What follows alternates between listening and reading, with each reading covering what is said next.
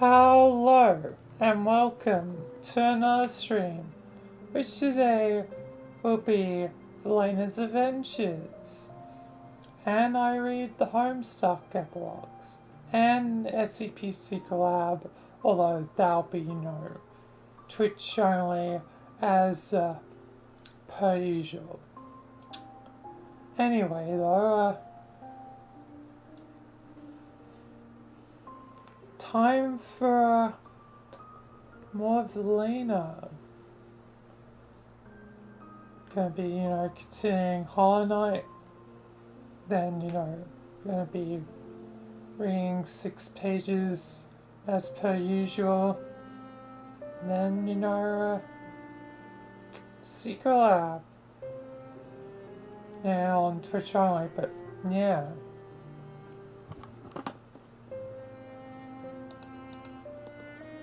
Anyway, time to continue into the Queen's Garden. I think I'm getting close to the boss that is a traitor lord.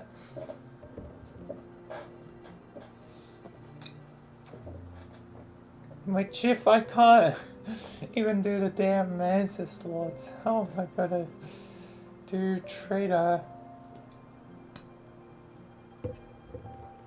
lord? I might, head elsewhere like Deep Nest. I actually use my second save to head into Deep Nest and explore a bit. I think on my second save I'm gonna let Zoe die so I can get the let Zoe die achievement to keep him alive in keep him alive in the main save.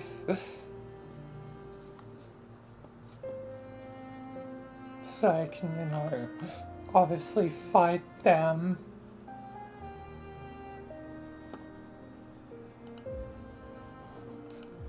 Because Vilayna has to be the hero, so she would say so. For me, on my own time, I'm gonna let Zoe die.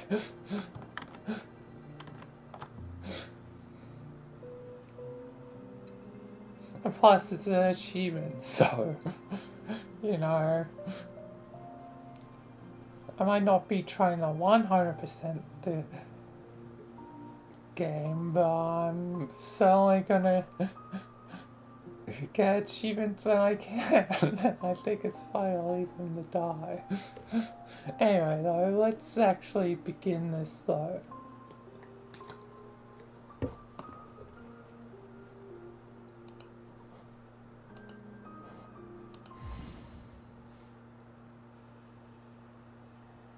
Alright, here I am. Back to it. Yes, I've gotta send up.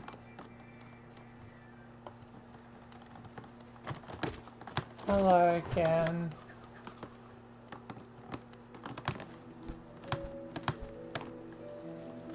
Let's see. Oh, stag.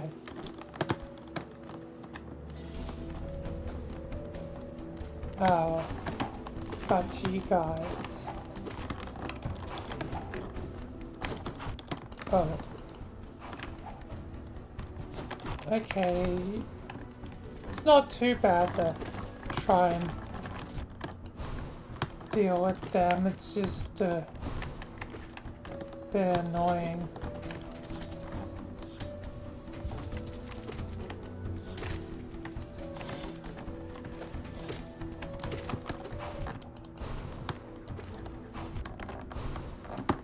Oh god, we're gonna be a problem.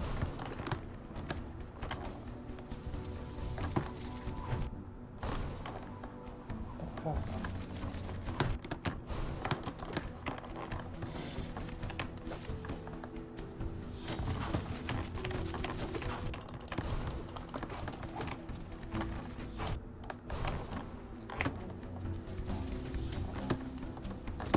Okay. Oh god. Oh man.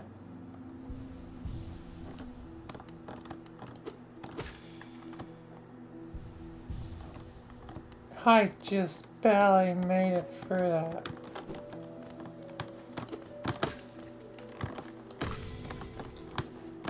Oh, essence. Right off the bat.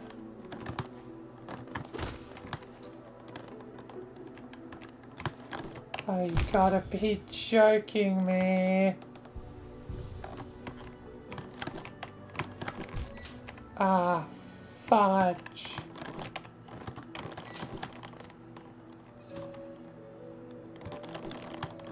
Ow. Oh, come on.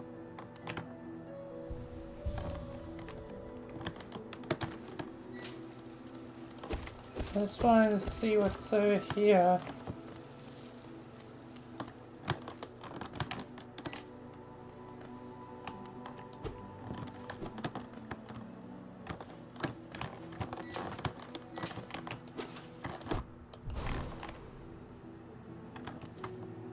No, fudge. Oh, you gotta be joking me.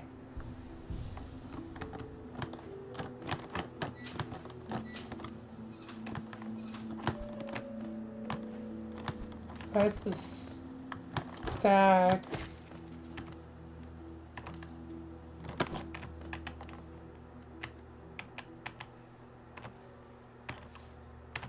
What the? Oh no.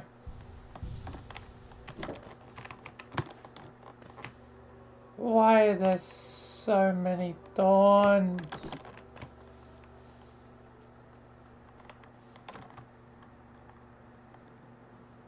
Here sleeps the tree's child. What? Nothing? Are you kidding me?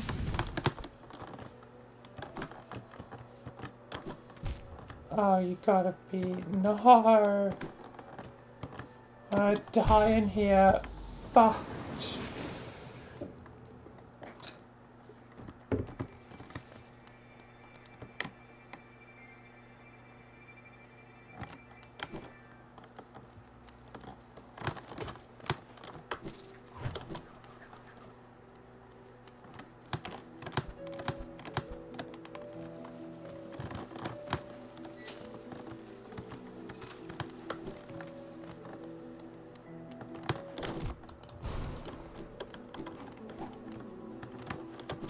At least now I don't have to fight in that arena.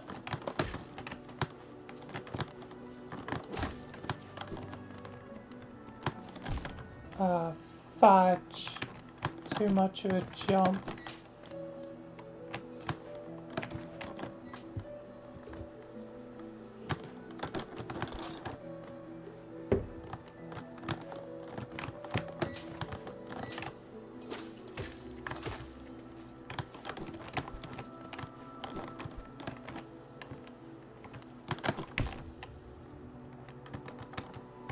God damn. There wasn't even a checkpoint.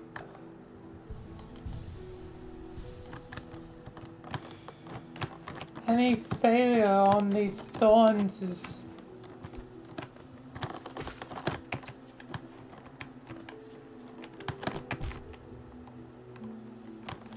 At least that's a checkpoint.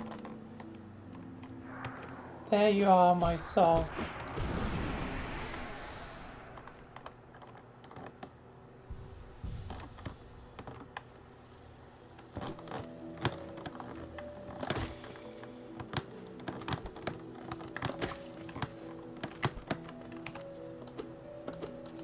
Hey, why don't you come over here, buddy? Yeah.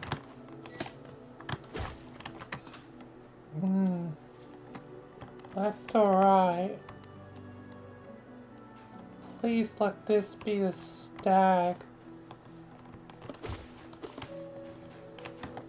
There's like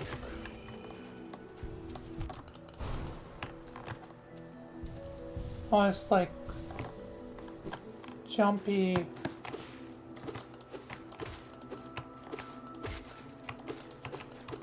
goddamn frog things, whatever the hell these are.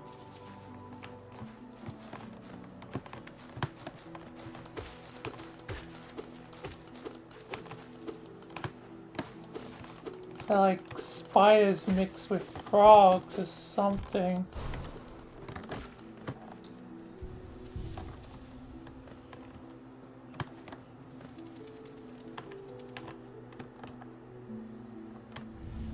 Can I drink this?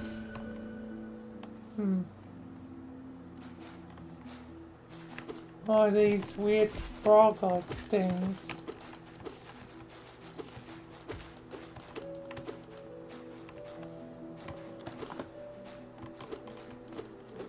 There's another.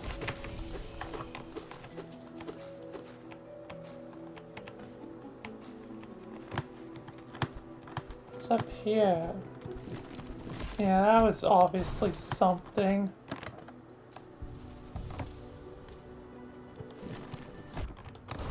God damn.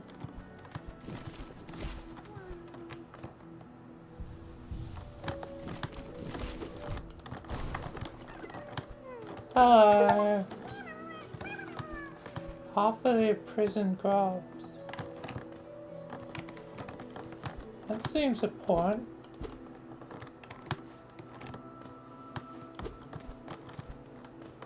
I can't get to it though.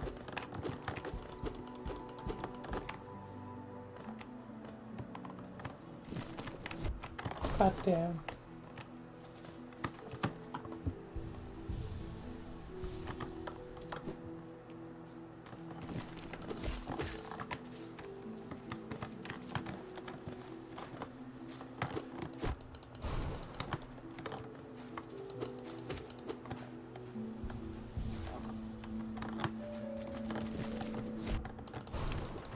God damn it.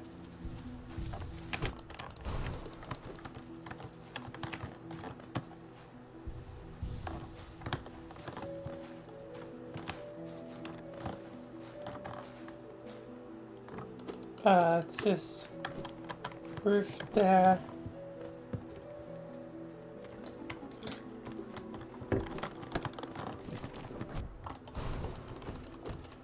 God damn.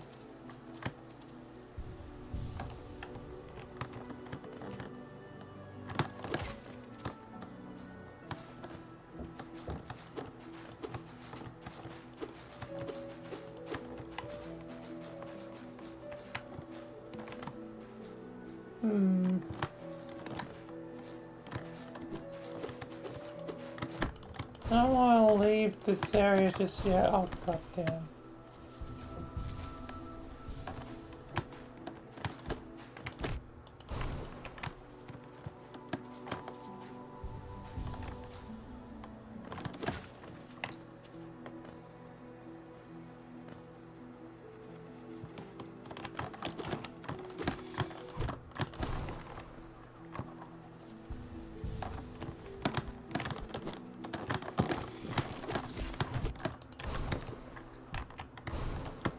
Damn it.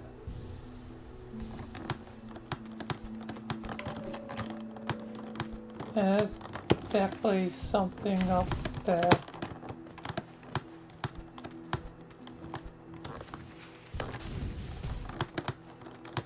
I probably can...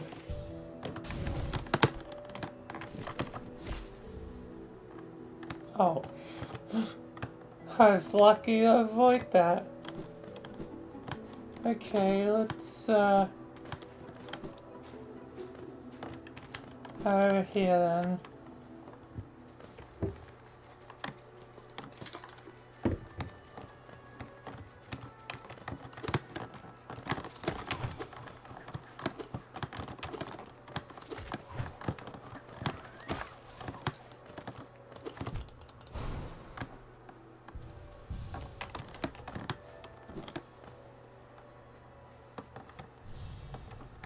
Oh, it's another dream boss.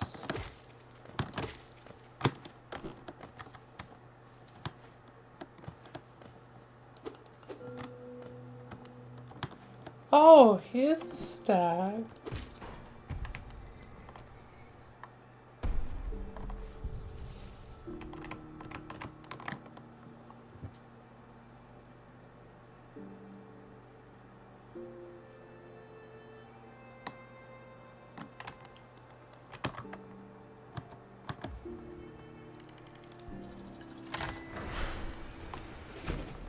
Hi, my friend.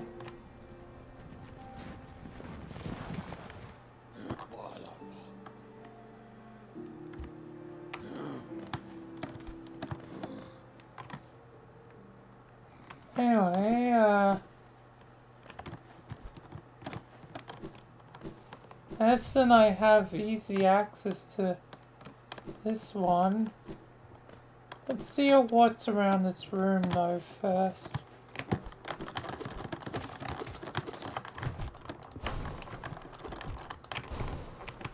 God damn.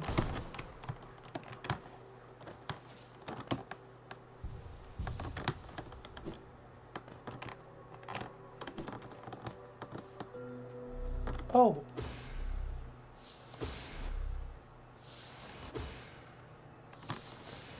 Handy. Well then, it's probably gonna be a easier time to face you. Anything else?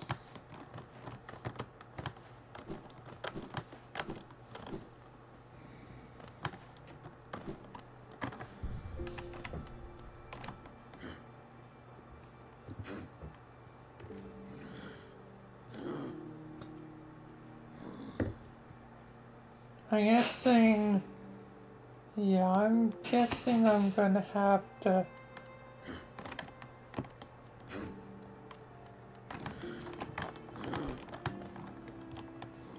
I'm gonna be heading up the other way. Let's first see how this goes. The queen is coming.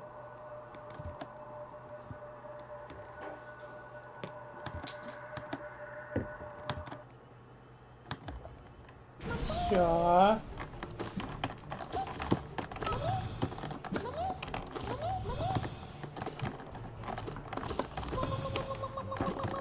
You're very bouncy.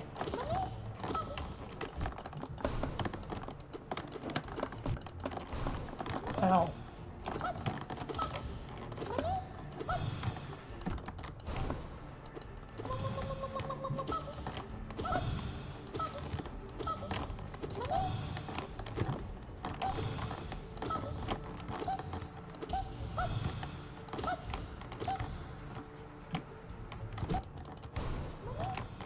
Okay, time to probably heal.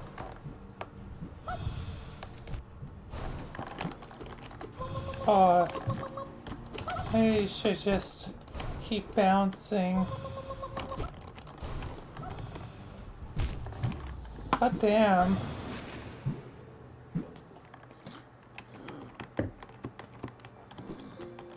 Okay, that's a bit trickier than I would expect.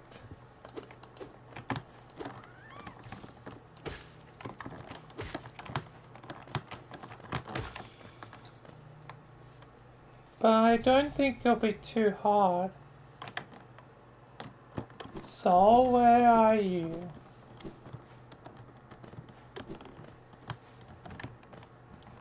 Where's my sword?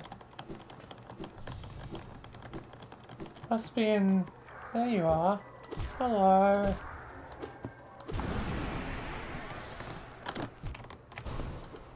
Silly goob. Goddamn.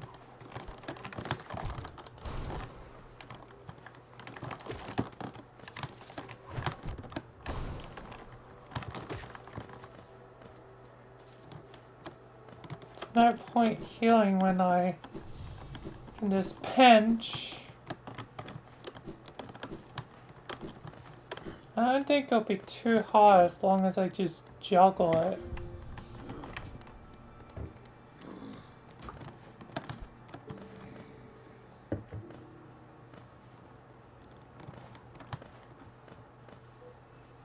I think that's probably just the, whoops, strategy. That's not what a solve term is. That's a solve term. It's over here, ain't it? Yep.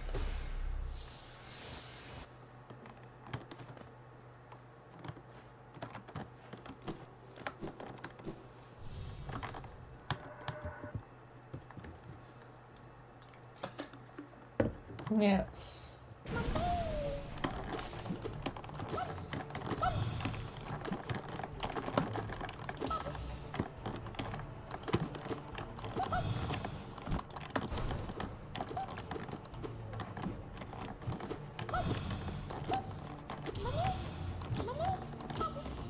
I don't think healing is really the strategy in this fight.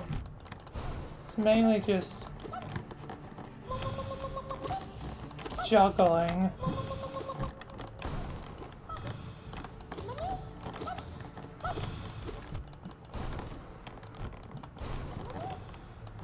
Oh, come on!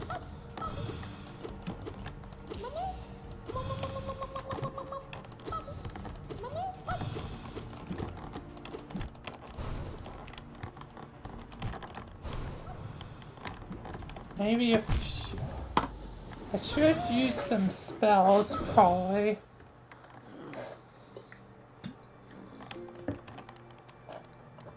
Otherwise my soul is kind of just going to waste.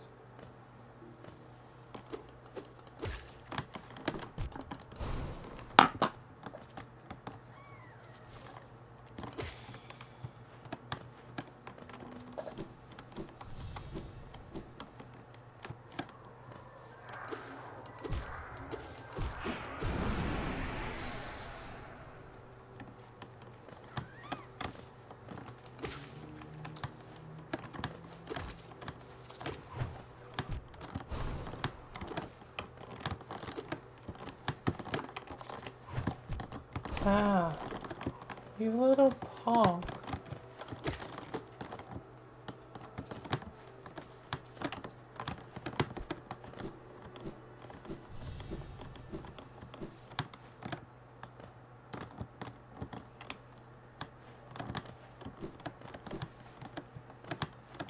Also, I could probably on some other things that could help me in the fight. And it's right here.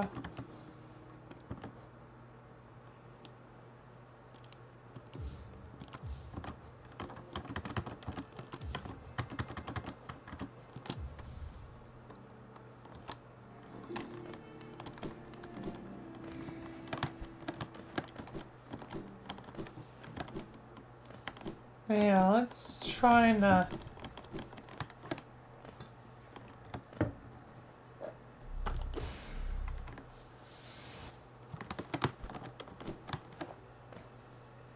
use some spells.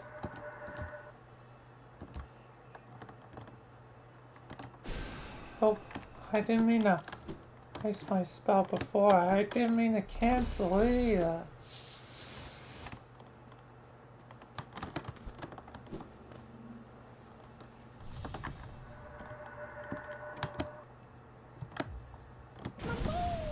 Alright.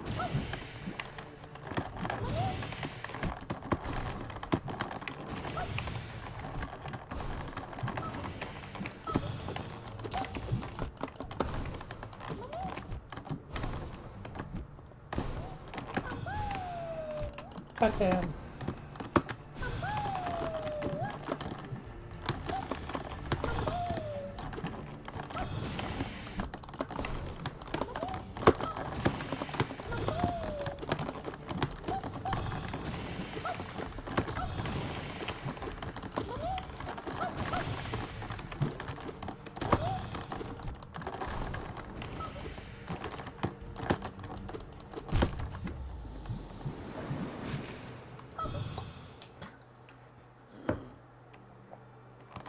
Okay, I probably don't need that much on that front. I can barely even heal during the fight, so that doesn't matter. Maybe this is what I want. The charms I probably should have equipped.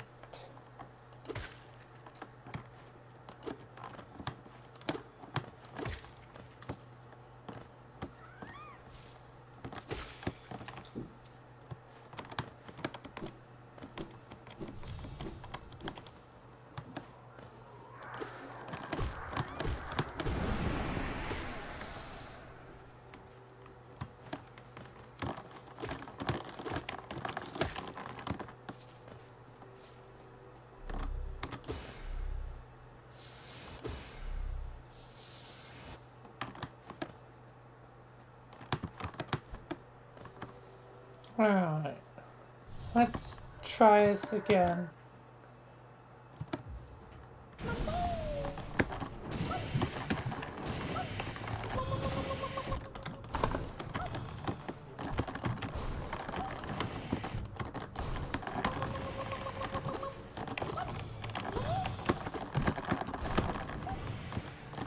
I gotta time it right.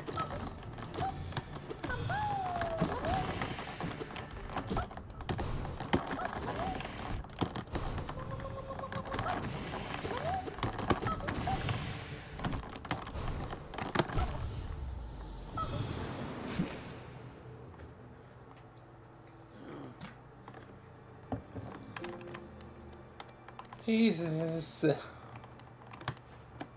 That one's really painful.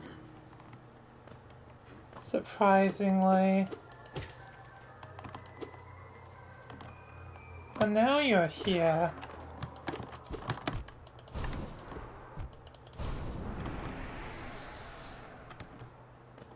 Now you decide to be here.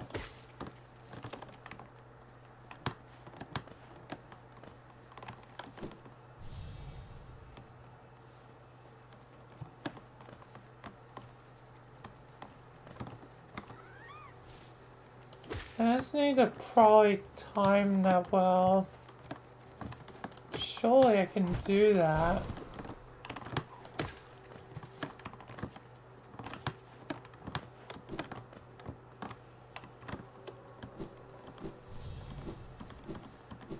I mean, all I have to do is get the right timing.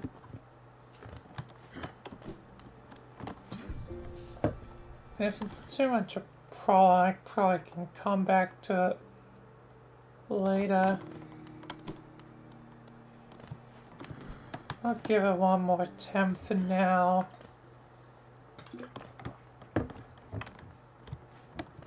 Otherwise, it probably won't be worth it. Just have to time the spells right. I'll be impatient.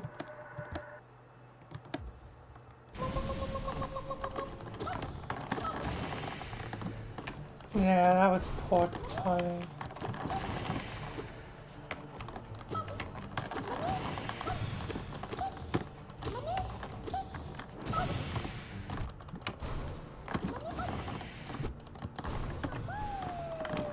I thought I could.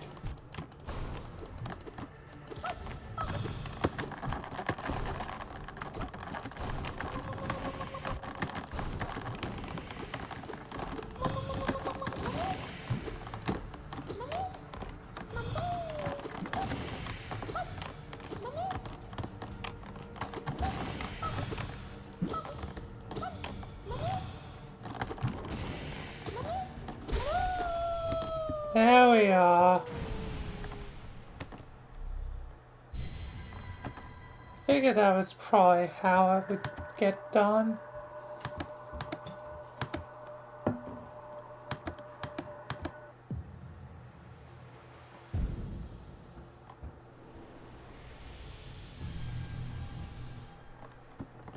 Alright.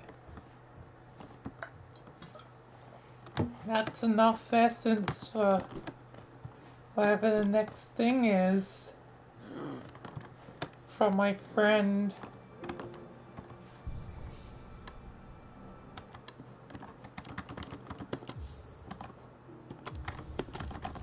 I mean, I could just travel right now. Which makes things very convenient.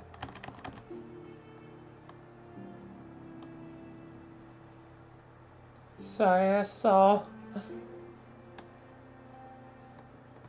just go and get the thing real quick. And then I can just come right back.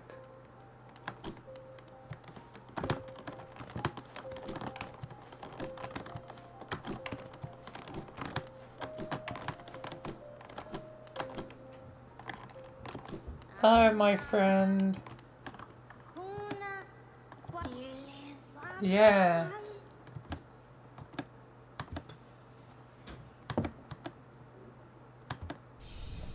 $900.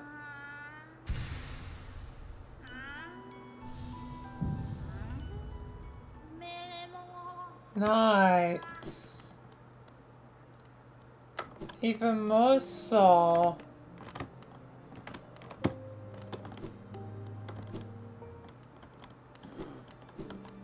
I can really be stacked on soul now.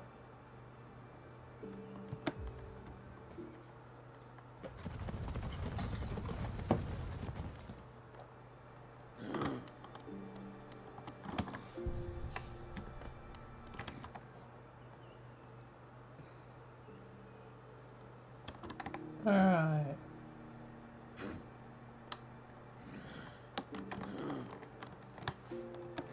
Might as well go refill up my soul. Since I am here.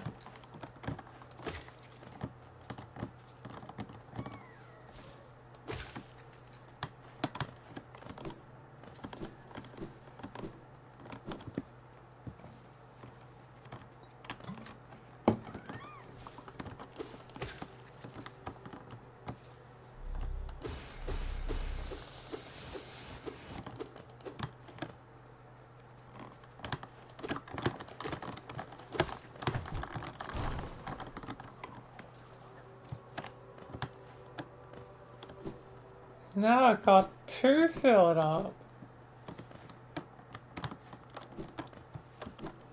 And before I head out, I can bench.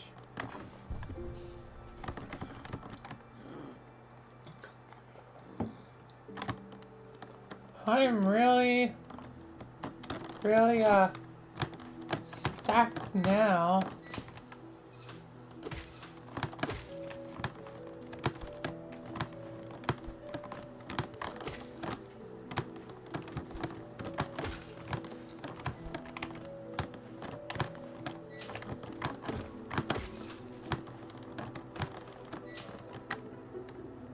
Alright, looks like this way. Let's open up view just in case. And I guess let's keep going forward.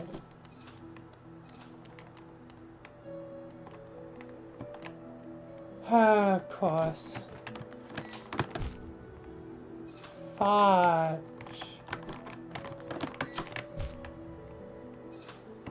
This is real annoying. Oh, come on.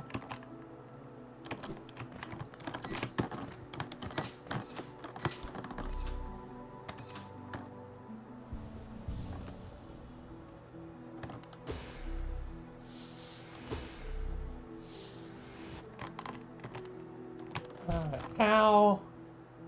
Damn it.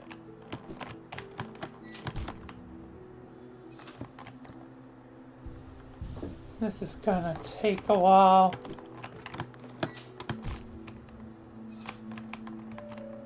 There might not even be a purpose to...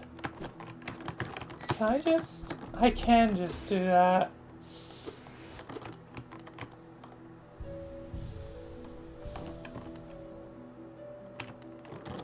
Oh. Ah! I didn't mean to just come right back. Okay, let's carefully... That wasn't careful.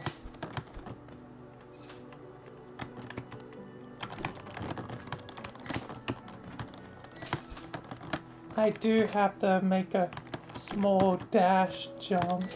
Oh, come on.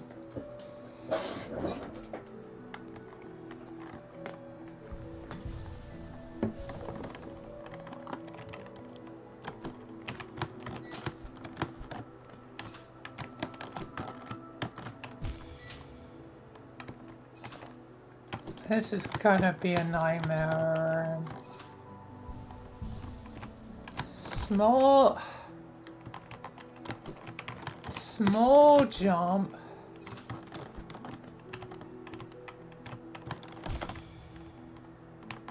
It's so goddamn precise.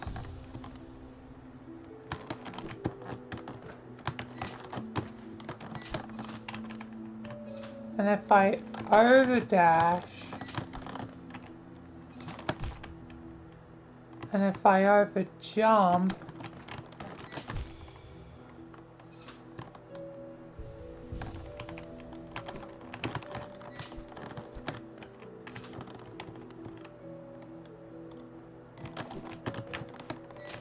there we are.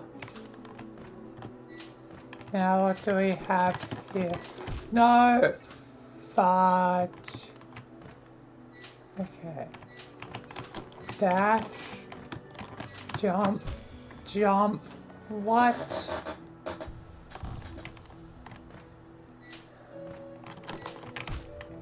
What? Bull. That's bull. Oh, come on.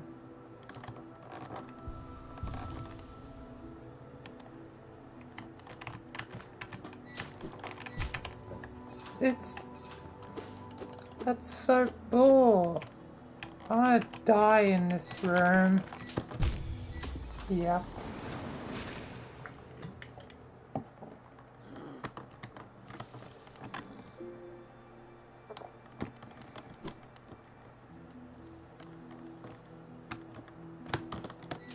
No.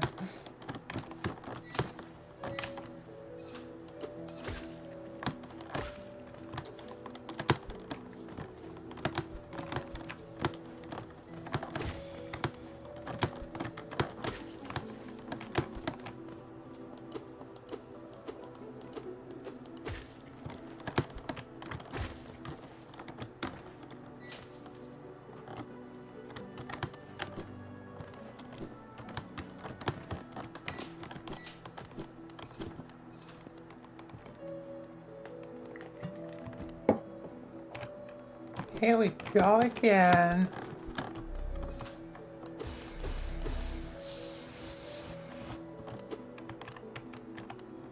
Small jump dash. Small jump dash. Okay, I can now do that.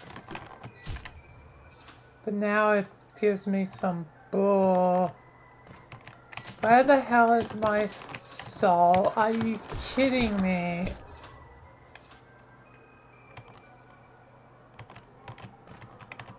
Are you joking me, soul?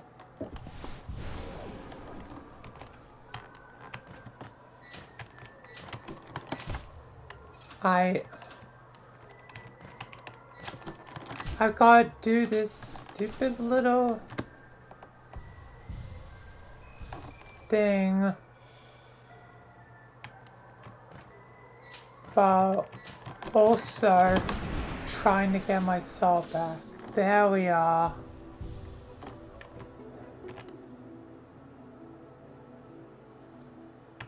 Jesus goddamn Christ, why doesn't it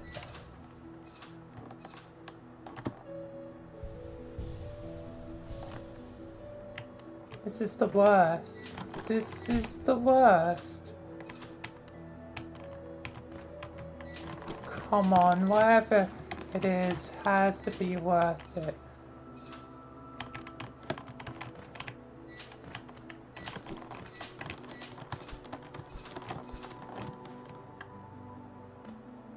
Surely it has to be goddamn worth it. No one knows.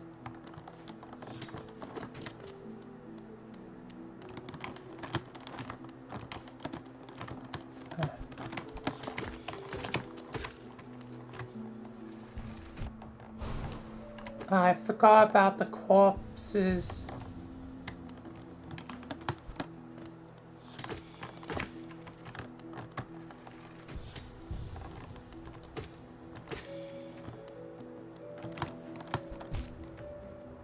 Oh, you gotta be joking. It's safer to do it this way? Yep. This whole place is filled with stupid ass spikes.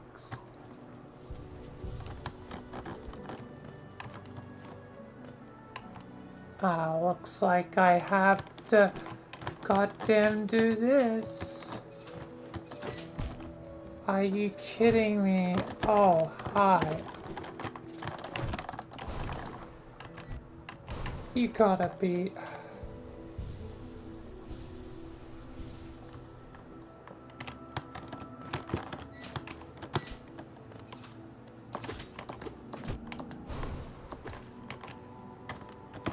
It has to surely be worth...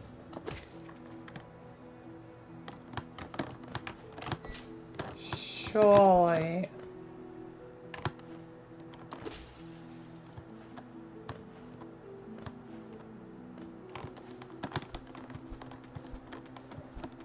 What the literal hell? What's over here? Oh, a tree. Oh, this is back this way.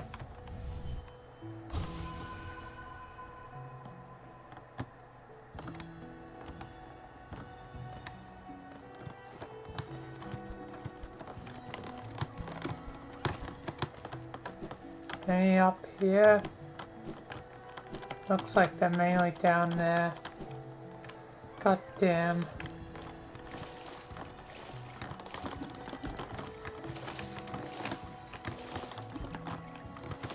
Oh, I'll have to come back.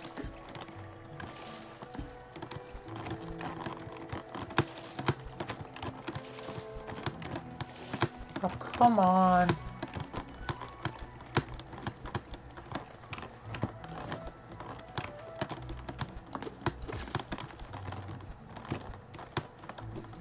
Alright.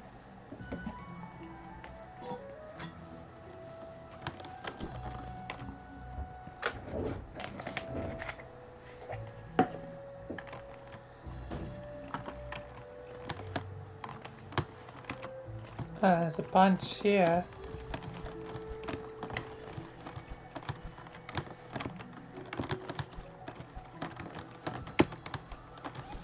I thought I should be able to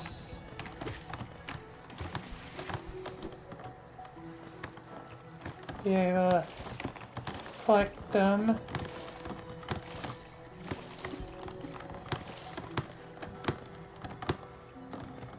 Man, definitely getting quite a few here.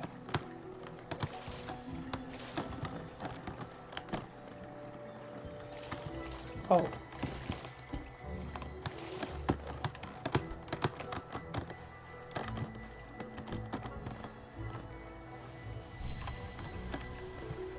Man, that was pretty good.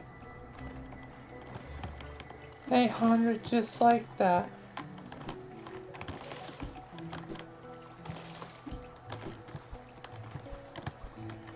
Already halfway. God damn it. Half of the way to my next goal.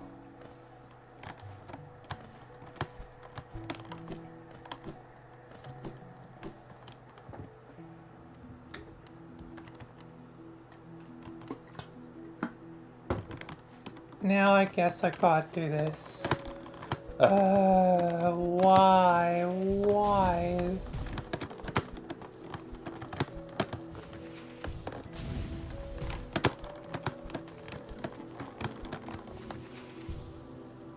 Oh, I'm gonna hit. Yeah, I knew that was gonna happen as soon as I... God damn it.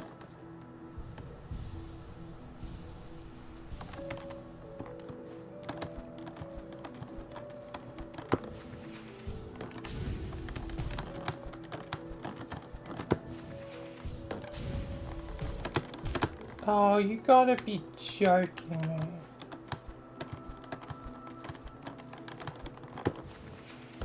That was super, oh god, risky, damn it. This better will be damn worth it.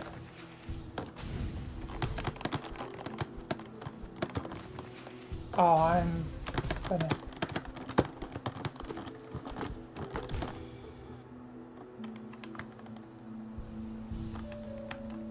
How was I... Man...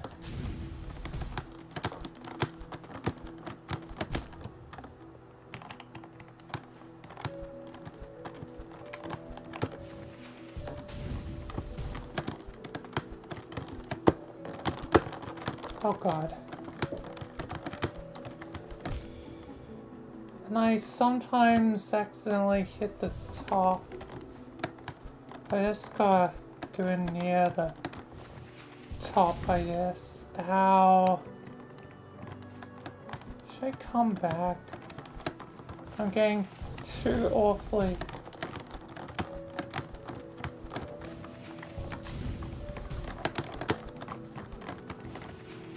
close to goddamn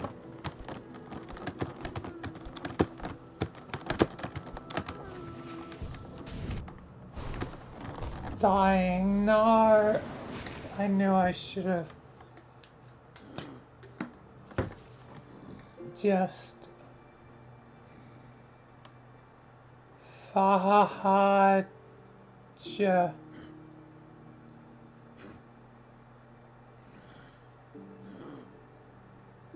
That means I have to go through the nightmare path again just to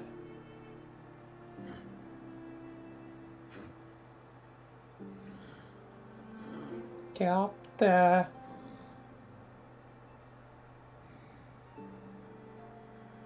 Unless I use green path.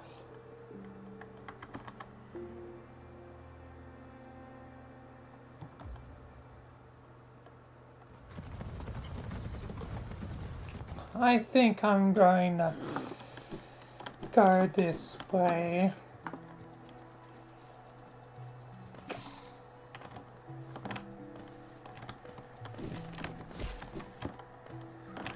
I unlocked the shortcut, might as well use it.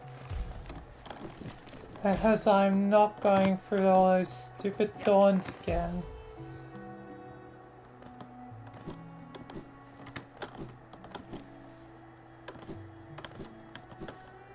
This might be the longest way ever to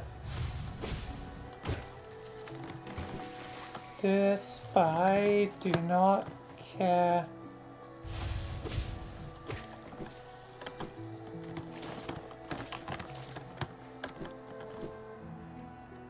In the damn slightest.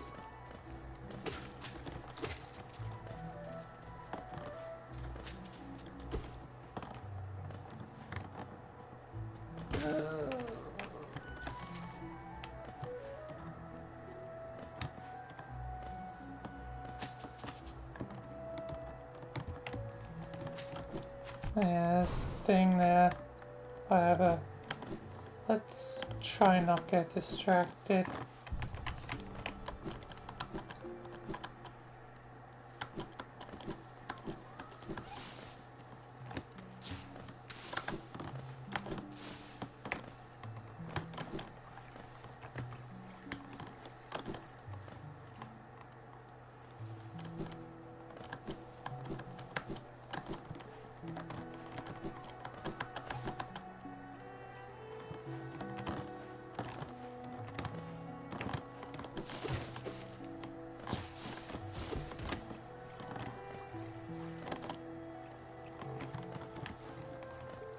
I just,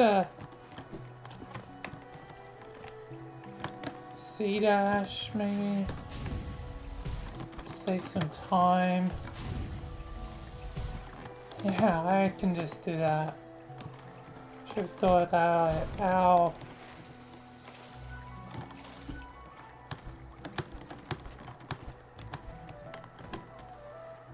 Whatever. At least I can just...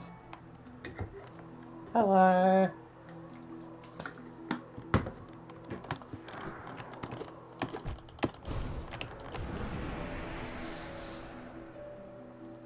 Alright.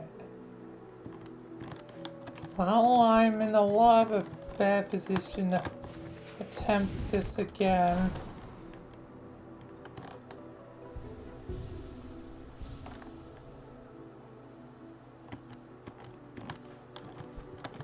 Actually, with...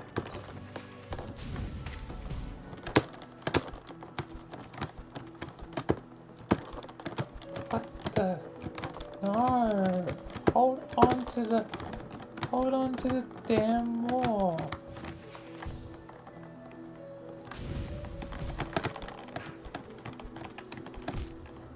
Ah, damn it.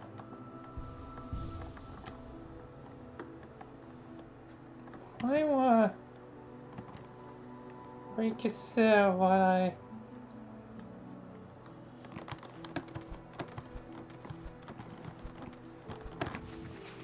have my C dashes. It's not exactly the most convenient as it's default. I think I'm gonna need to break the fourth wall for a second.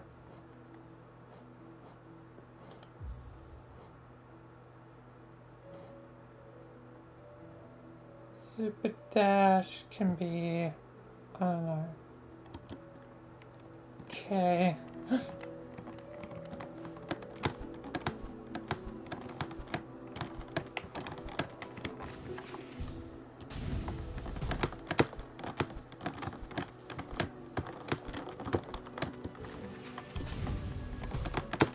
That's having a cow with him can sometimes prove handy, and you gotta be joking me.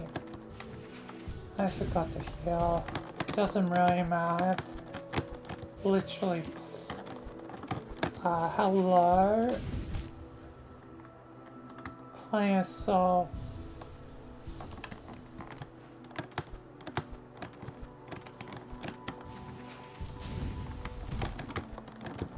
Come on.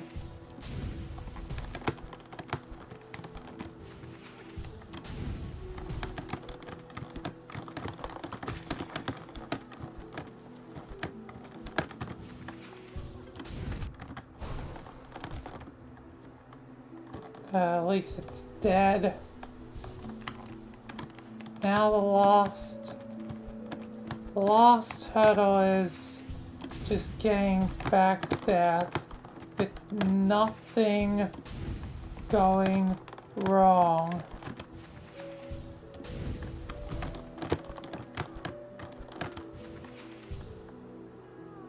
Okay. Ah, fudge. Need to stop it a little bit sooner. That is literally the last hurdle. I thought I would be spiked there. Ah, too close. Such goddamn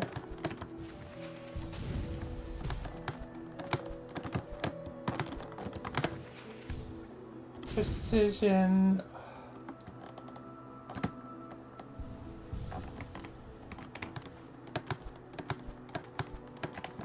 Come this far, come on.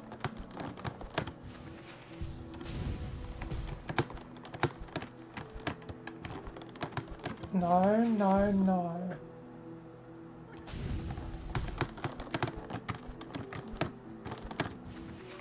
Oh, that's...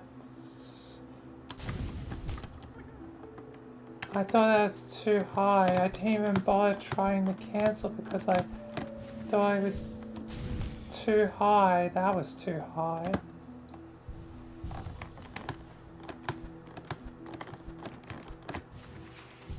That's too high again.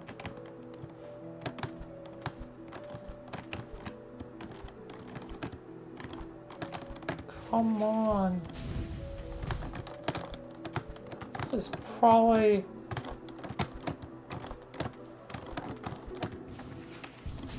my last damn...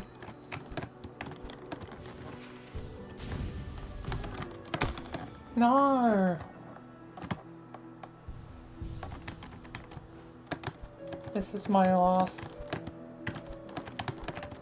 damn tripod.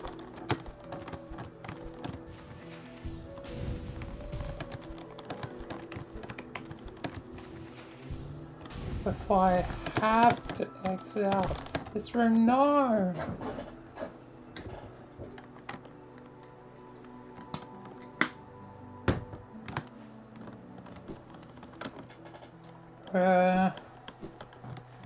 I have to...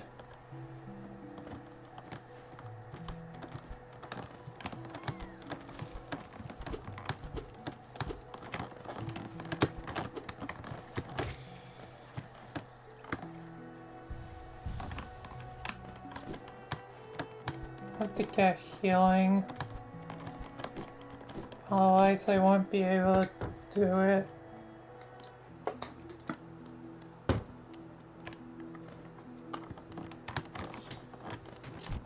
No, you're too deadly. No. No, no, no, no, no. Yeah, not hang down. Fudge.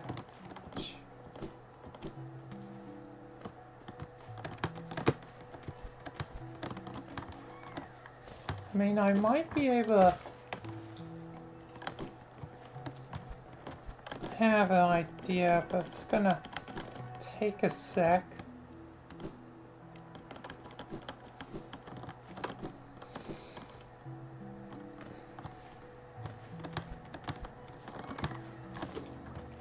Kill you over and over again. For some soul.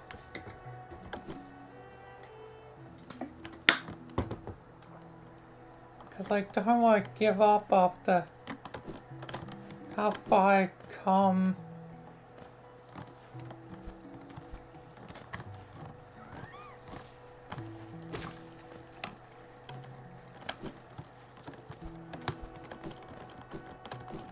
Otherwise, I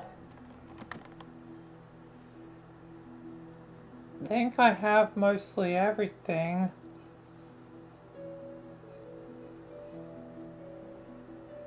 Except past the shadow gate. So it means that probably the next place I'm going is probably Deep Nest. Not exactly the first place I want to go, but I still don't know if I'm ready for the Mantis Lords. Still would like another bit of some moss shards. I haven't found any. I feel like I would have gotten at least one by now.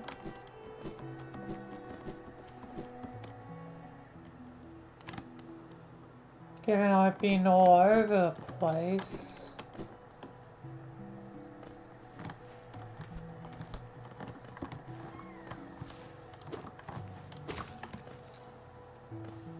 No, I have not.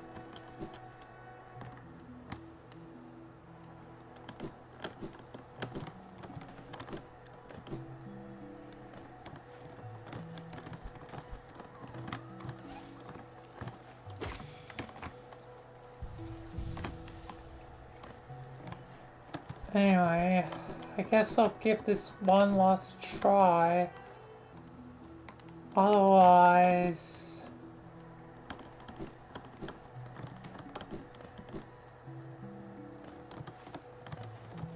it's not worth it.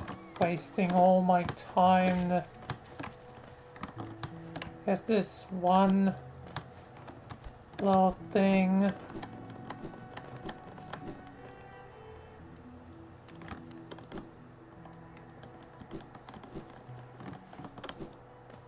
I have to try.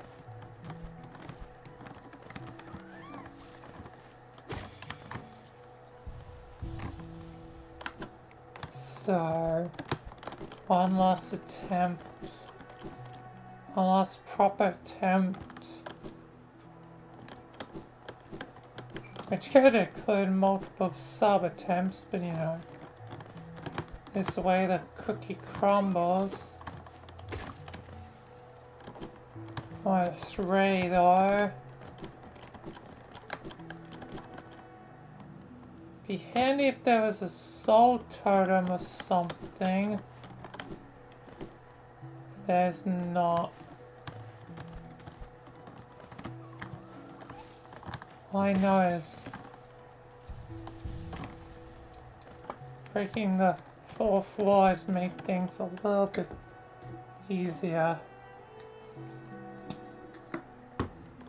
Not by a lot, but hopefully enough. Yes, you stupid guys. Every time you're gonna get in the damn way. Why did it stop? Oh no. Can't be failing that soon.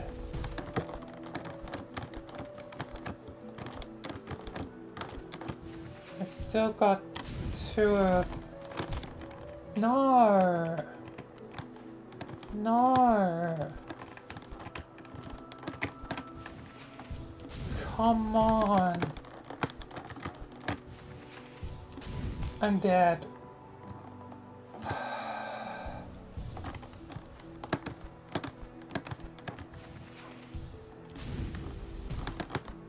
Come on.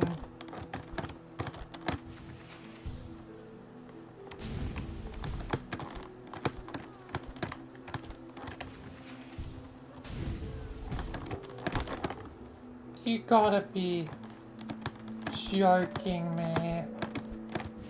You gotta be absolutely joking me. I haven't even gotten to those stupid 2 and... I'm done for.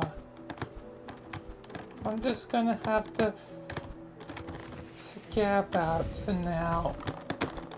Because somehow now my luck has decided it's bad luck time. It's bad luck time.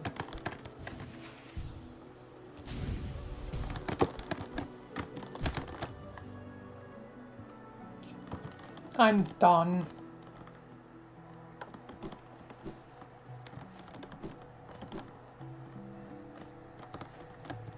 I'll come back to that goddamn layer. That is stupid. Guess deepness time. Oh, you gotta be... Yes, now it's bad luck time.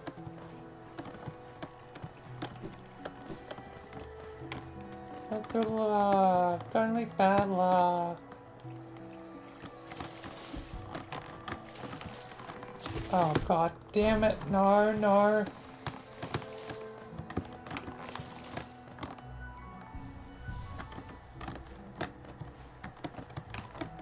I need to get out of this hellhole.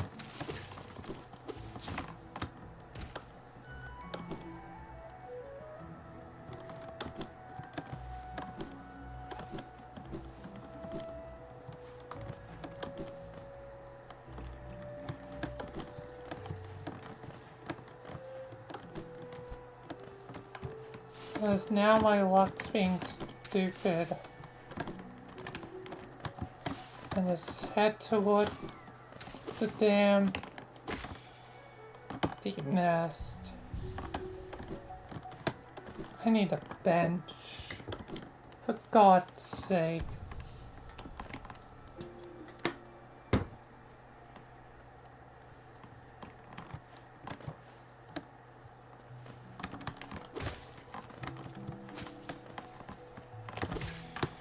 Where are more shots when you need them?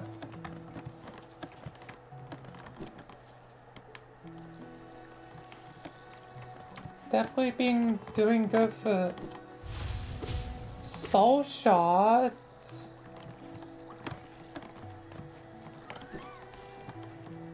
I'm starting to reach desperate need for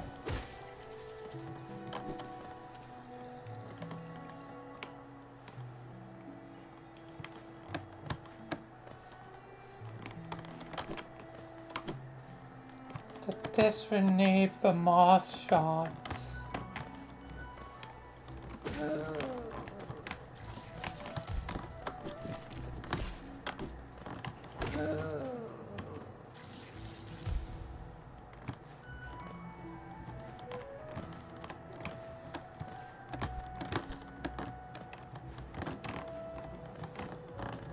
This is a little bit on the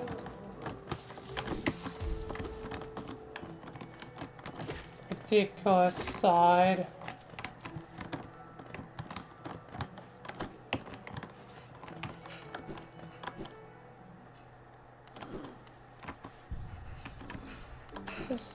Just a bit. Just a wee bit.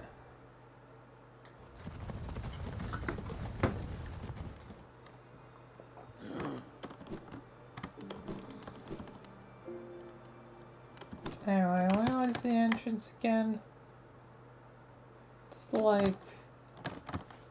Yeah, I need to head back over to thing.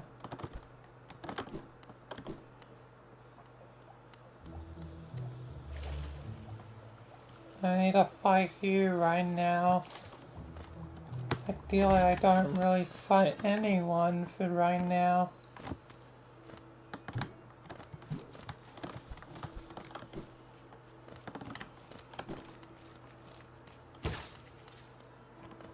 So mad.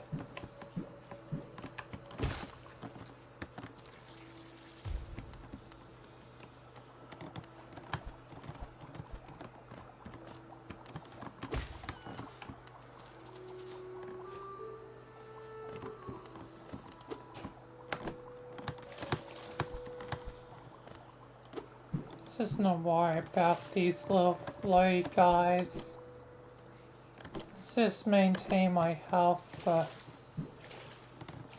thing that'll matter.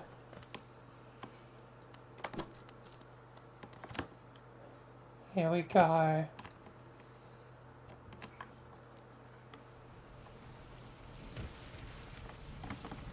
Into hell.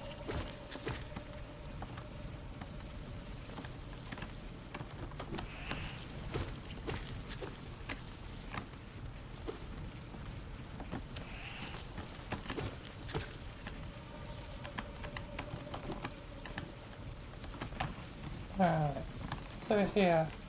Oh, hello, my buddy.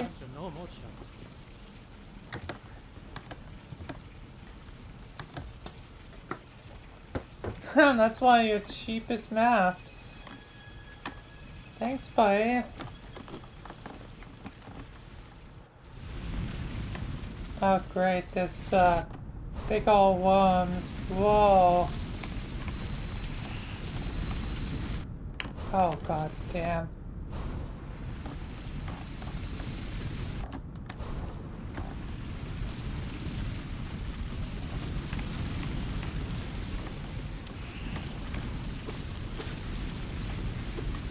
These stupid worms.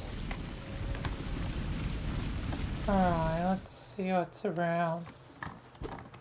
Can't go there.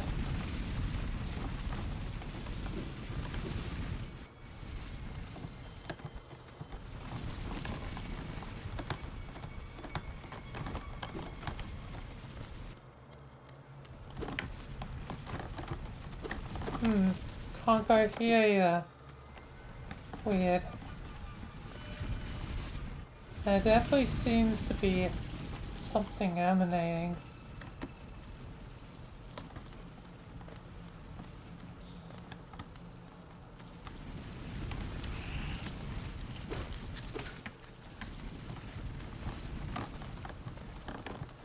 Man. It's not this way. And highway back up.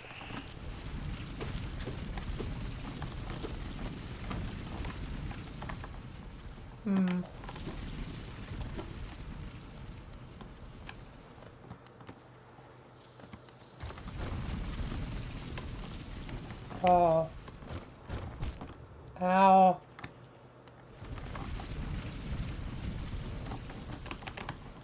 Do I want to go this way or this way? It's not even anything here.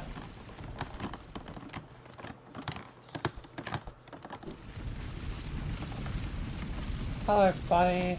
I guess I got carefully follow along.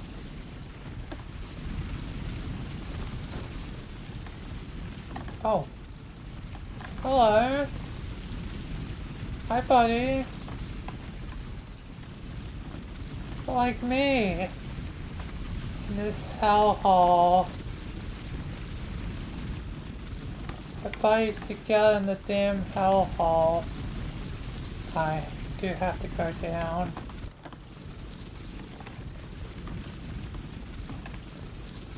I wish you luck, fellow knight. Now they're gone. Do I want to fall down there? Doesn't look like I'll be able to get back up. Ow.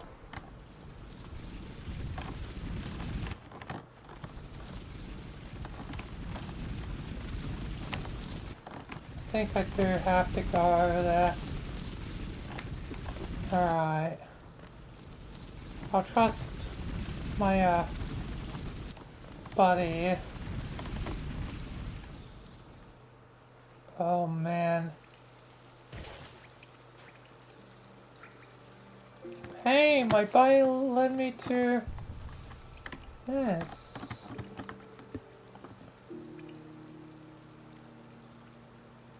Interesting.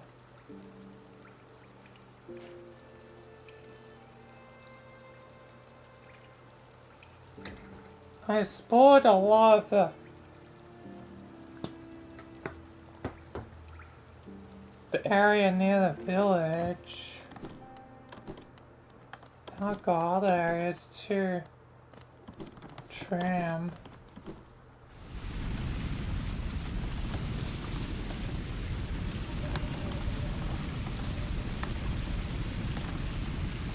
Guess I'm going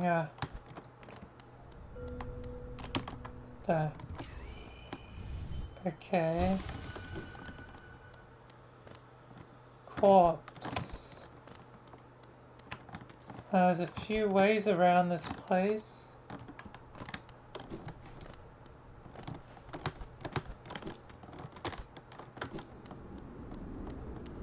Another one of those.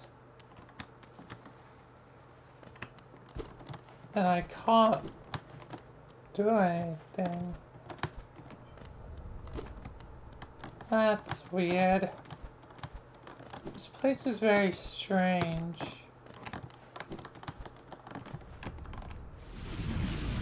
Well, let's head up into dangerous, I guess, territory.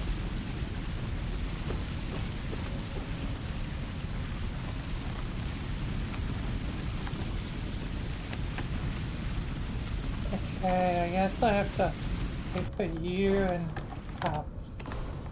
fudge.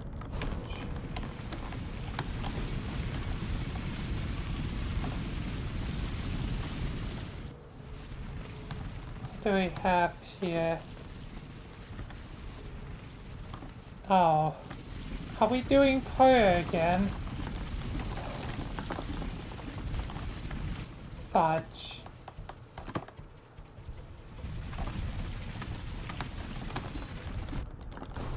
Come on. Why is it?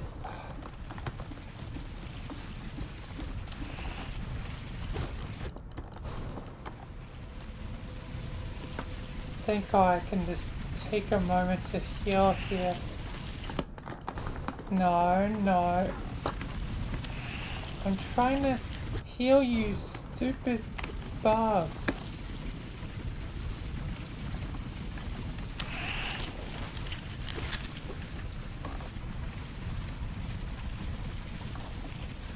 Any more of you?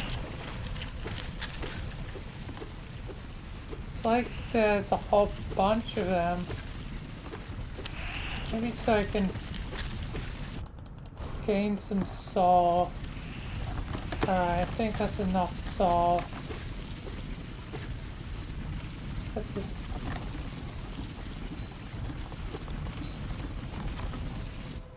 Oh, you gotta be joking.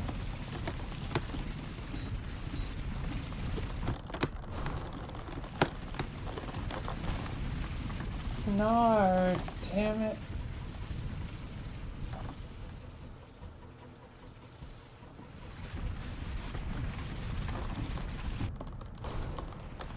Come on.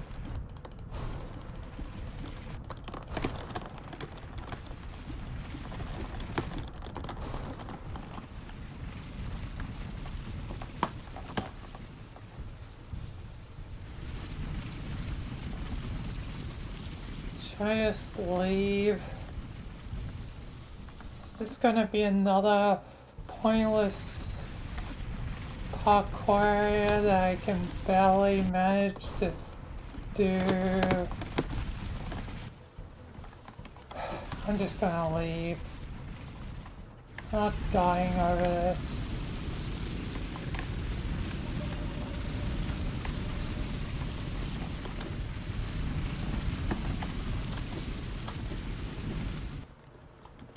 I'm not dying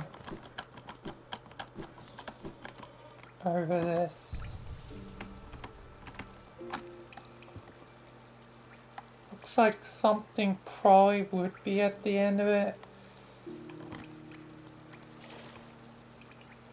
But I just can't right now.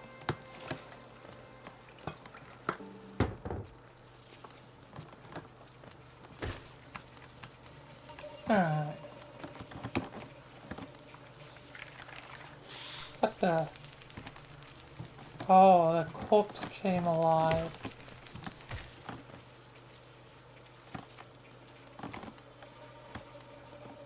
Best be wary of corpses.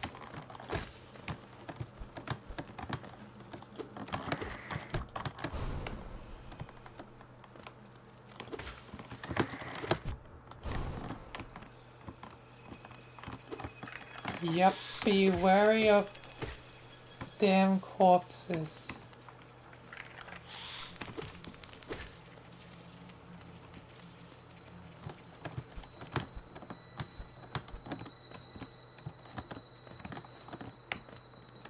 That looks like a way to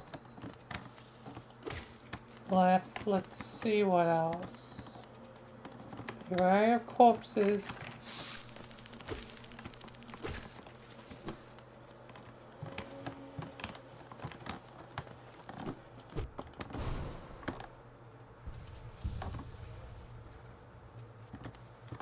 Gonna wake up.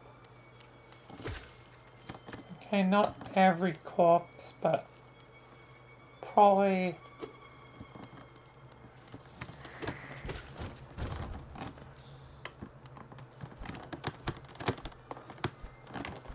most corpses.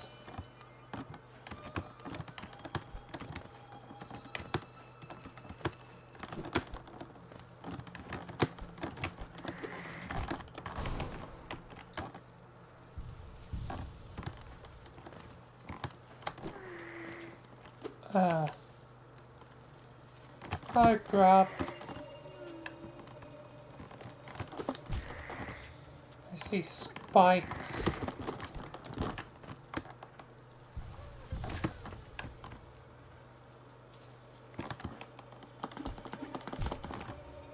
Do I have to seriously, like, spike? Like, go on the spikes and... Nah, I'm not doing that.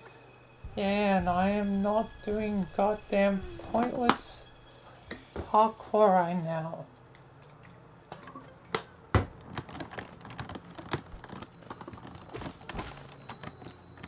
I'm getting sick of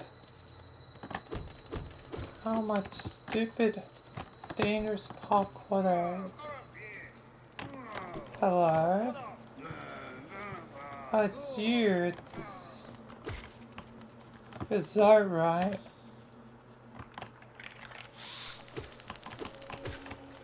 Come on, I'm gonna come save you, buddy. Give me a sec, buddy.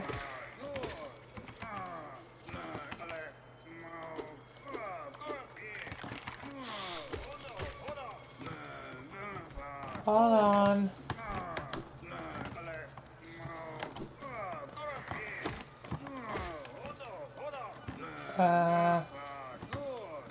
Don't think I can get to you in this area.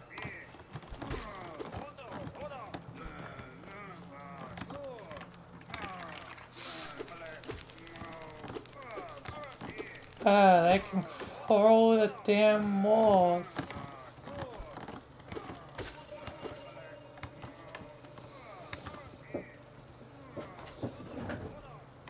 Okay, that corpse is fine.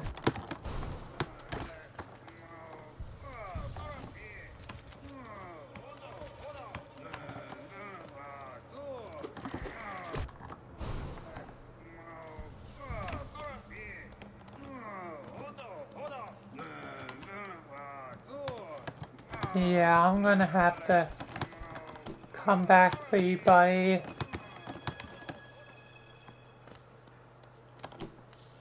Oh, bench. Is that to be trusted? Maybe I should go. Fine. Oh, great. This is the den of goddamn false corpses, eh?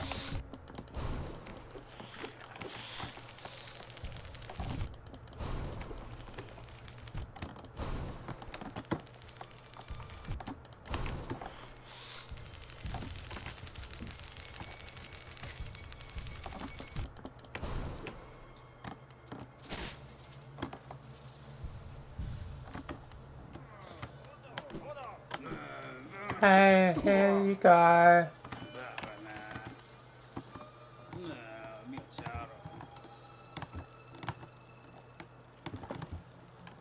Yeah, sure you are, buddy.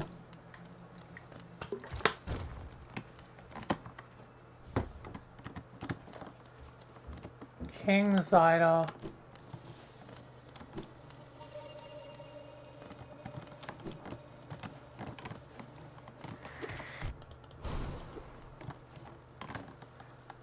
Sure you are, buddy.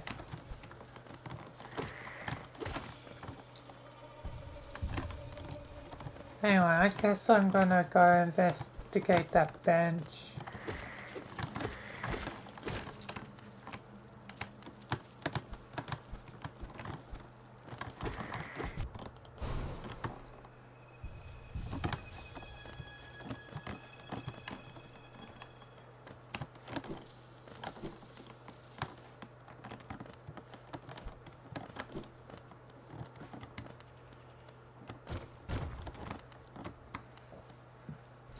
What do we have over here?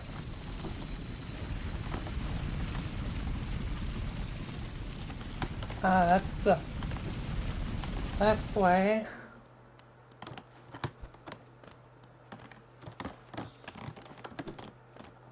Man.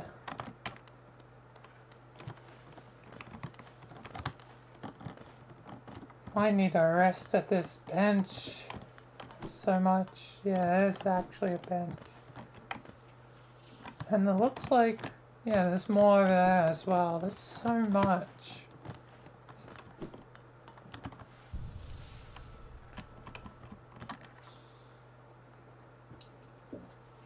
Yeah, there's a lot to this place. Probably will head down left at some point and left as well, but I'll take a proper rest here for a sec and then get back to it. God damn.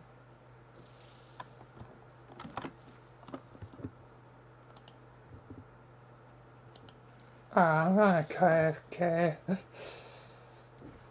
real quick and then I'll be right back to it. Well, relatively. Probably will have chips, so means I might do the other save real quick just to let Zoe die. While I have, chips. But anyway, I'll be right back. And then I'll continue along with Vilayna.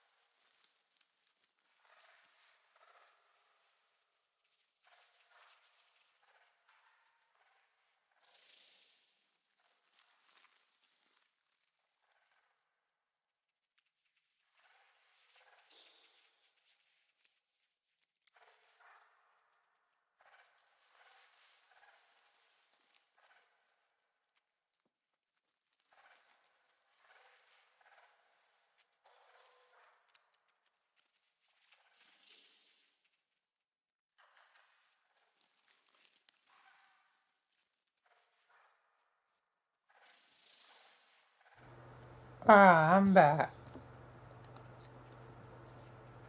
And hello, Celine. Welcome. I'm doing pretty well. Let me just double do the bench since I'll switch over to my other save for now. I eat chips because I won't be doing Vilayna, continuing the episode right away.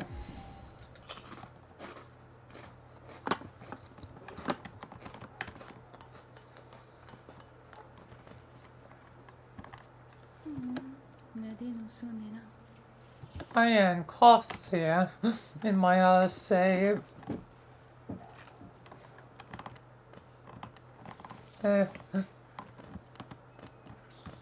I'm present though in one, but now time for the opposite. Time for Zote to die.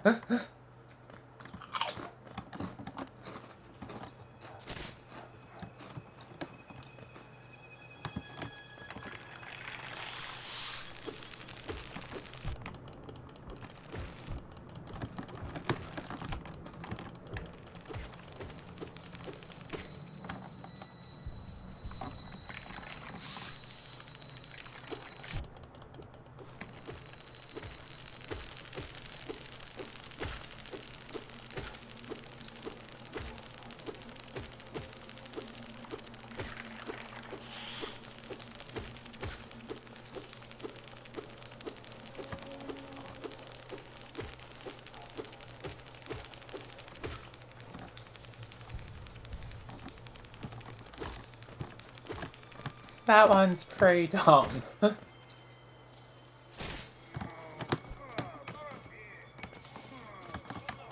Man, I got a good bit of geo from that.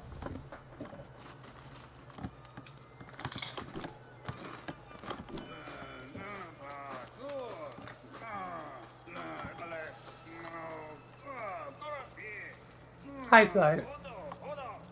I'm leaving you to die this time.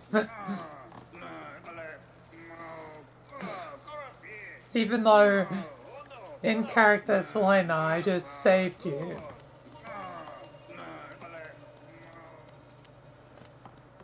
Alright. I guess I have to probably leave Deep Nest. Or something to neglect them.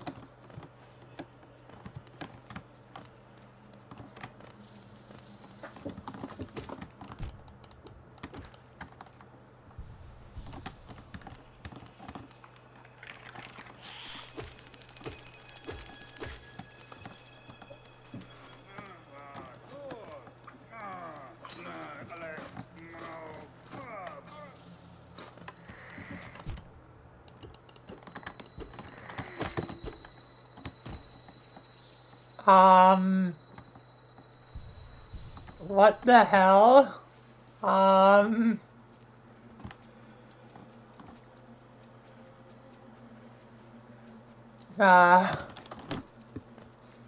Okay.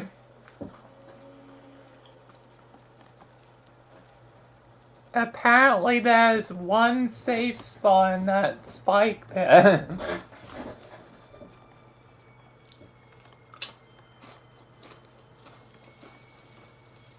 I somehow landed in it. Yeah, then why does the funny, interesting stuff happen when I'm not even in character? Like, it's unfair.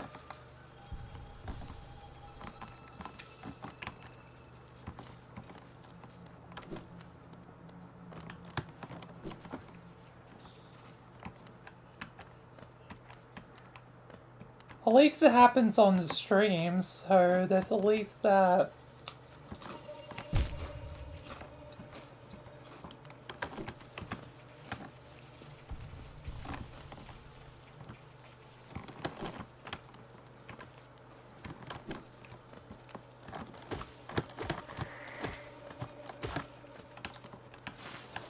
But still.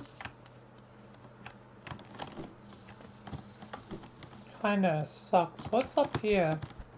I can learn stuff while I'm up doing this.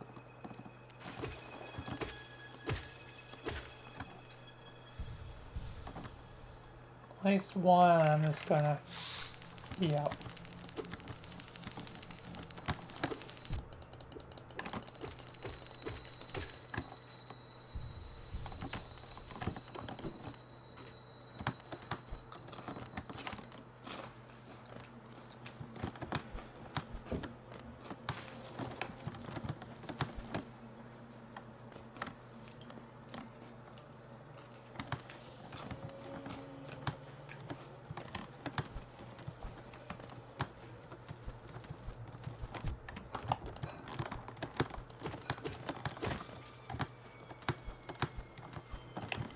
Alright.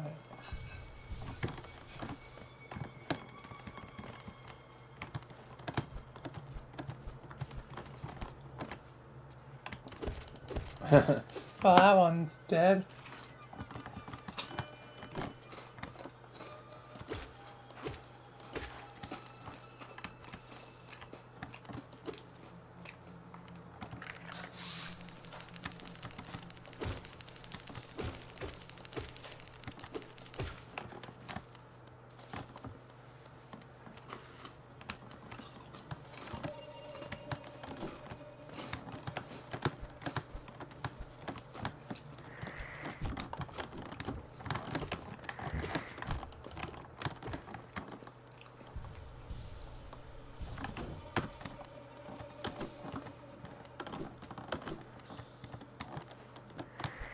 Alright. Oh, that's annoying. That's very annoying.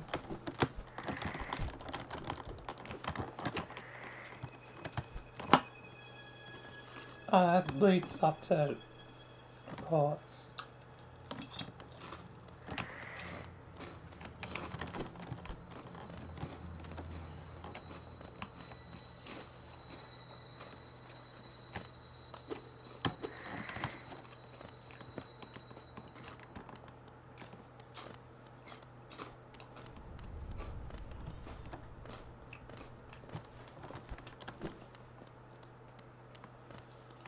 What's even here? Oh! You're here. One of the dream bosses is here.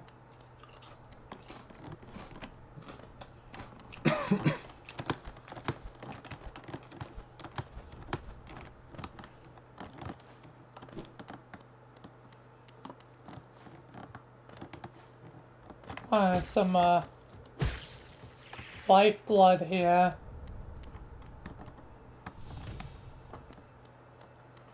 Interesting.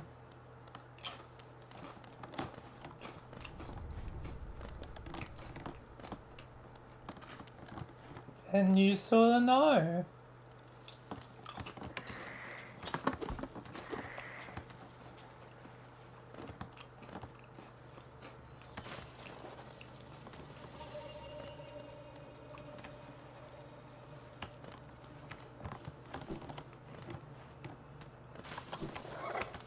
It's another one of you guys.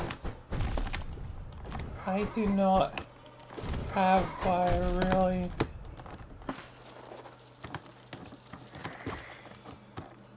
Oh, I'm so screwed.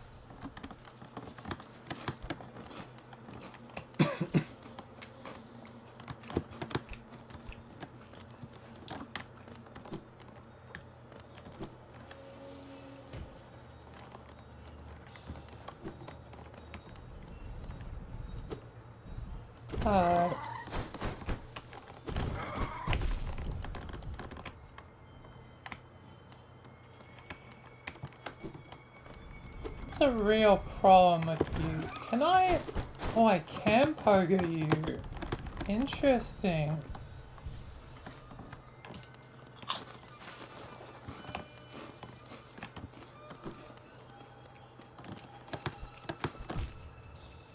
Why?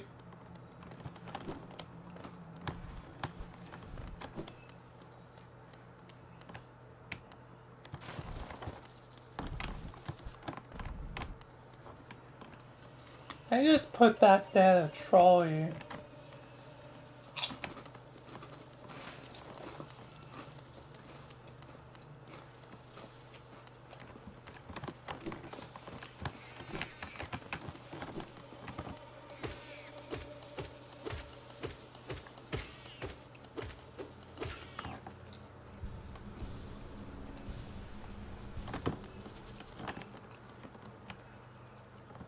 I just 100% put that there to troll you.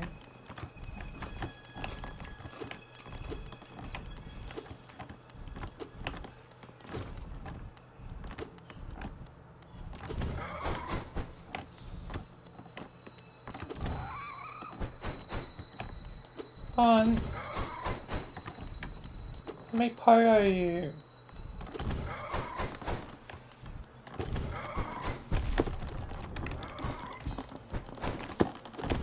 Never mind. What? Oh, you just have Geo? I can't get out of your hole now.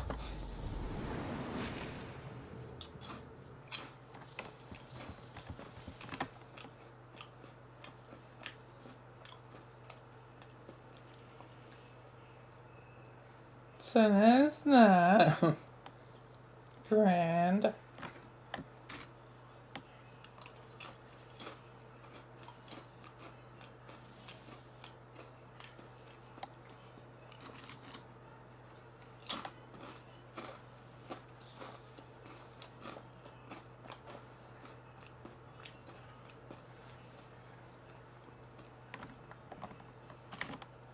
It's great.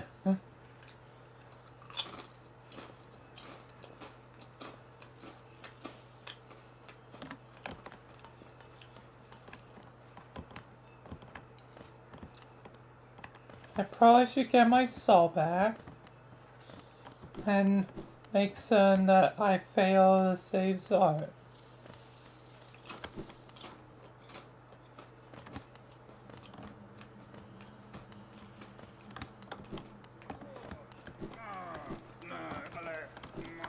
See, and that's my true objective right now. Don't really care about much else. At least I get to know a bit of this.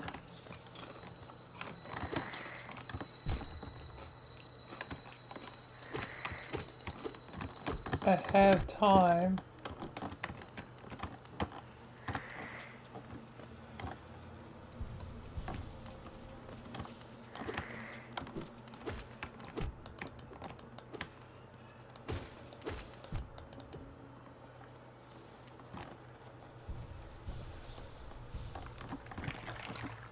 Yeah, of course it's gonna.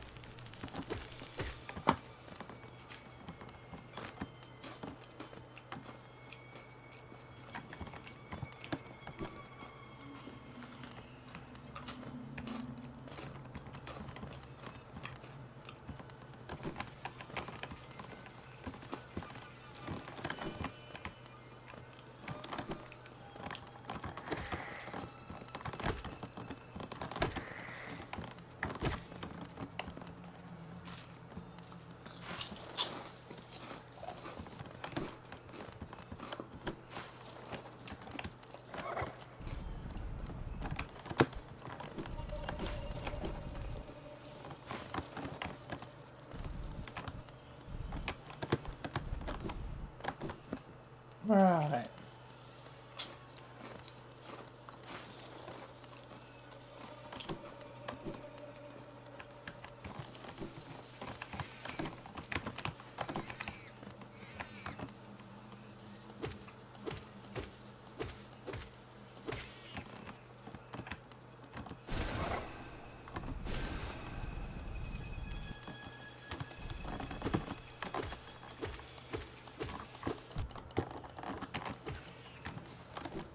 Where's my soul?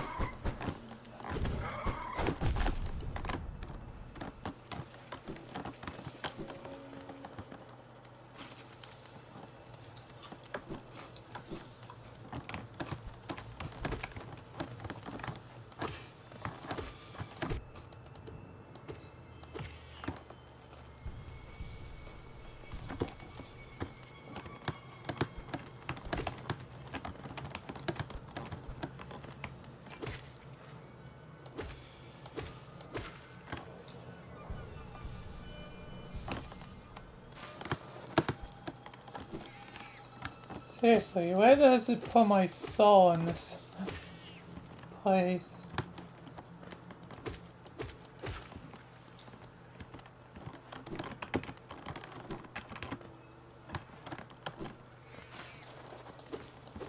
I must have put it somewhere ridiculous in this room.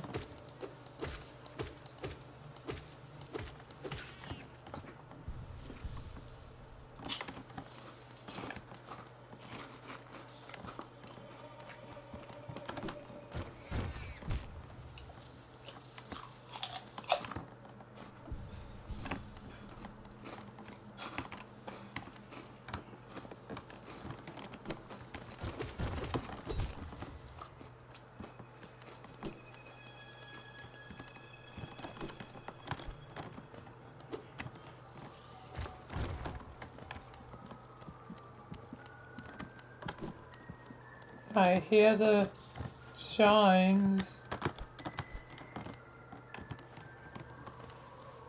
What the hell are you doing here?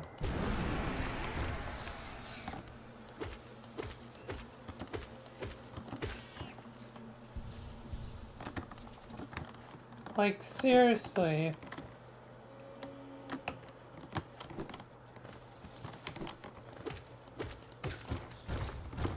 Oh my god.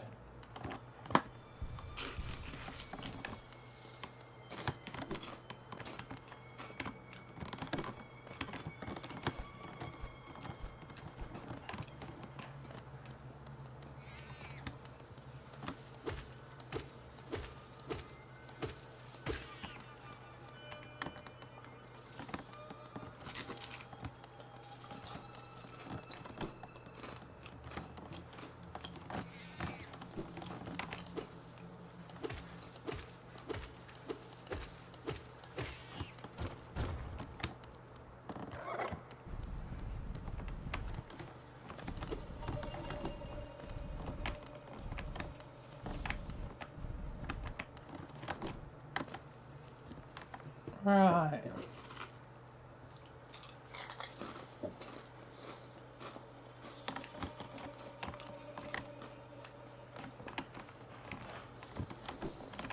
I think up would just lead me to Queens. Probably.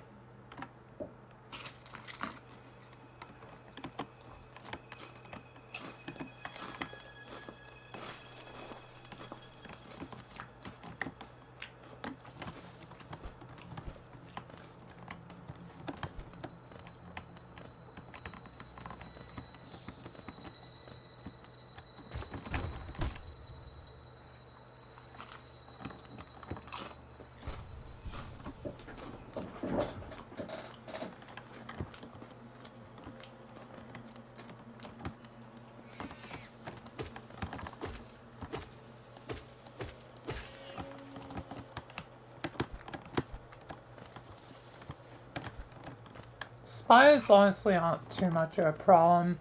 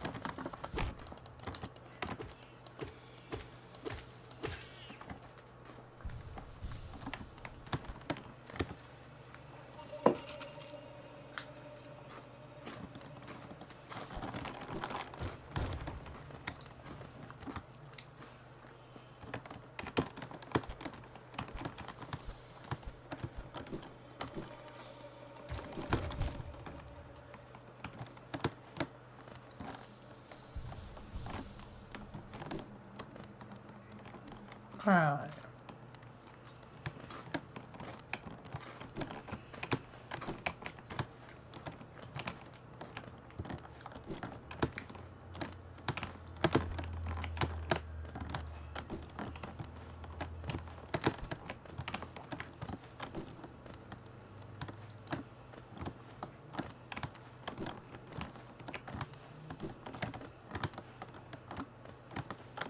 Gonna head up to Stag to hopefully leave Zote to die.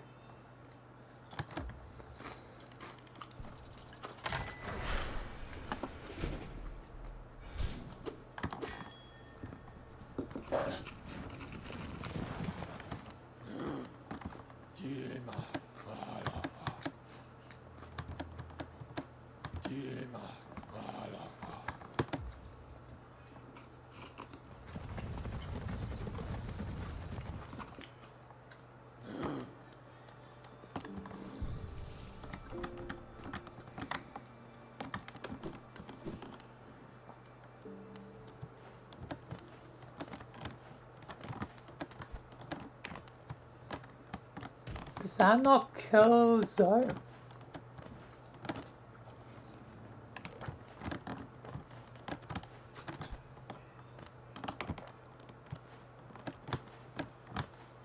How do I neglect Zote?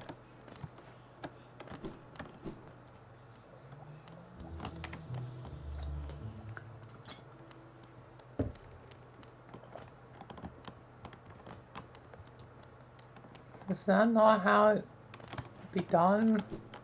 Because I saw him, I walked up to him, I left him.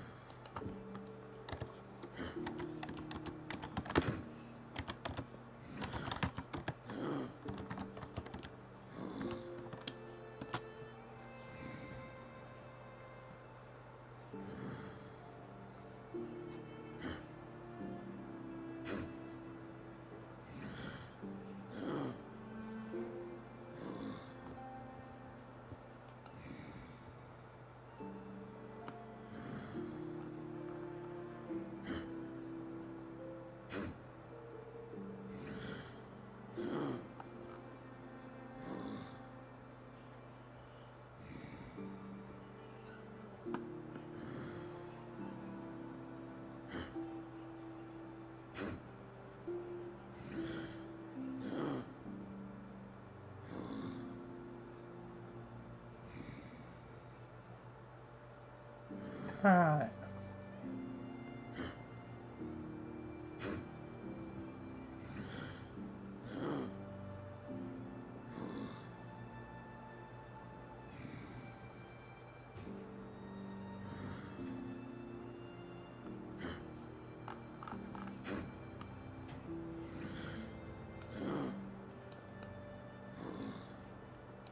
Apparently some time must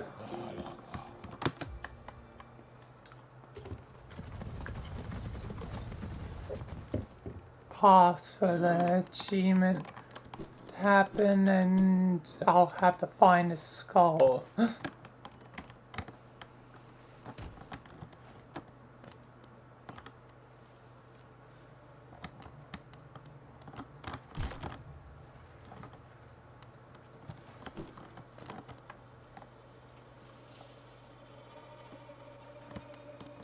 Mostly in railways.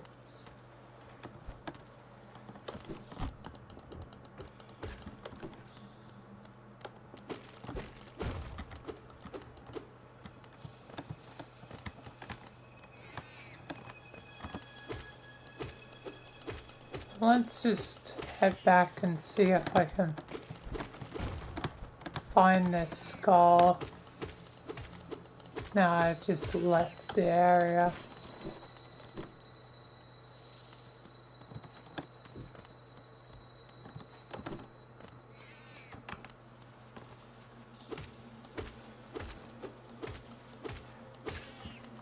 Otherwise, then I can get back to the main path. Ow.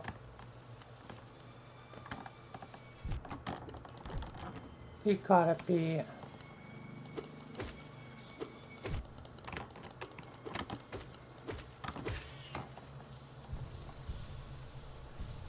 I almost died before I can head back.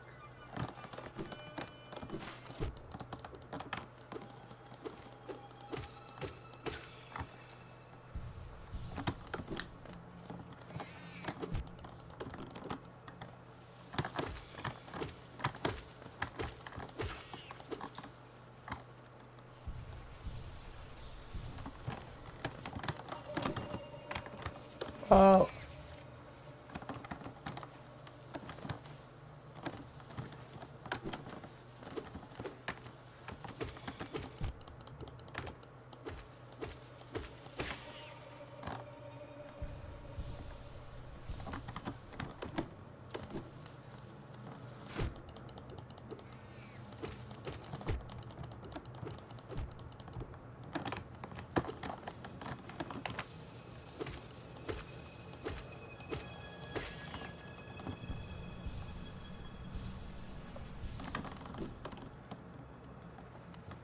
Alright, so I just have to fire out the thing and achievement on my own time. Damn it.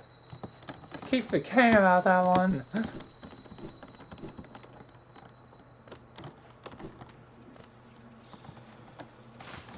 And it's built into me to just climb.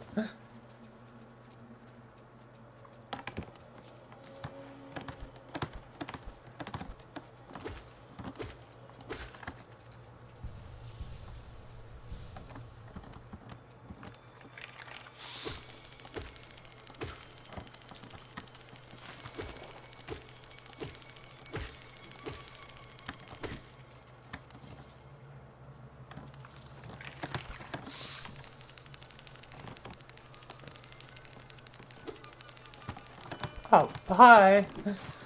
That one ran away from me.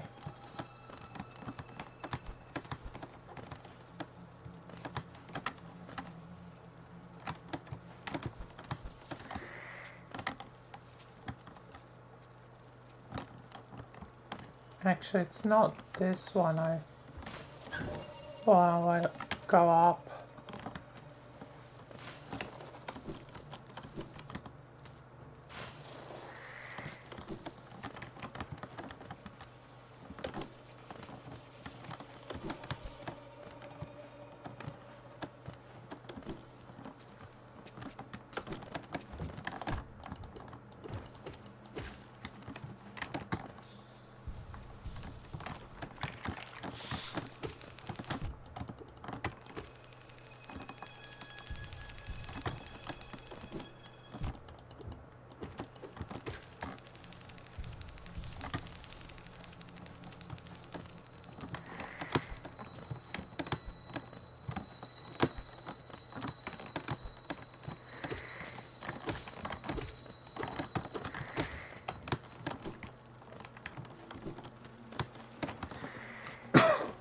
All I know is I saved him in Maine, which is all that matters.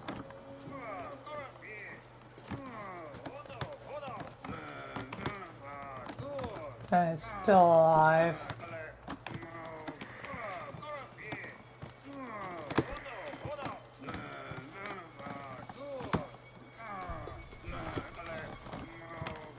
It doesn't matter.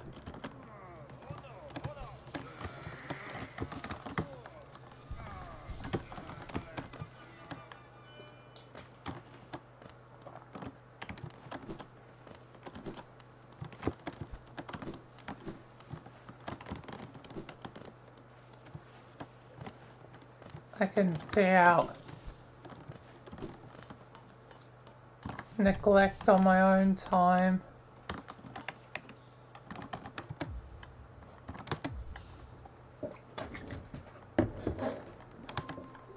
Let's get back to the episode at hand though.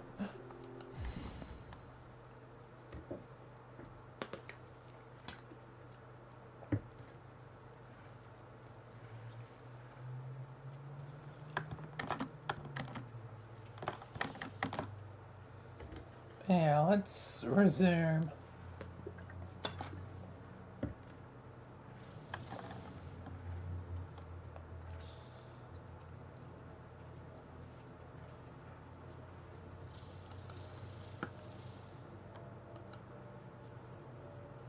Alright. That's enough for a break. Let's see what's around.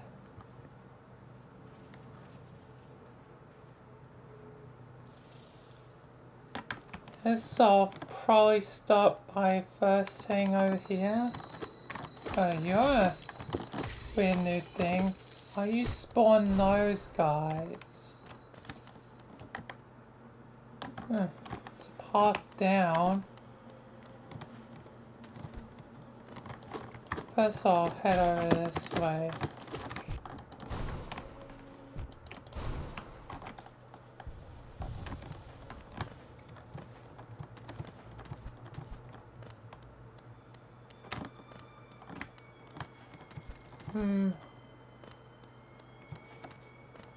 Blocked. Oh. Lifeblood. Hey. Don't you dare run away. Oh.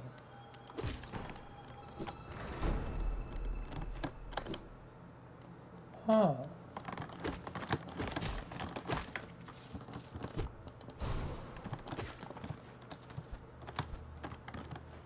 What's over here? This is my way back. Hello. God damn it.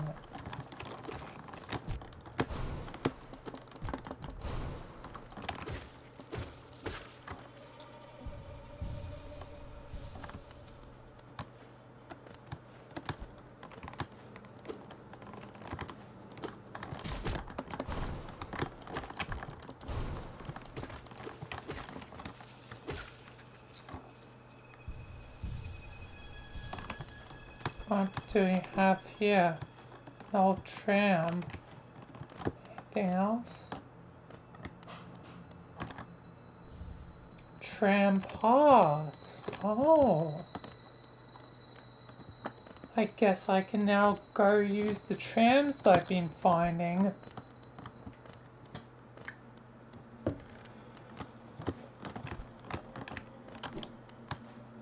Very handy.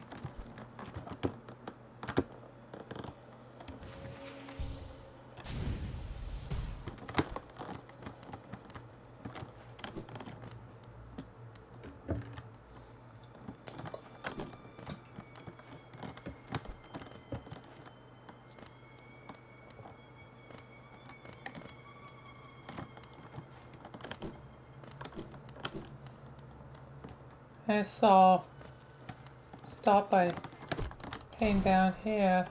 Ah, fudge.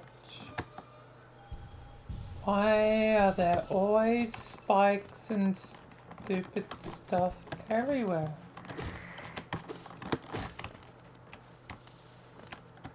Feels like this place is just made of danger. Hello, you're gonna attack. Yup.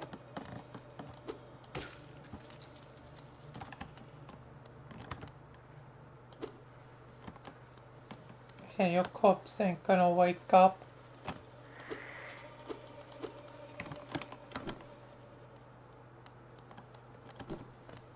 Oh, this seems like a trail of something important. Oh, hello, I guess you're another dream box.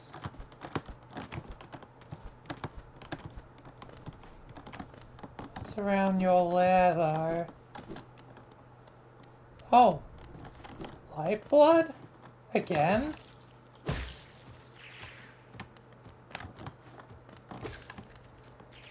Triple lifeblood, interesting.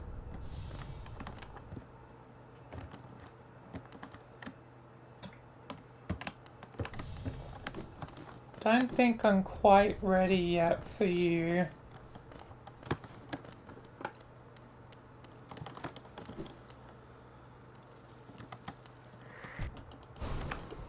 until I investigate some more of this area. You gonna wake up?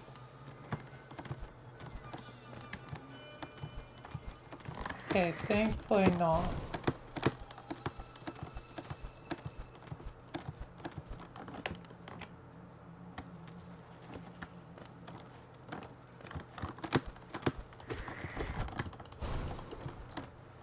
The Geo-Rock there. It doesn't seem really worth it.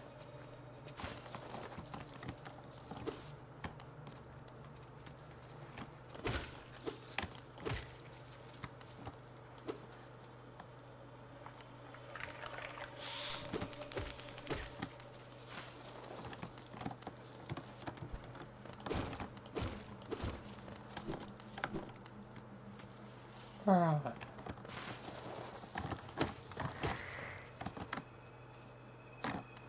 This must connect to there. So then...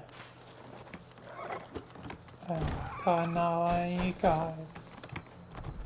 Oh, there's a thing here. Whoa, there's spikes there. Okay, I can just head around you. Handy. I'm back to here.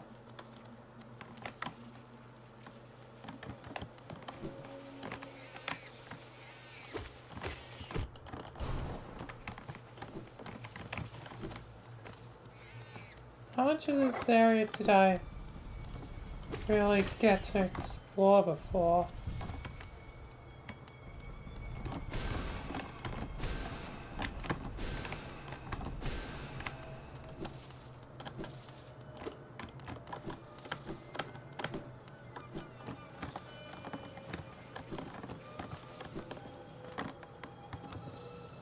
Don't remember exactly. I probably went through here, though.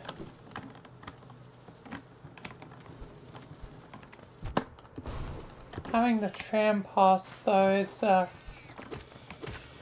very handy.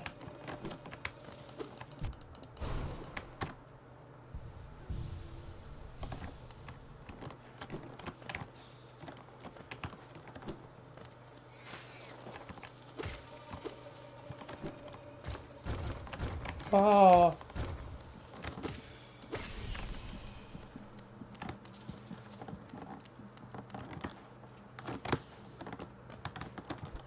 There's like a billion thingies. Oh.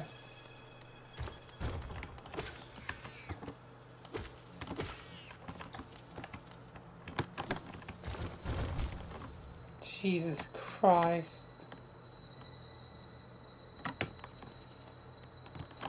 This place is filled with danger. Oh, there's a tree here.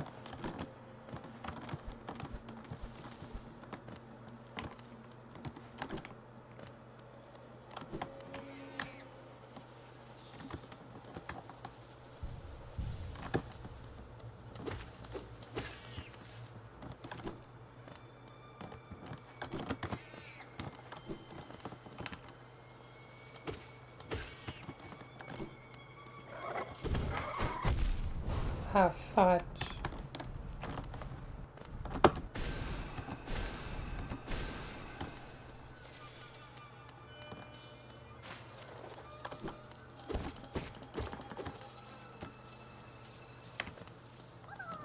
Oh, hello, Grub.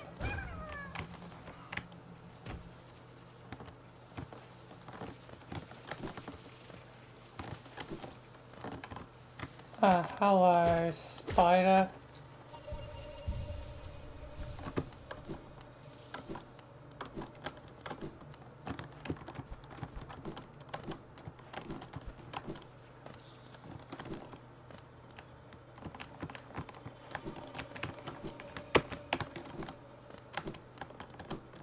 I'll probably want to do that tree out, god damn it.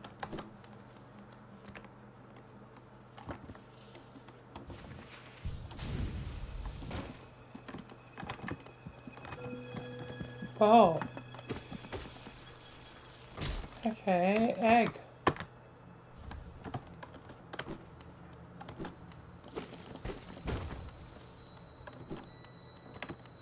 That's in the den of you.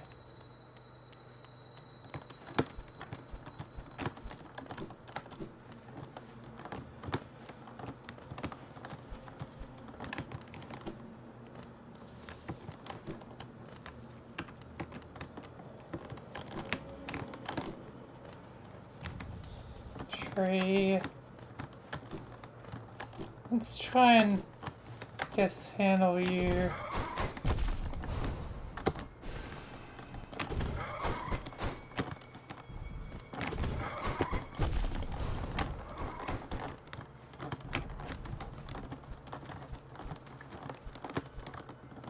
What?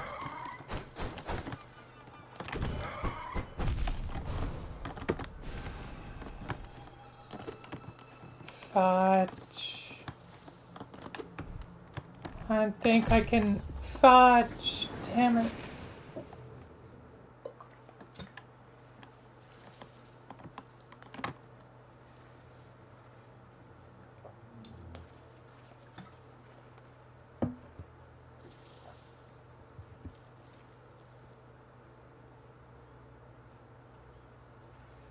Well, guess I gotta get my soul back. I didn't know there's, 2 lifeblood spots.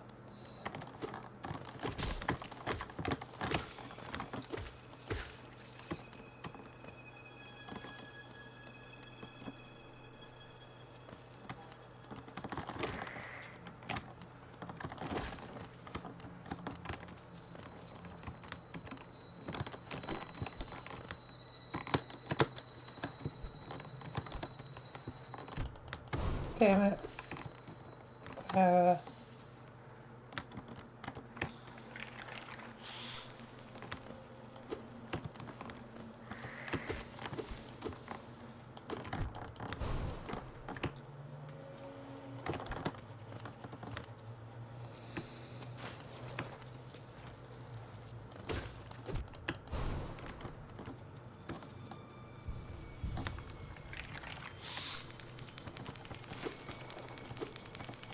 Hey, where are you going? Ah.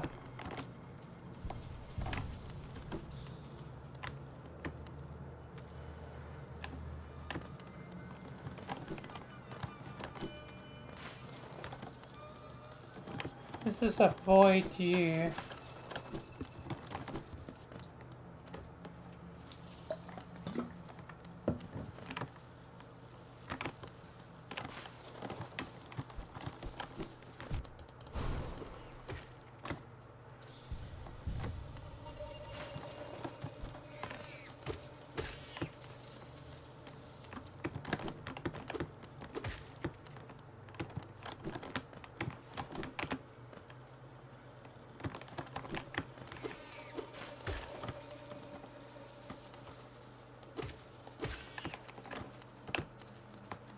Alright.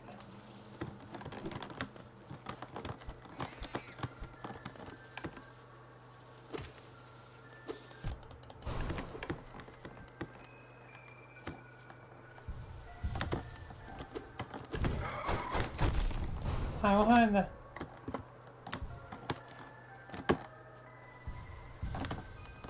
Come on.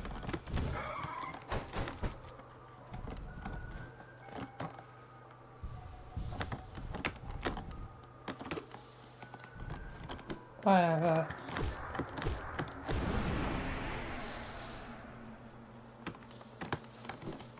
I probably should just stop collecting in the area, the essence, or will I be able to get enough solar to finally kill this cursed guy?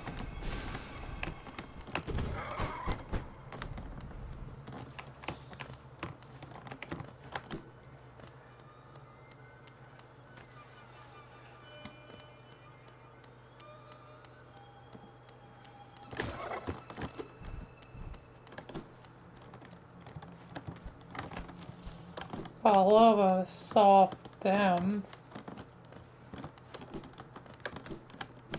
I need more.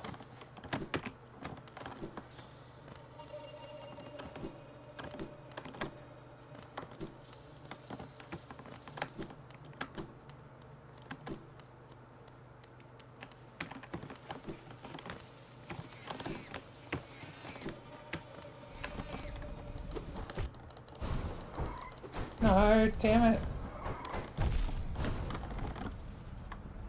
Holy hell. That ruined me.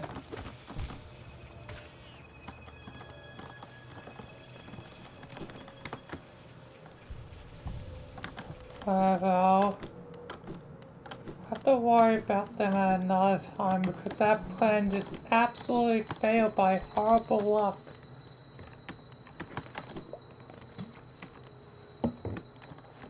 Can I never have good luck? Like, seriously. Like, bloody seriously. It's probably just easy to crystal dash. Let's just collect. I really want to know what's here though.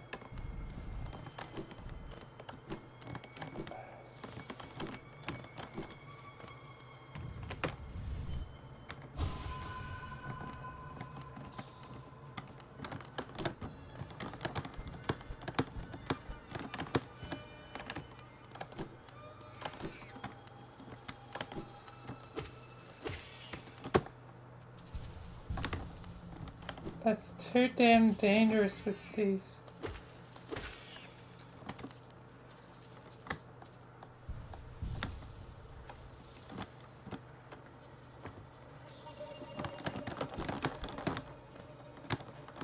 Stupid ass guys.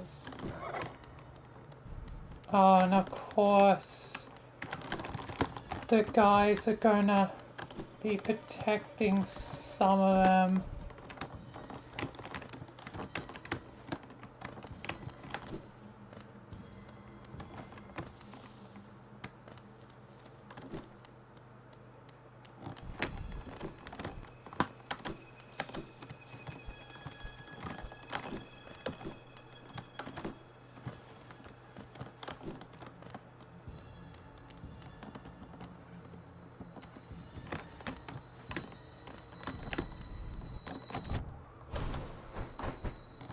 Bruh.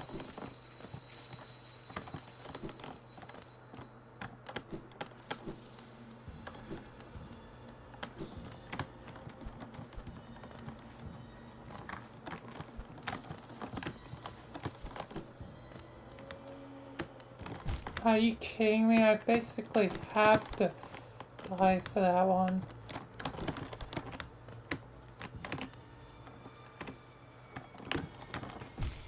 And that one.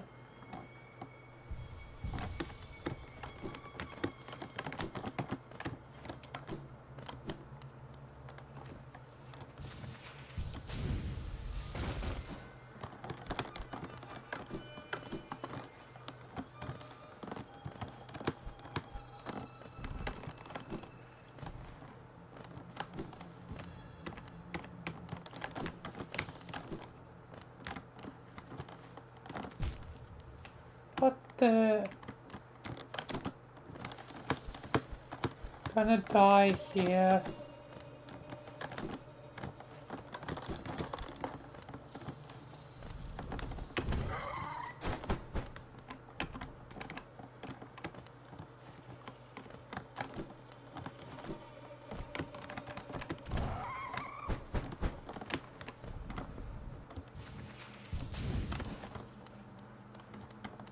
I think I have to get past the guy to get that one and those. Oh my lord. So stupid.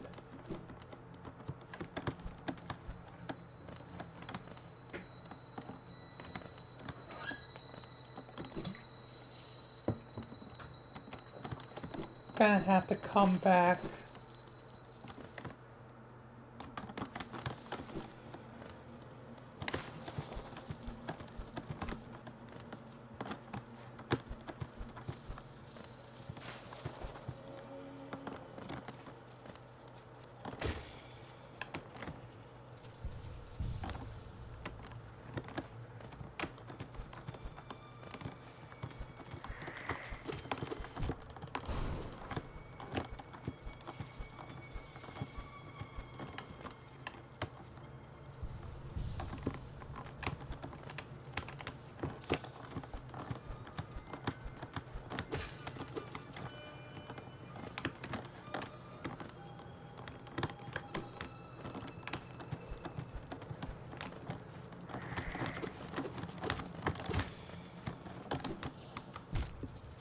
Oh, of course, spikes.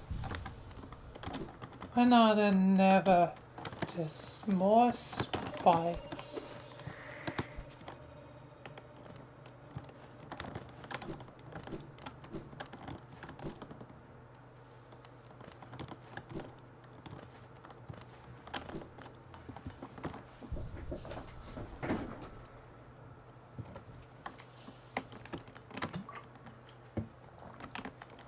I probably should collect the lifeblood to help me.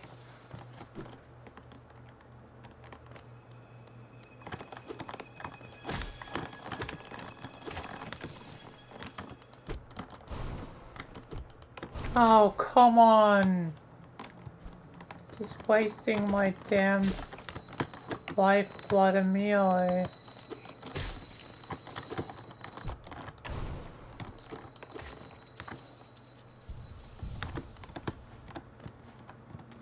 Great. It's not really worth it if I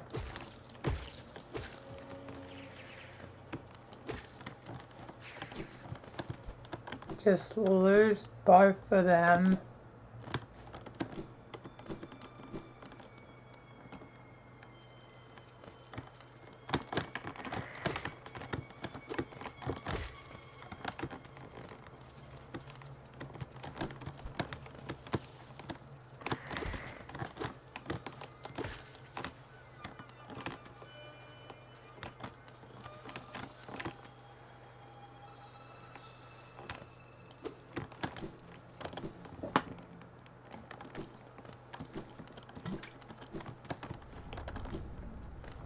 Whatever, at least I get soul out of it, so it's not half bad. I'll come back to you, sir, in a second. I'll be able to have plenty of lifeblood for you in specific.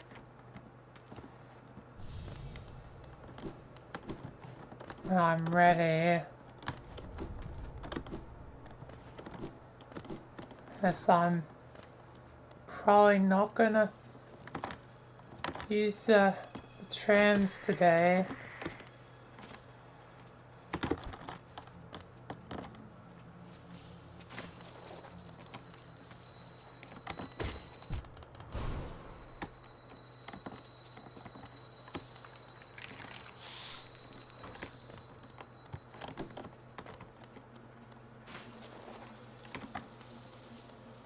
Right, I need to just around you. Alright, let's get back to tree times. I guess I should use my soul when I have it on them.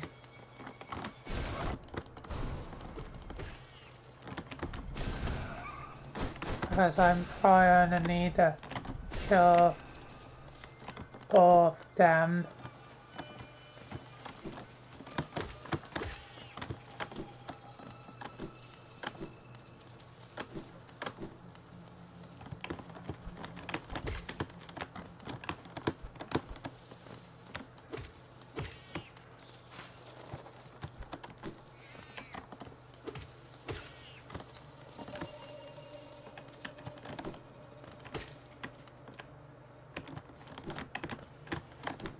So this is gonna be a incredibly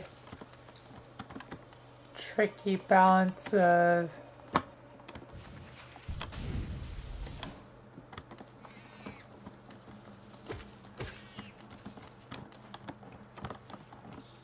flying not completely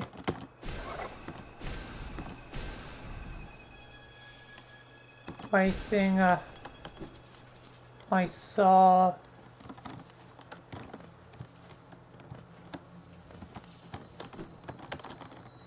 Oh, come on.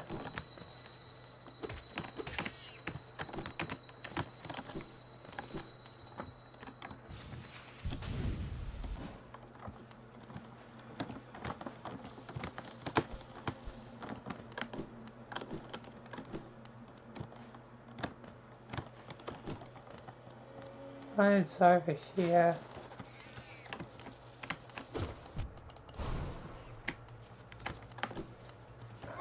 Another one? Are you joking me? Can I? Oh, I can do that.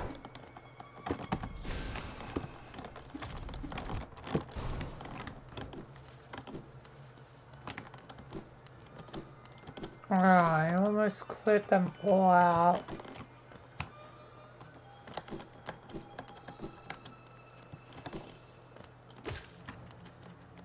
Oh, I got grub here.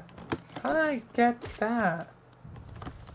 Must have been incredibly lucky.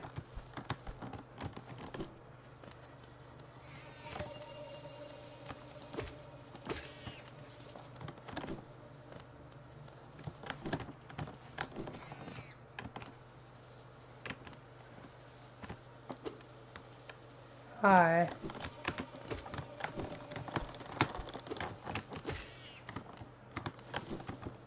Need your soul, buddy.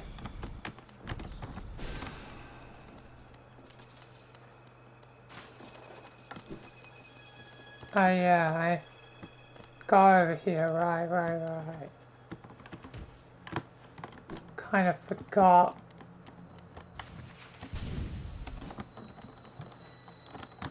Alright, I think the area is clear though, so...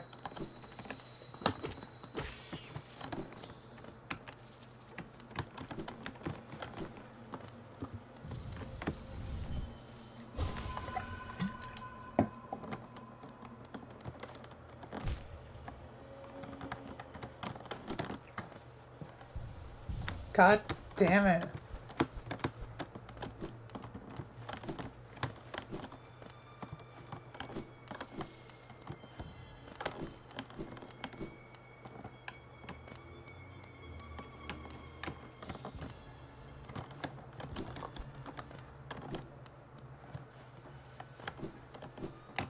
Any here?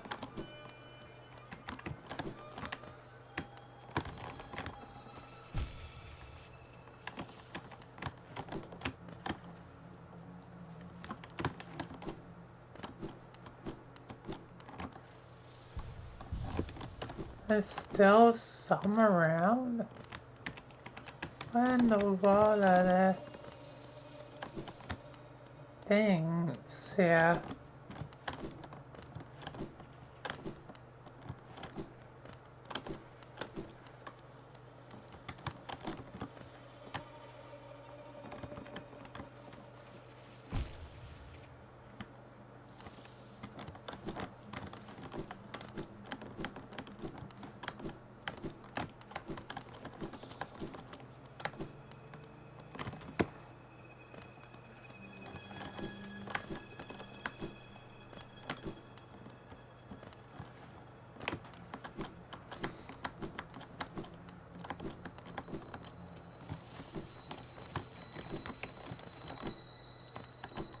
Alright, and there we are. Jesus Christ.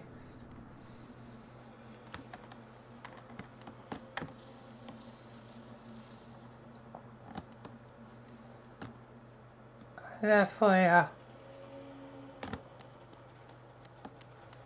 done a third bit of work here. And this is one more thing I probably want to try my hand at.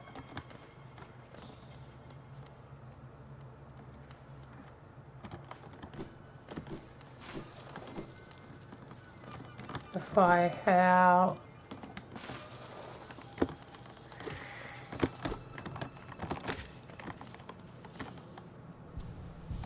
Is trying another new dream boss.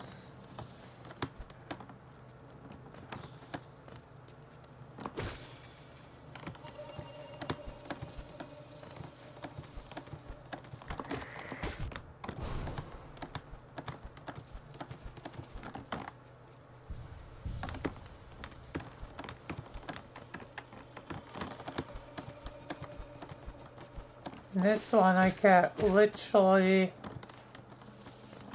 all the lifeblood in the world to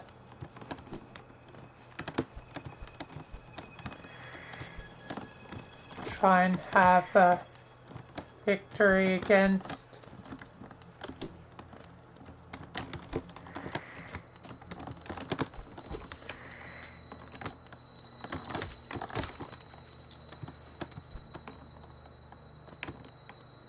Ideally, I want all of it, all lifeblood.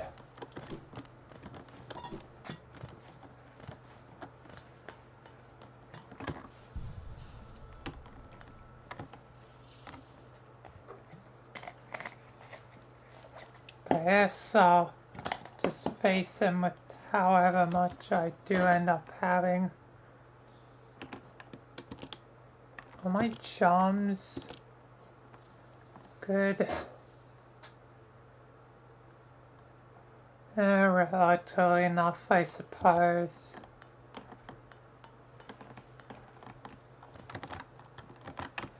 Let's, I guess,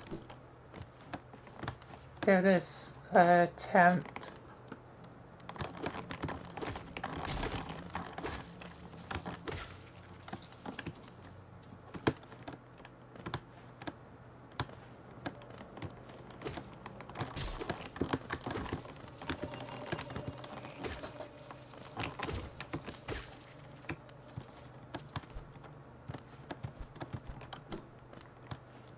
So far, so good.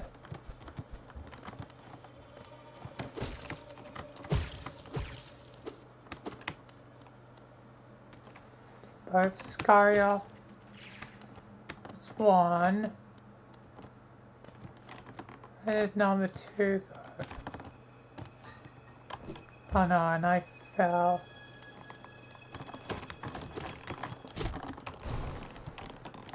Fudge. Hopefully it's still around.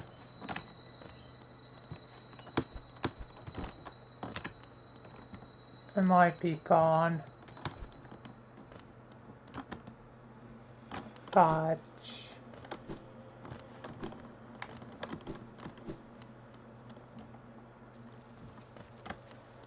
That was kinda a waste. Oh, come on. These stupid spiders.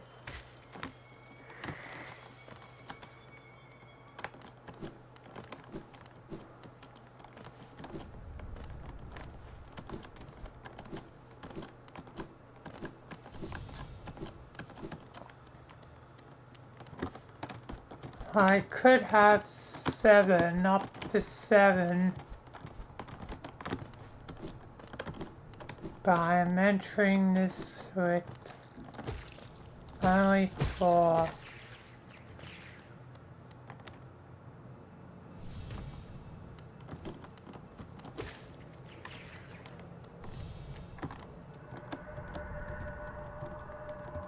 Alright.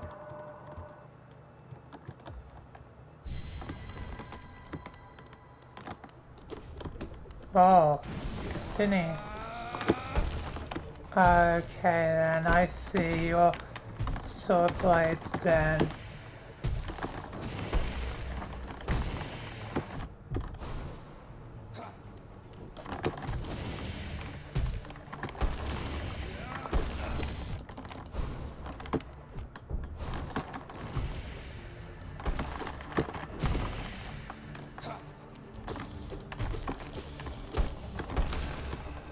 Damn it.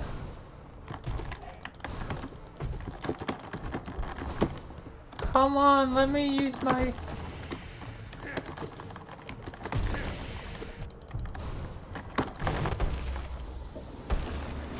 God damn it.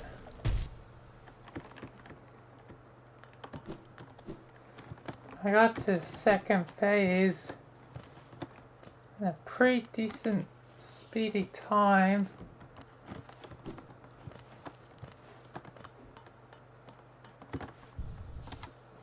And do I need compass? Probably not.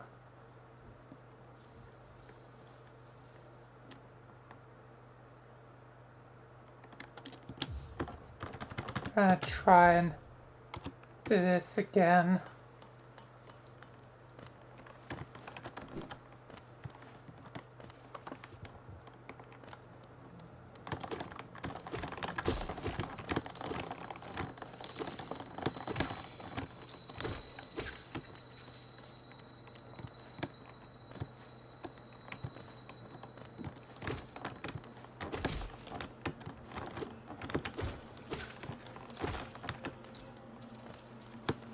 Alright. Let's try and carefully break the lifeblood so I do not just randomly lose any.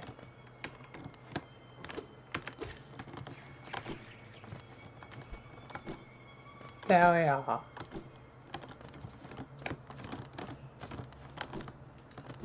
Alright.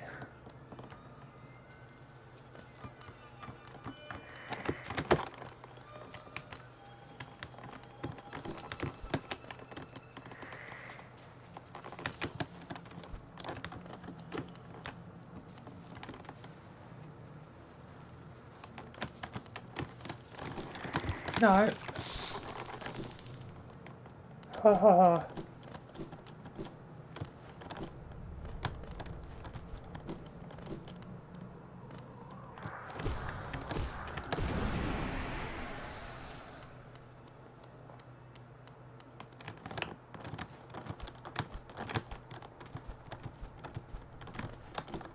Okay, I am gonna have literally so much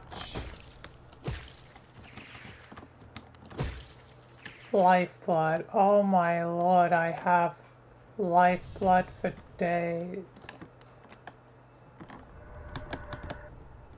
Yes.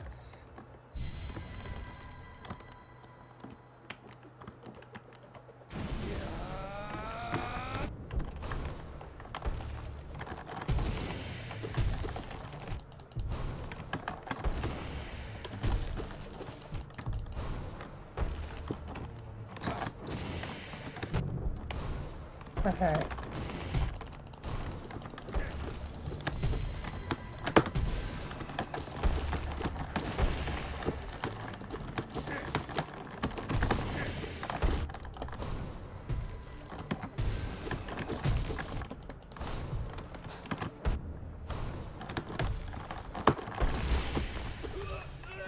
That is so damn easy.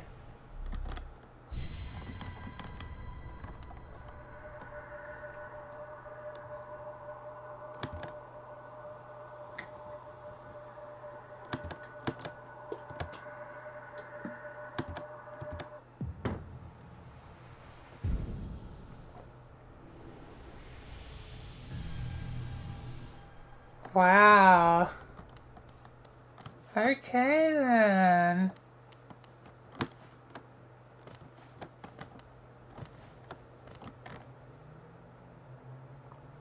Wow. Alrighty, I guess I have one more essence thing to go end up grabbing. Ow. For today.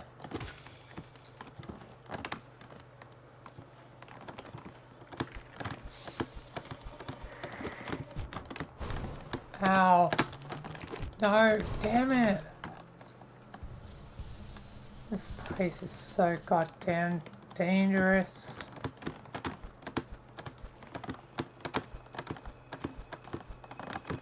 You stupid little spider.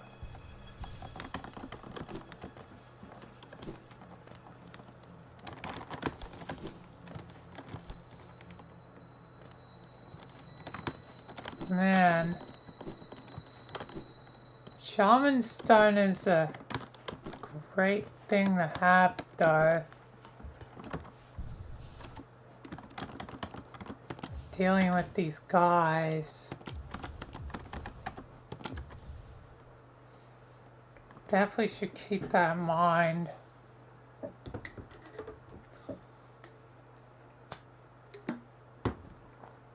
As I deal huge damage with my upgrade spells. Anyway, I get to the stag. I guess I can't make the trek through that area again. Oh Lord.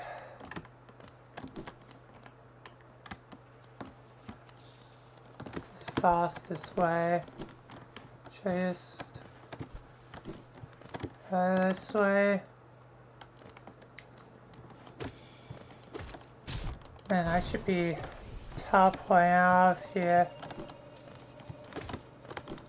Oh yeah, I don't need to worry about you. I should be teleporting out of here at this point, just...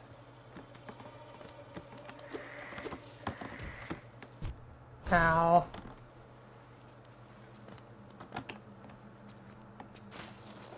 Con so much stuff.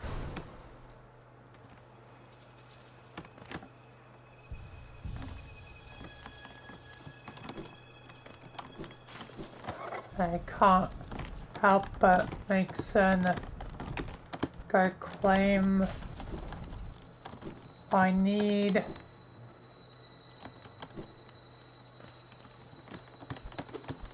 Because I guess next time, I know what I'm doing next time.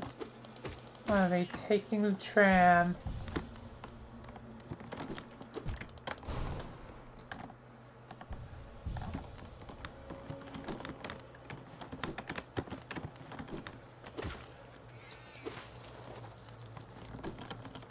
Ah, fudge.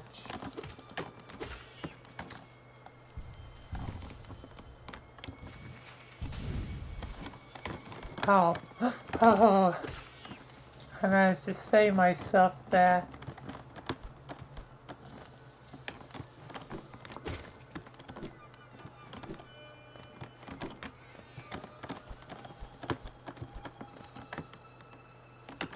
It's this way. Don't really need a worry. Hang up.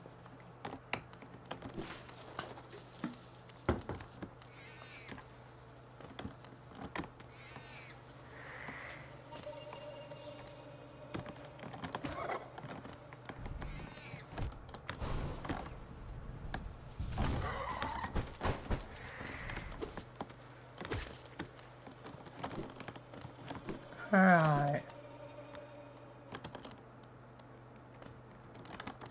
Oh wait, this is the bottom of it.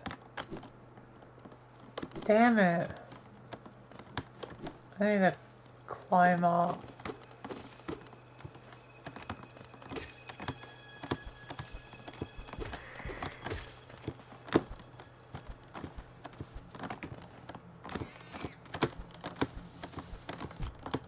God damn.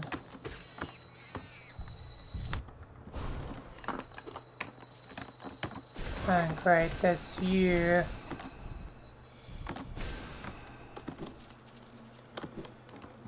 so goddamn tough.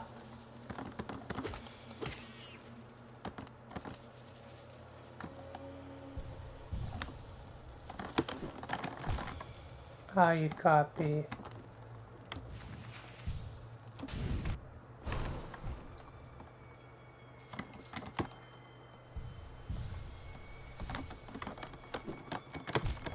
Are you kidding me right now? Let me across.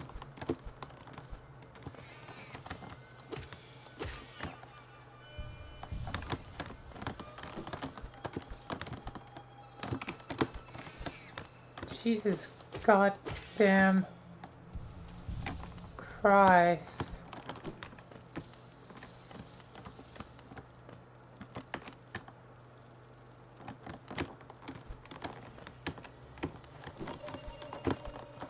I just want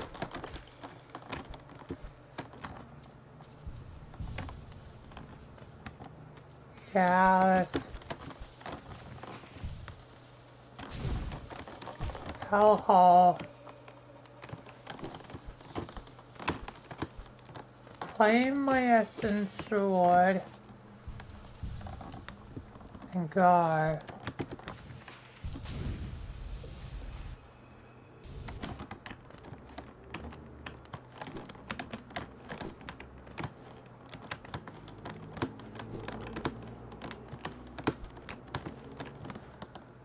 Like, Jesus.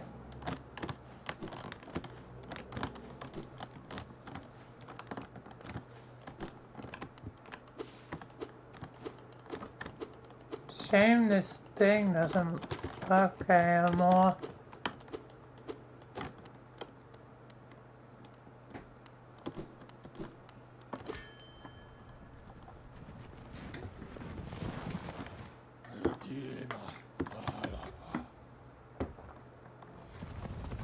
Which tram will I even be taking first? There's a couple, if I'm not mistaken. I'll consult my map before I topple out of here.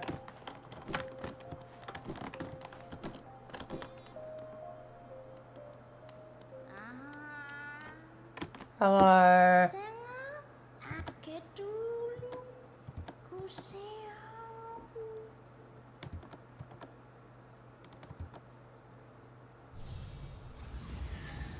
Oh.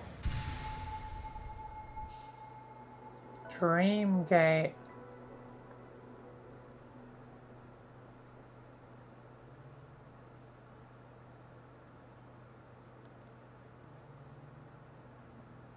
Okay.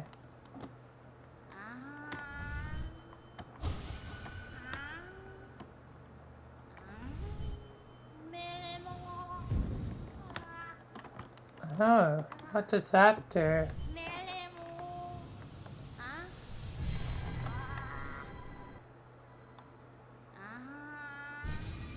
Oh, I teleport to it at the cost of an essence. Okay. So I guess it's an easy access point. I won't be wasting that. I'll use it if I really have to.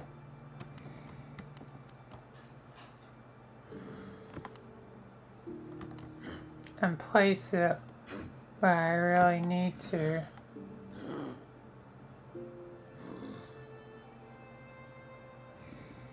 There's a tram here. What else are there? Trams I may wish to take. Oh wait, the tram here just is, it leads back to the Forgotten Crossroads.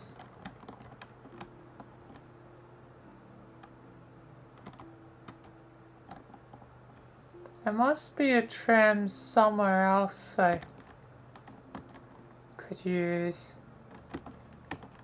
Can I use one down there?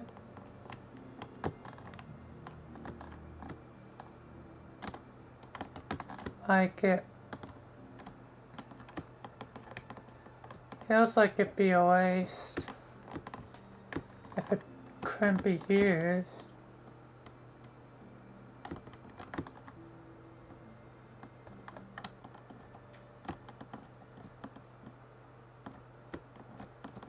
Like I went to a lot of effort to get that. Oh, and that connects to a mansuit, which I'm guessing I am going to have to fight those mantis lords soon enough. It's probably the next thing I will have to do.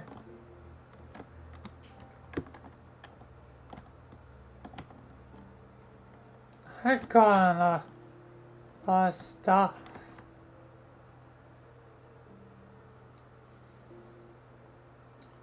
But looks like probably at the one I can actually uses that this basin.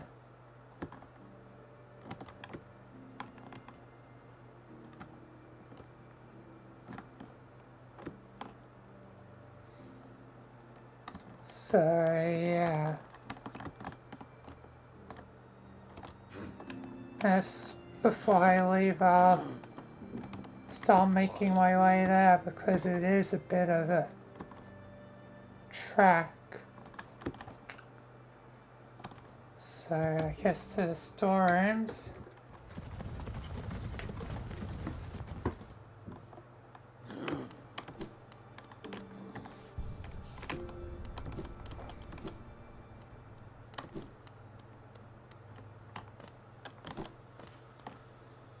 And I can teleport out of here because this day's already been long enough.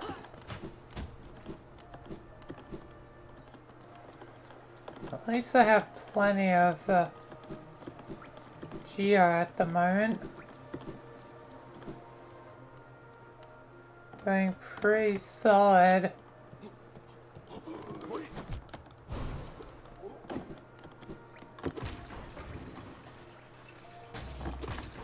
Also, it'd be handy to remember how to get down into it, as it has been a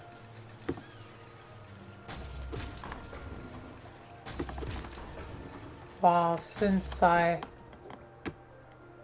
have come down here.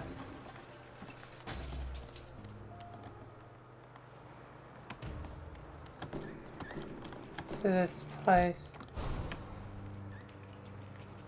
to head to a basin.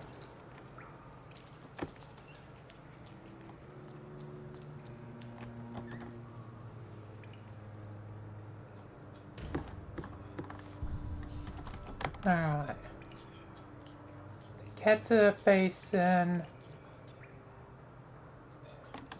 I need to head in that room, right?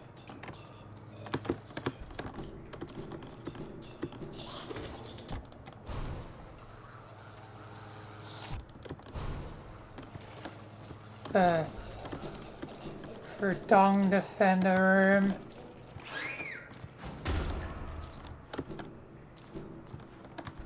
Then I can teleport out of here when I'm in position. Because I think I've done enough for today. More than enough. But getting myself there and set up would be probably handy. Is that a rumble?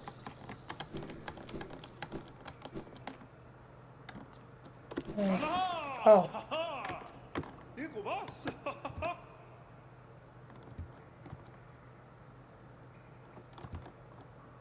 Okay. It's alright, buddy.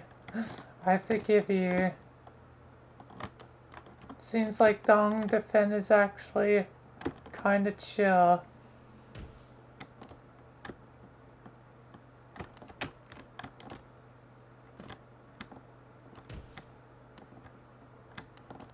Is that? Oh. You gotta be. More essence. How much essence do I need for the next thing? I should have paid attention.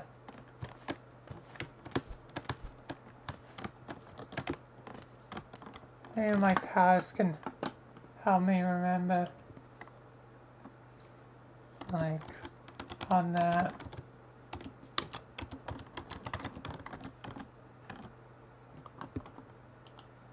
What she said, I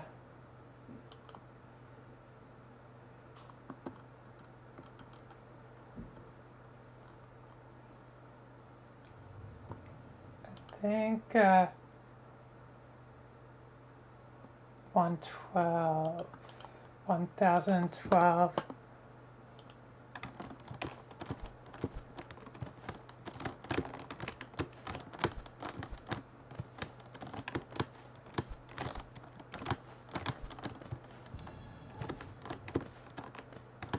Oh, you gotta be joking me. Can I?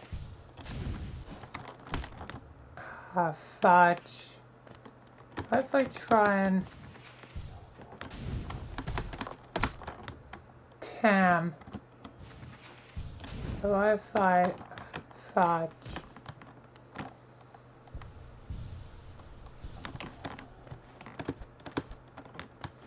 It's probably not gonna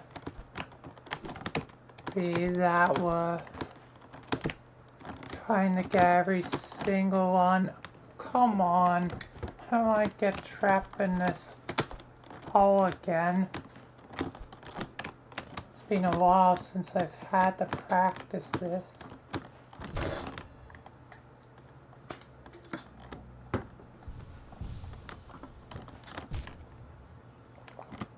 Are you kidding me? Doing this again? Oh, you...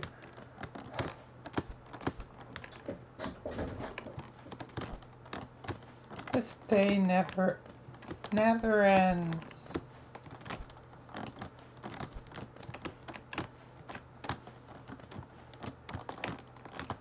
Oh, you... Like, it's so... goddamn... precise, bruh. I won't be having this problem if I had whatever was the double jump thing, I bet. It better be somewhere. I'll come back to this later.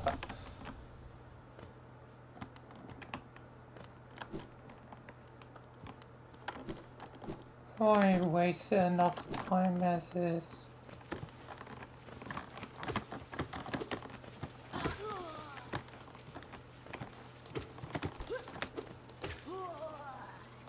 At least I can easily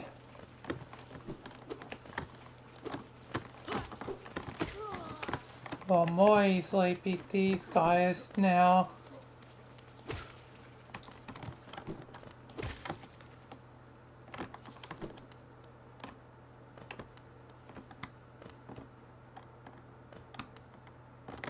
But the tram is here. Not just yet. But yeah, this will be probably I'll be going. But yeah, let's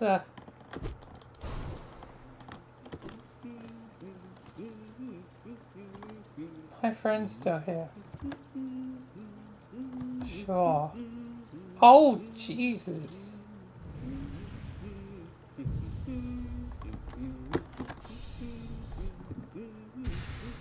That really did take a lot of my damn GR.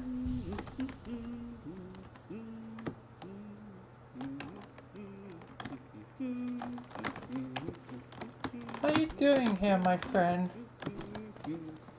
I thought you'd be gone by this point.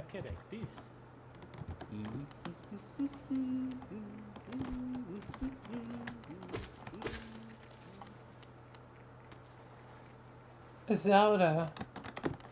It's the lady at the shop. Oh wait. You're the husband then. And wait a second, is this a...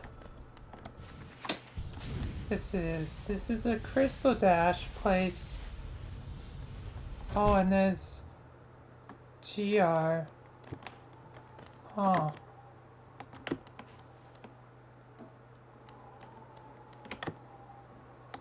Does this connect to Deep Nest? There's a hall. Oh, it's dangerous.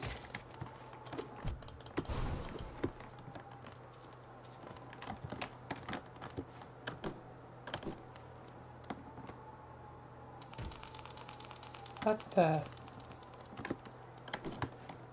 Orange, like, guys. Looks like the lifeblood, but different.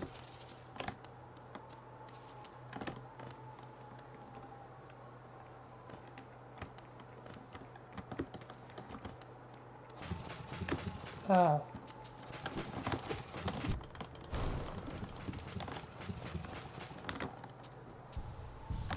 What is over here?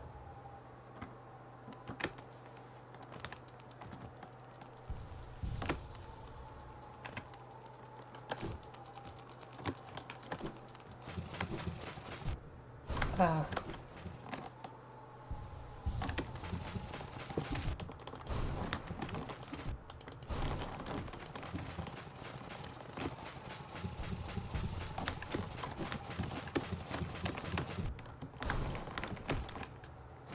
That's great. It feels like there'd be a secret down this path. Ah.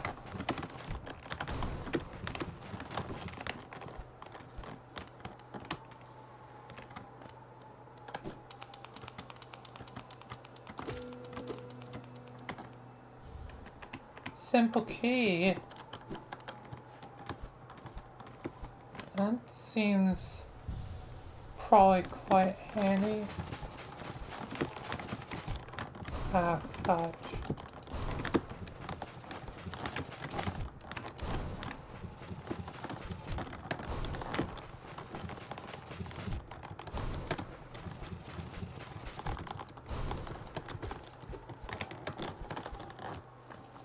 Oh my god. Oh, it's dead.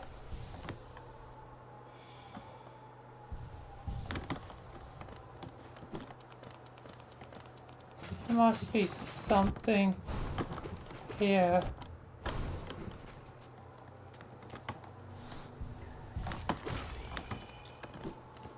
Oh no.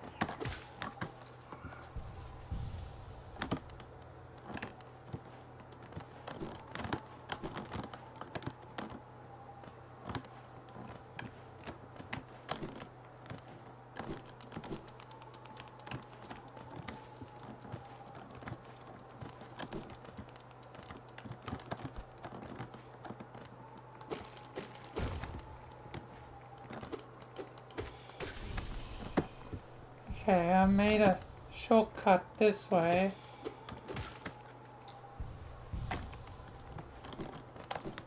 What is over here?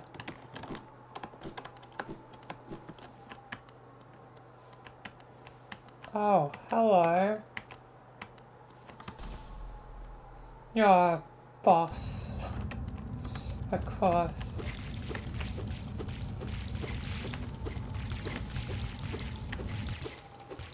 As your affected broken vessel.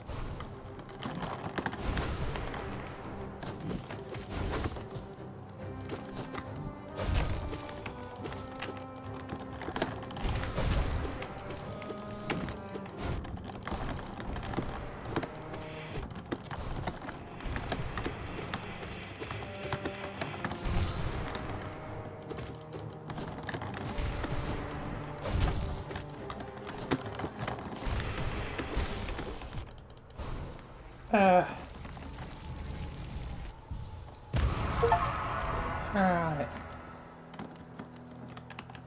Oh, you seem pretty important.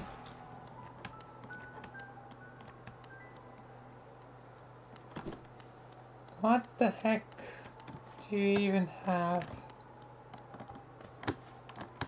I can't go back up.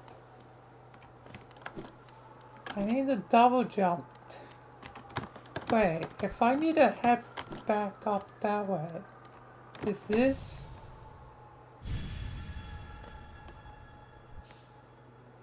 That's it. That's it. That's it. Oh my god. I lost. I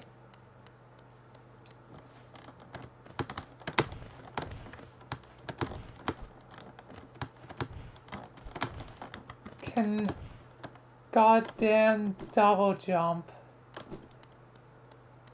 Oh, and you have a dream version. I do not want to deal with the dream version.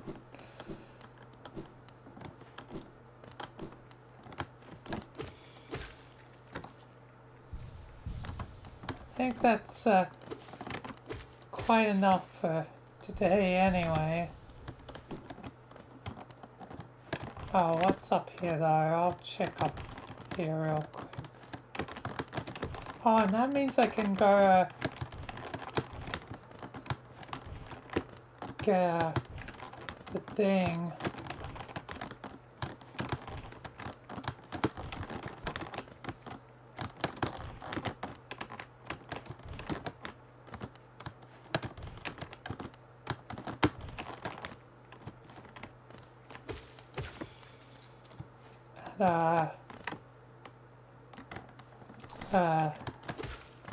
By Fort Umu.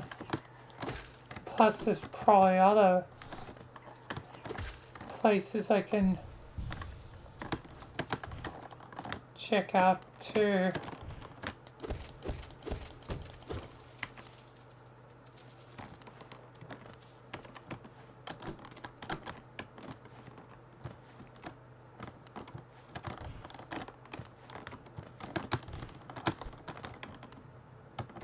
I see, I like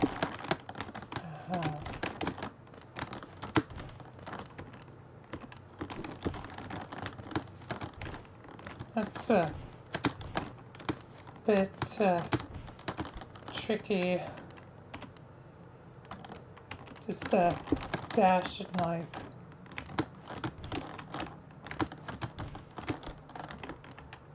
slide into that.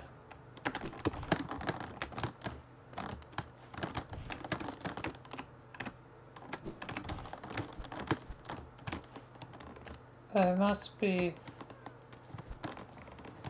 something here. Ah, there's a grub. That is tricky. I don't think, yeah, no, I'm not wasting my time doing annoying parkour.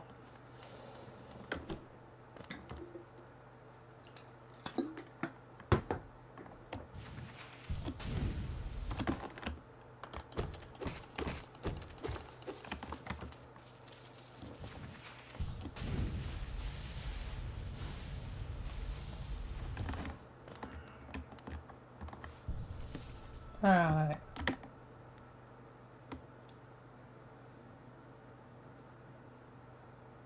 But yeah. It's, oh, and I could also probably head to those palace grounds.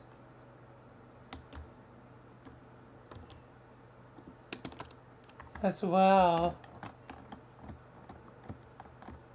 I guess my path of progression is down here. Maybe I should go fight the Menace Lords now though. I've been putting it off for a while. It's one of the few things I hadn't done.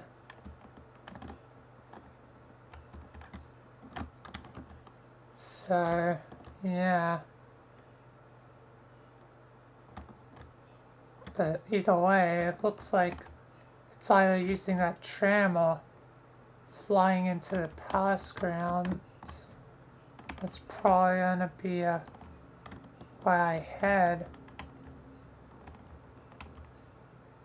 Given what my map says, it looks like I can head to the left into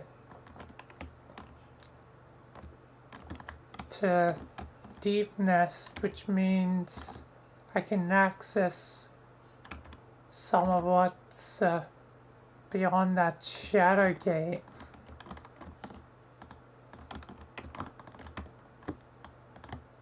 Probably. But yeah, maybe I'll actually go fight the Mantis Lords when I return next time. But I have definitely wasted long enough already. I'll certainly be back down here. I guess I'll be ascending back up. Be handy to have a stag here.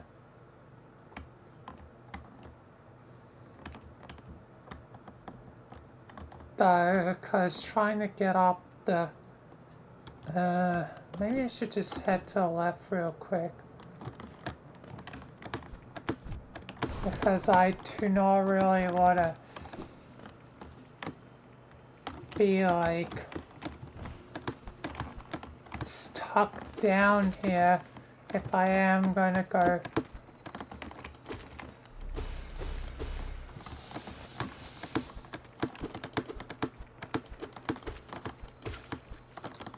fight them as the next thing I do.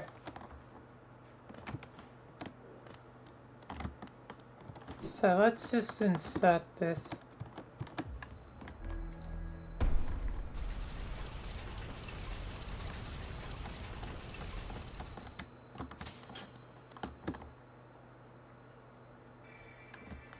Ah yes, I can head left or right.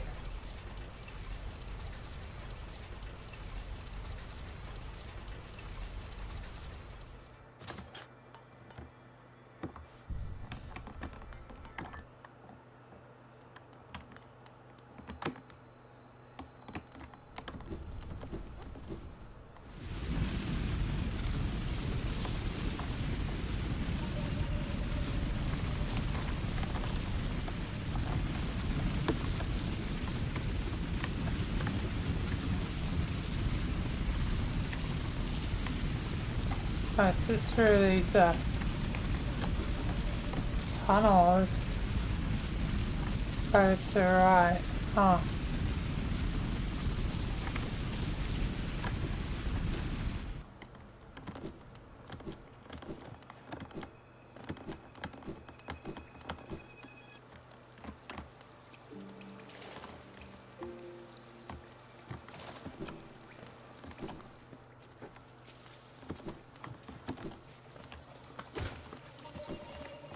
Alright, let's just...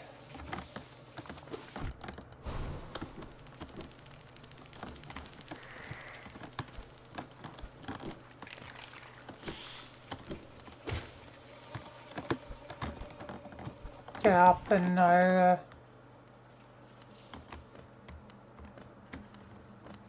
And how? Haha, that's very handy. Ow.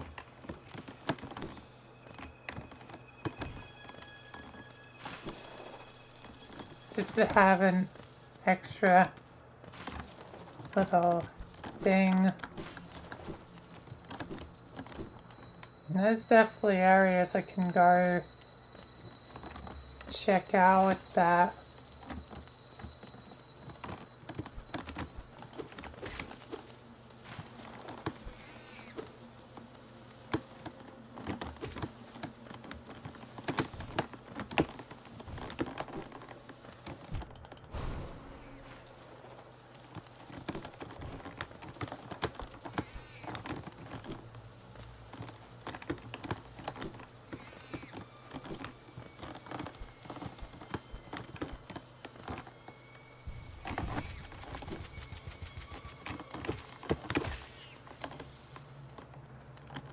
Alright.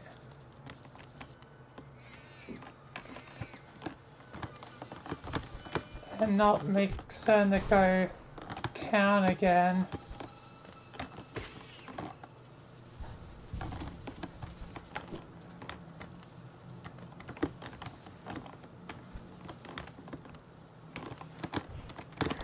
Oh my god, it's so good to have wings.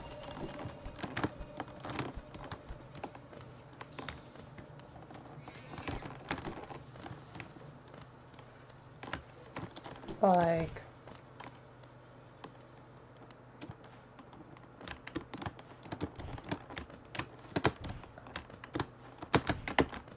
haha, that's so cool.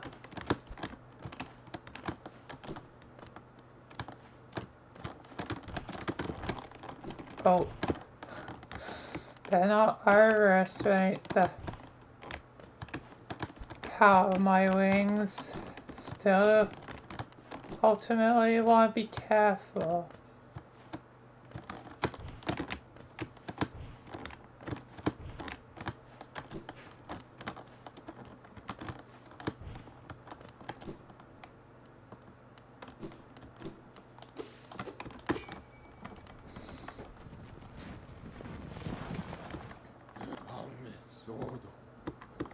Let's head to Queens, and then I can rest.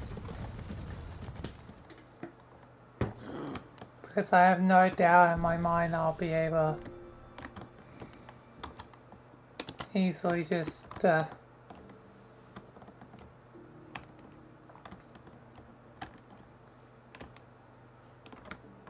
be able to head back down if I need, but also head to Mantis Lords and finally face them. But anyway, time to top off here. God damn.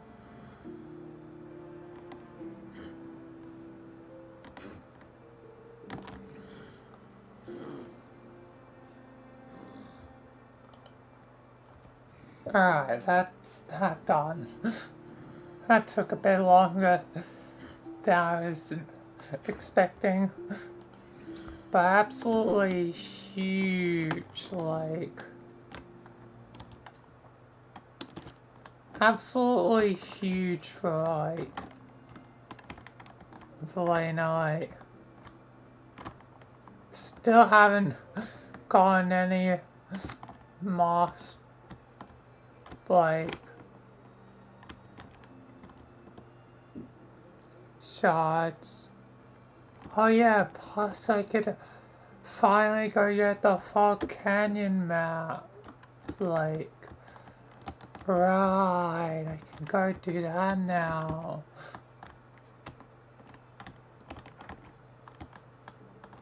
I'll remember to do that when I next do it, but yeah. Also, I can do stuff like, in a city, like, it's gonna be huge. Like, at this point, the only thing that's really barring me from any progression is a shade cloak.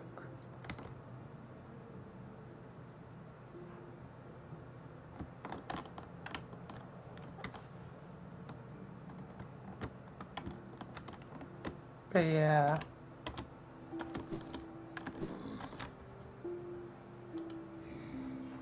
Not to mention I got like another couple of achievements, like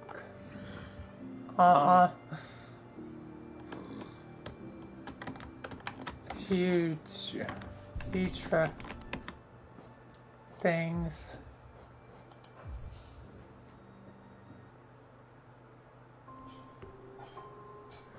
Anyway, let's move on to homestuck though.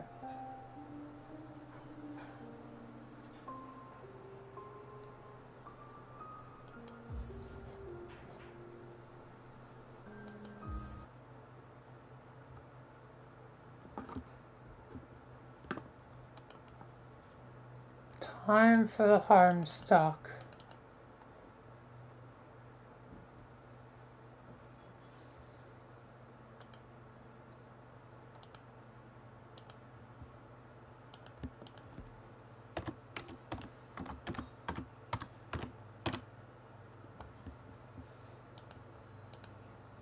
Alright.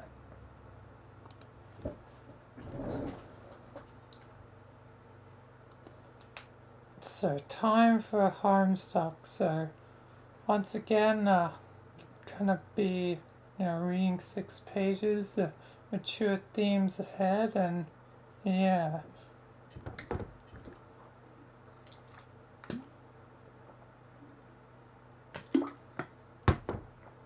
Anyway, let's begin, because there's a bit to do and there's still secret lab to do as well. Anyway, Dave and Dirk don't talk that much about the heavy stuff. They don't need to. Dave can hear his brother's voice in his head. His voice, you say?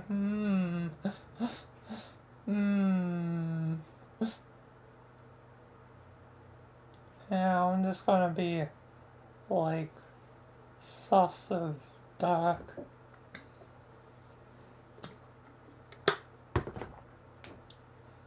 Not like literally, that would be insane. Or would it? But Dave knows what his bro's like. Dirk got a version of him, instilled a way of living and thinking that would, for better or worse, persist far beyond the first 13 years of his upbringing.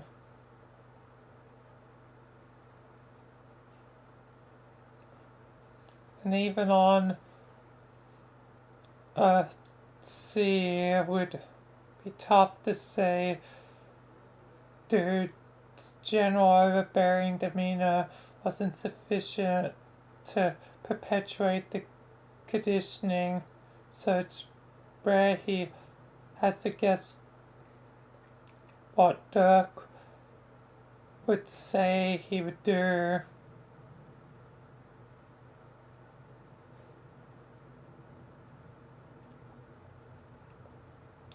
But when it comes to Boondoggle involved with triangling his interpersonal relationships with Jade and Carcat, Dave is shooting blanks. He has no idea what to do, no idea what to say, and for once the ghost in his head doesn't either.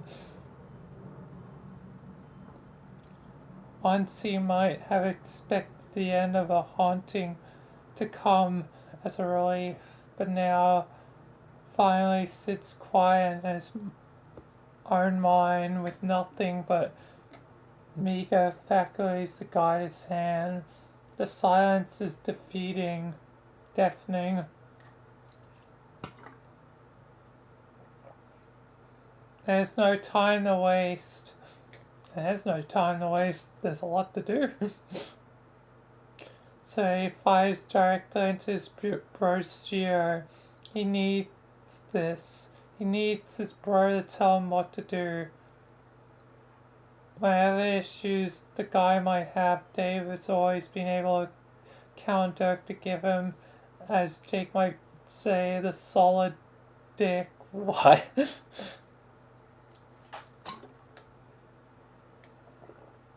Dave knocks on the door, but there's no answer. Nothing when he calls out Dirk's name either. Then he tries the door and the door swings right open. Hey bro, are you there? Still, no answer. Dave lets himself in. It's not like his bro would actually mind their family after all. Hey bro. silence throughout the studio. Dave starts filtering from room to room, checking for any signs of Dirk. This is strange. The guy doesn't usually go to do things unless those things are actively being televised.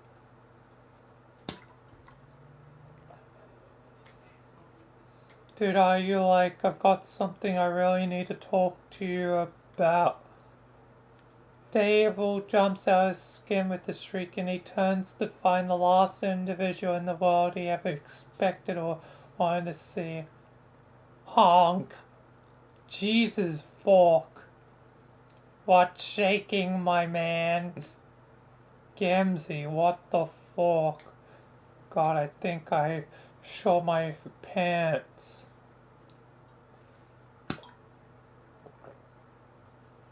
I'm sorry to hear that, my fine brother. Gamzee, what the fuck are you doing here? Did you follow me here? No, man, I've been waiting for you, Honk. Oh, that's so much better. Why the fuck are you doing that?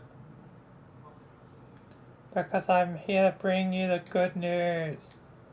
The news of what? The news of me, my motherfucker. I'm here to help you get redeemed from your wicked sins. Put on your real salvation, Honk. Oh my fucking god, what fucking sins? Where's Dirk?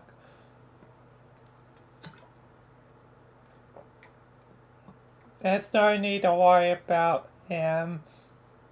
You're gonna get what's best for you.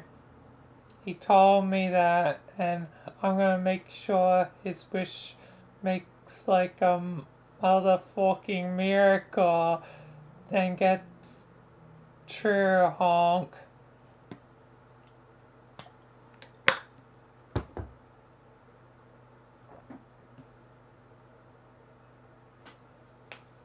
And back to the miracles. Miracles are back.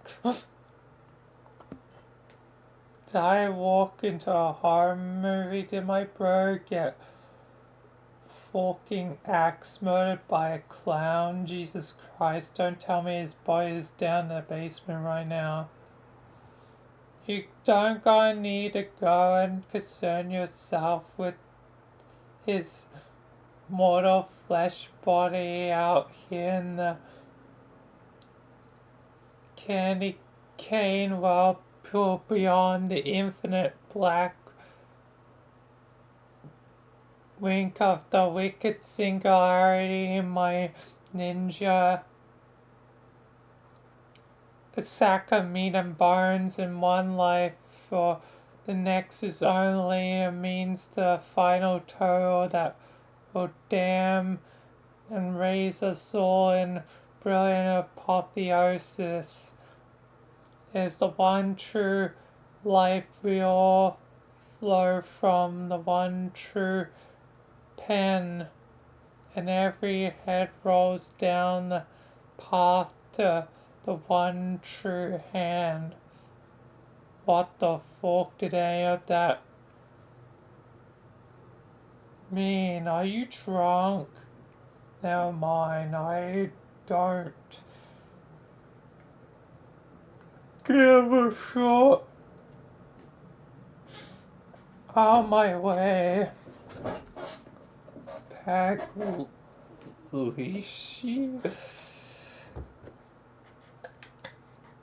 Dave has had enough of this before, and he pushes Gamzee aside.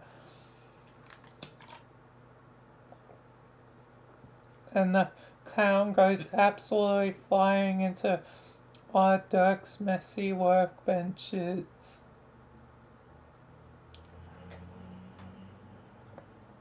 The vagrant jester ricochets off disorganized piles of scrap metal and anime paranoia like a Tony Hawk jackass, clipping and flopping into an unending oblivion of pain.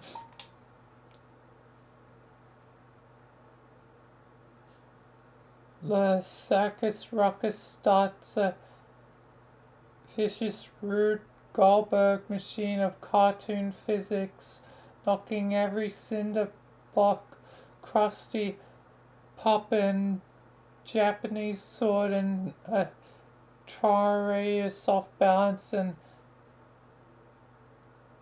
avalanching them catastrophically onto the hapless clown torso.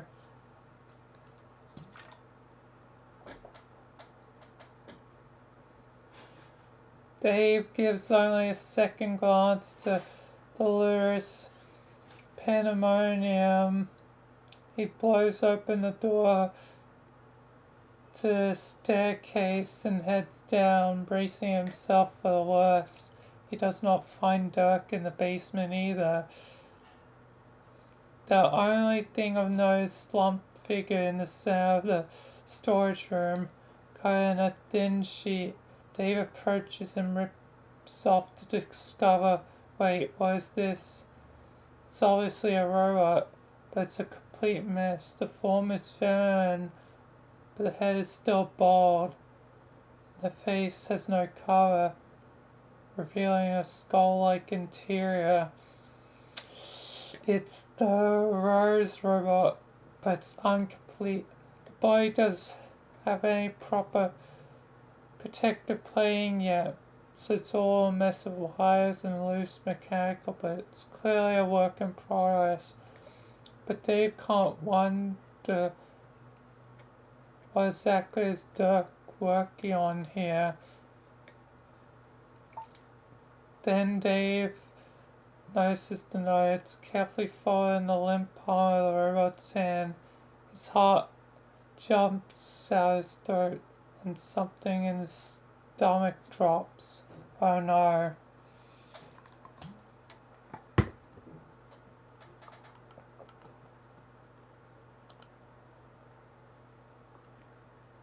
Why is it?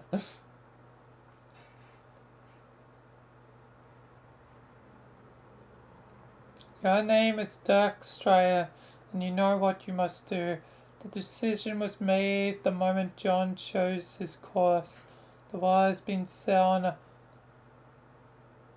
path you cannot tread. You stand beneath the Caprician Bell Tower, poised to climb up to the top.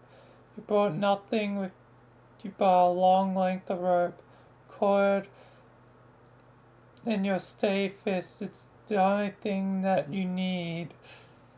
Back to the bell tower again. Ascend. You need not hesitate. Your legs feel impressively powerful as you begin to climb the staircase, 2 steps at a time. There's nothing of consequence but your singular task. You left a note, but you don't expect any of your friends to understand. It's not important that they do. A flip of the cosmic coin has rendered your entire life completely inconsequential.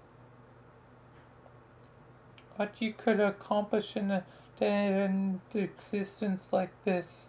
There are no stakes, no meaningful challenges, no structures or themes, only residual chemical reactions in a dying brain. A physical system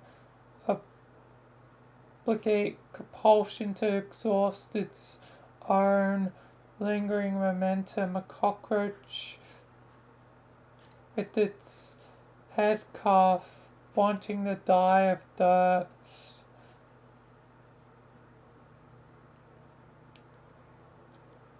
Halfway up the tower you take flight. Every second you waste is a drain on the concept of existence itself.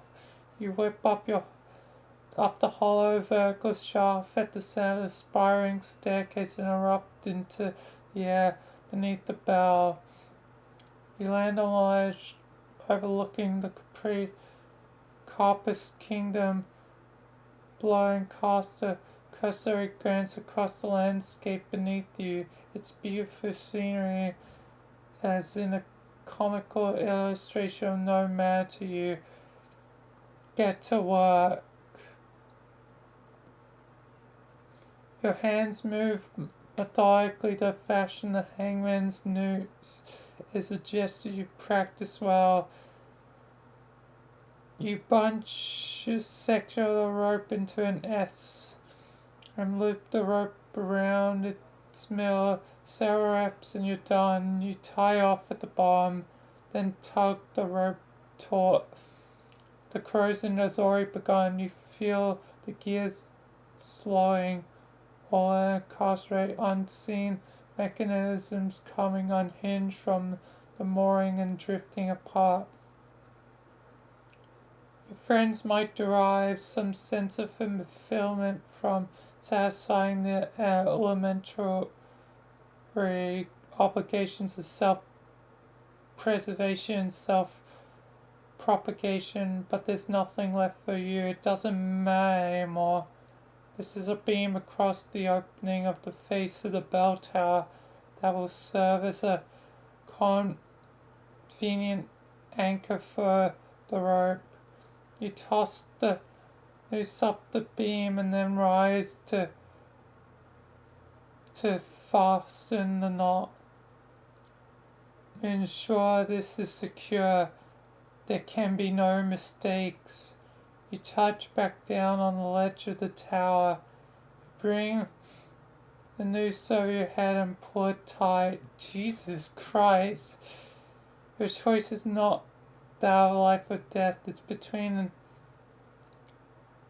ignominious dissolution at the hands of entropy and one final act of relevance that can bequeath your meager energies to the cosmic well from whence you came.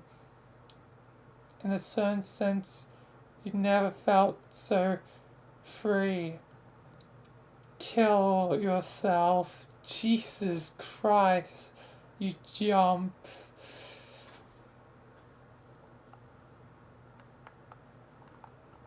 Why is he doing this? A meaningful death would of course be quick, brutal, and expendence descends a splash of crimson at the base of the bell tower, body that looks otherwise intact if you don't flip it over to see the dark or bruises where the fed spirited blood has begun to pour.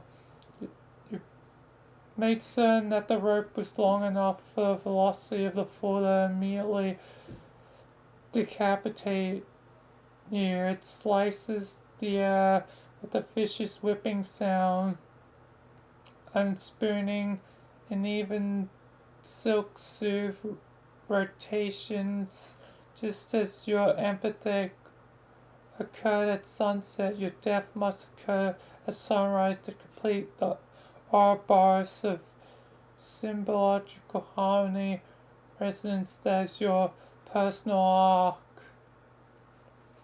It is the very last narrative consequence that happens in this whole barren world. The few capricians are fortunate enough to have left their homes this early in the morning will remember this moment forever. But in reality, it's only lasts half a second. The noise your cervical spines when it shudders is incredibly gruesome. Many of the bystanders who witness your death will later attempt to recount, but there's really no words that can adequately express the sound that someone makes when they die. It's a phenomenon that happens on two levels. First, there's the literal termination of organic processes, which is to say, the destruction of the meat. Weird that phrases as meat feels purposeful. Then follows the dissolution of the ego, and you quite the ego to dissolve.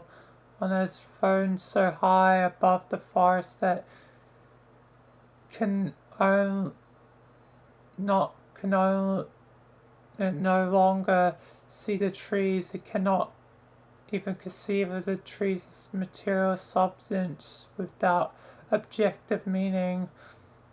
Your singularity of narcissism as an endless recluse existence so dense that no choice but to sprawl out much further than the boundaries of its person in any given universe or timeline. Once carved from that, you become barely dispersible. From a purely utilitarian perspective, killing yourself is the greatest gift you could give to this dying world. A very sacrifice the likes of which this place will never experience again. If your severed head could speak, it might say you're welcome, but even then maybe it wouldn't. It might not care enough to do the shallow realm, even the basic courtesy. We may never know. Your severed head remains suspended in the loop of a noose tied under your jaw while your limp body bounces off the side of the bell tower and tumbles to the grass. Screams from below, the horrified caprician by a standard scan run. Your body tumbles down the side of the hill, spraying blood from its neck in a volume that makes the foot of the tower look like the scene of a massacre. Your heart keeps beating after you're dead. It keeps beating till every drop of blood is forced from your corpse. The sea of gore drenching the earth, the scene of your demise. Your body doesn't get up and your head doesn't open its eyes. And you think so little of yourself as a moral character, any act of self-termination will result in a death that's just.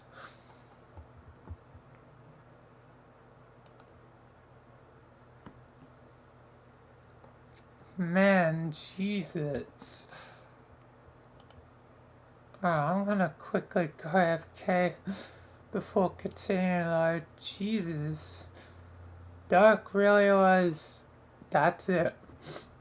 Jeez. Anyway, I'll be back.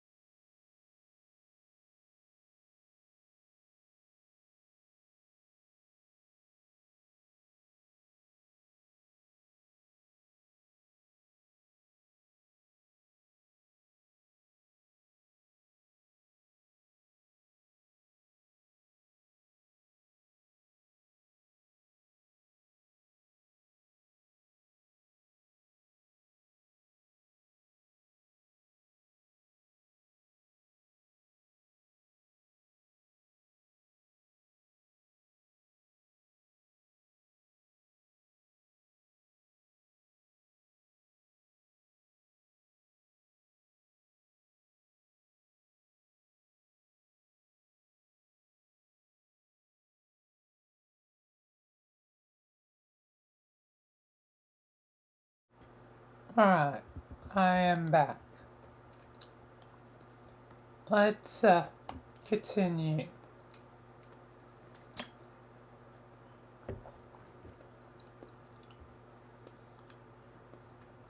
The rain is coming down in sheets.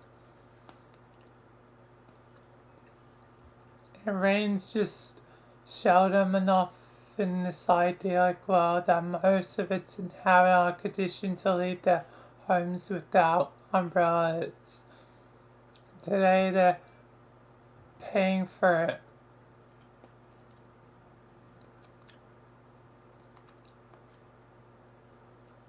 The press clamours at the edges of the funeral procession, getting soaked to bone and oil exoskeleton. John ducks his head away with from the flashes. Camera still uncomfortable with his position among the pallbearers. He didn't know Dirk well, but he couldn't refuse a direct request from his grieving bro. He ventures a glance at Dave, who is at the front of the line carrying a small casket containing Dirk's decapitated head. The actual casket is unusually heavy, not just because Jane insisted on having it crafted from the finest quality timber on the planet, but also for someone that fathomable reason Dirk is going to be burying with every single one of his shorty anime swords.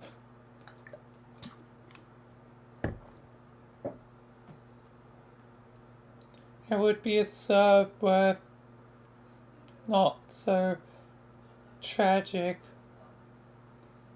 and also possibly predictable.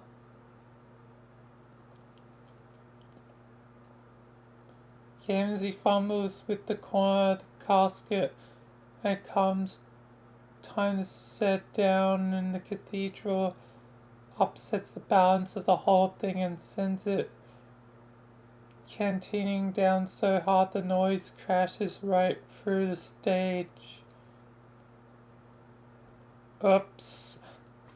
Motherfucker. Oops. It's fine. Gam's accents happen. John presses his mouth into a flat line. He looks at Dirk's casket, sitting diagonally in a hole and propped about 13% of the way open.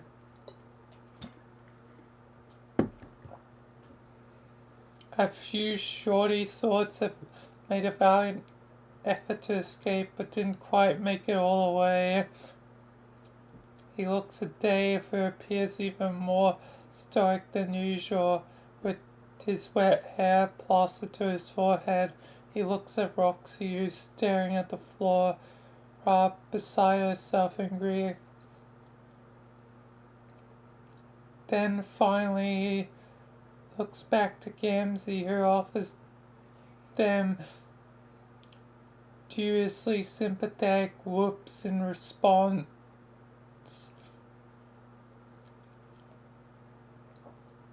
Today is not the day to push it, he thinks to himself.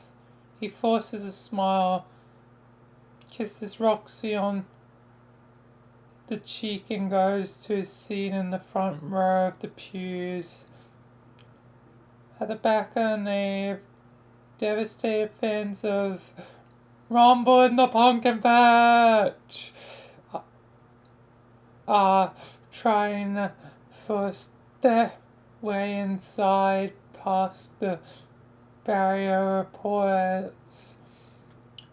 Jane drags Jake off the wrist to deal with them as Roxy approaches the pulpit, looking miserably ghost-like in the violet morning clothes. Hey, thanks everyone for joining me today.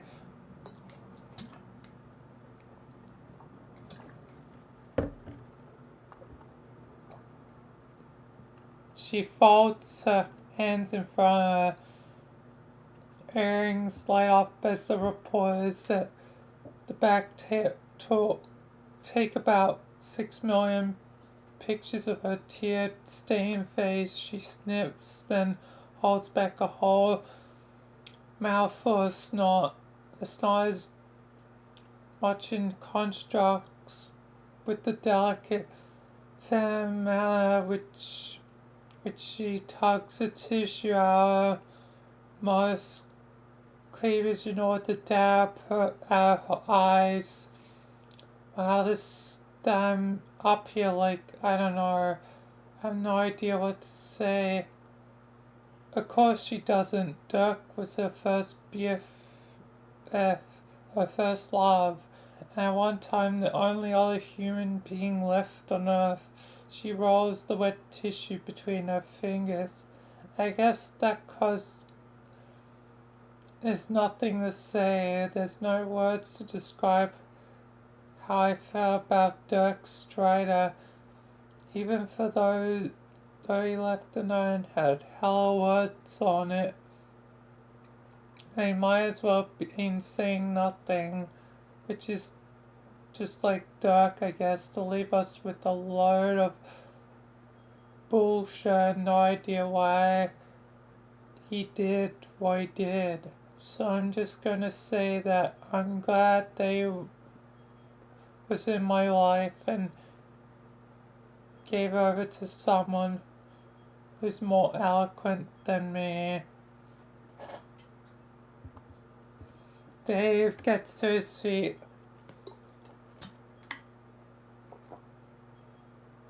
Unwinding his fingers from Jade's, he walks to the pulpit with his usual smoothness, but pauses beneath the giant stained glass window to run the heel of his palm under his shades. The camera bulbs start cracking away like crazy. John whirls around in his seat to glare at the reporters, putting a finger to his mouth to shush them.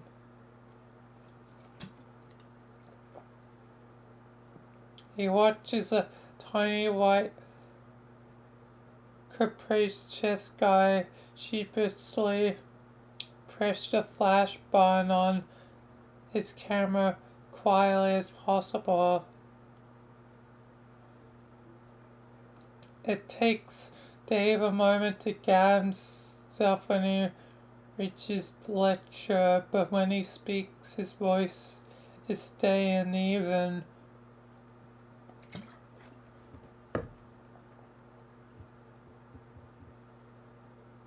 Hey guys, want to apologize in advance because this is all gonna get real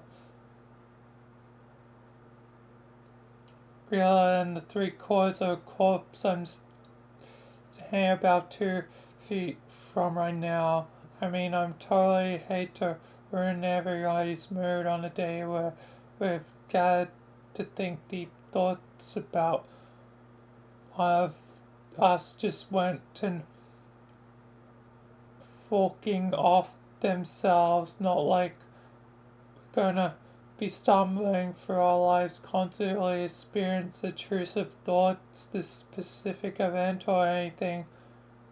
Hey, remember while God how Dirk looked with no head?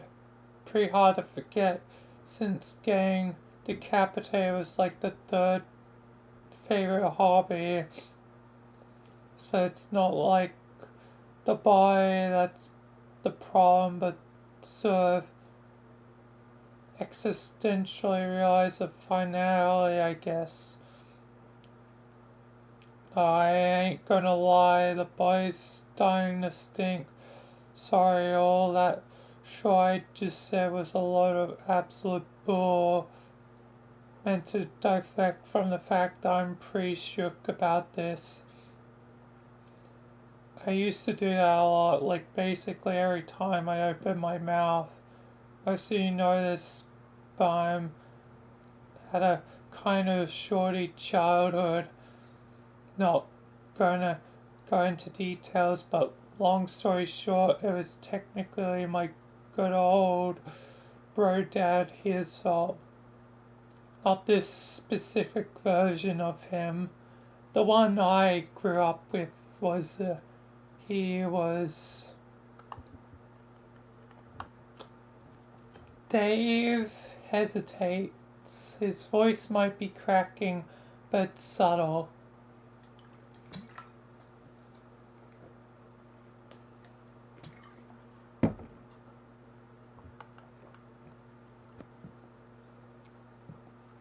He was just an absolute bastard, no offense to Dad.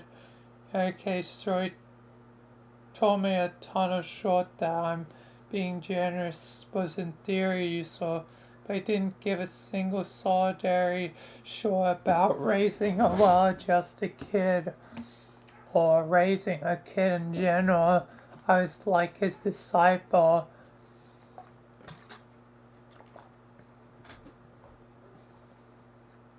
And all that mattered was his grand design or whatever the fork.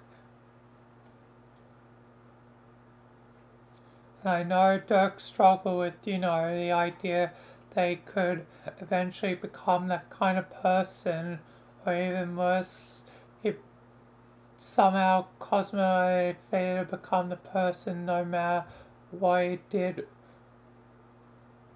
wanted or did to prevent it. That's probably how he managed to off himself in the first place, considering the mechanics of God Tier's work. Maybe he'd been struggling with the whole time we've been here on Earth. See, who knows with him. He's always so inside his own head, I can't even imagine what insane train of thought led him to decide this was the only option. But I don't think he wants beating ourselves up about it or torturing ourselves trying to figure out what it forking meant. Especially Jake, Jane, and Roxy. He loved you guys and wouldn't do anything to hurt you. Well, not intentionally, I mean. Anyway, all that sure about my bro, I'm over that. Like, it's as much as you can get over it. There's a subconscious response to certain stimuli you can't exactly rewire, but the conscious part of my brain is all like, sure do. I feel great. What the focus hypervigilance. I love being alive and having all the friends who care about me and don't beat the shit out of me every day of my life, etc.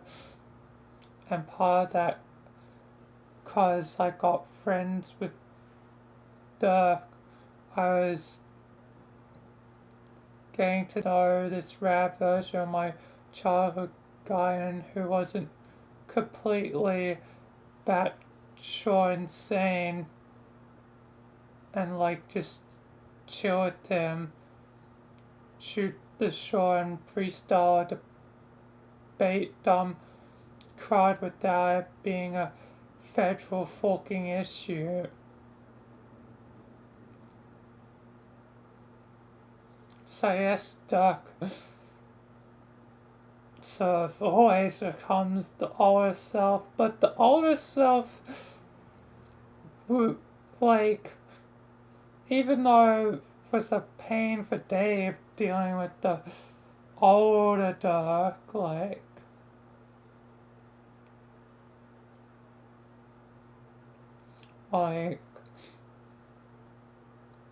that Dirk was still kinda a good guy, and the end. So why, yeah, and why is this one choosing to be evil, at least in the meat timeline? In this timeline, it doesn't even matter because he's dead.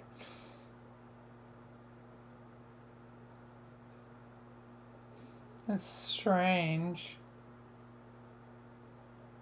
More than they treated me like I was on the level with him.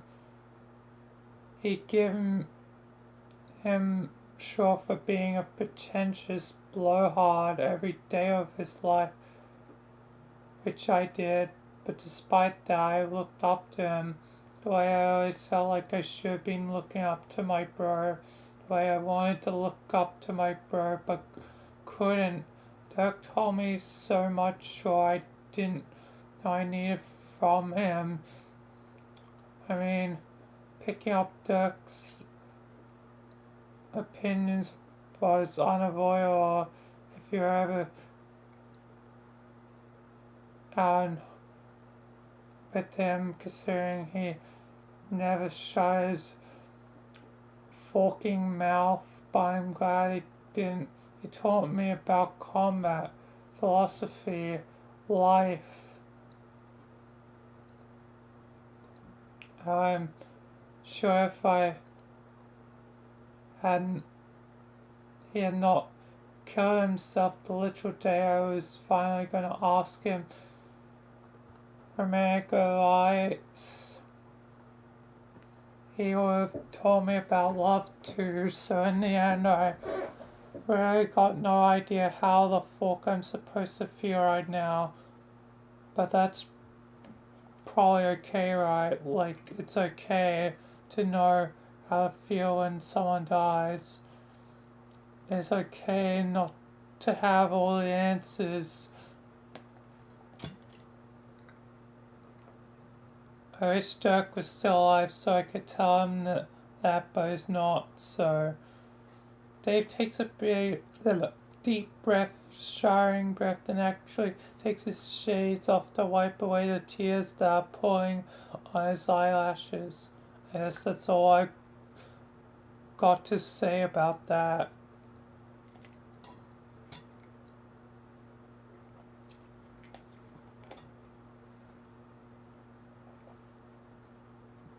Jake is openly weeping by the time the speech is over, his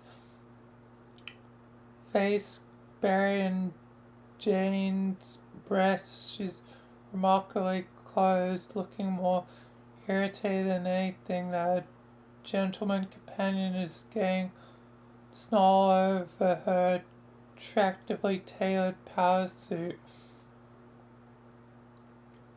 Dave leads the stage, face turned away from the glare of the camera lights, and Roxy takes her place at the pulpit once again.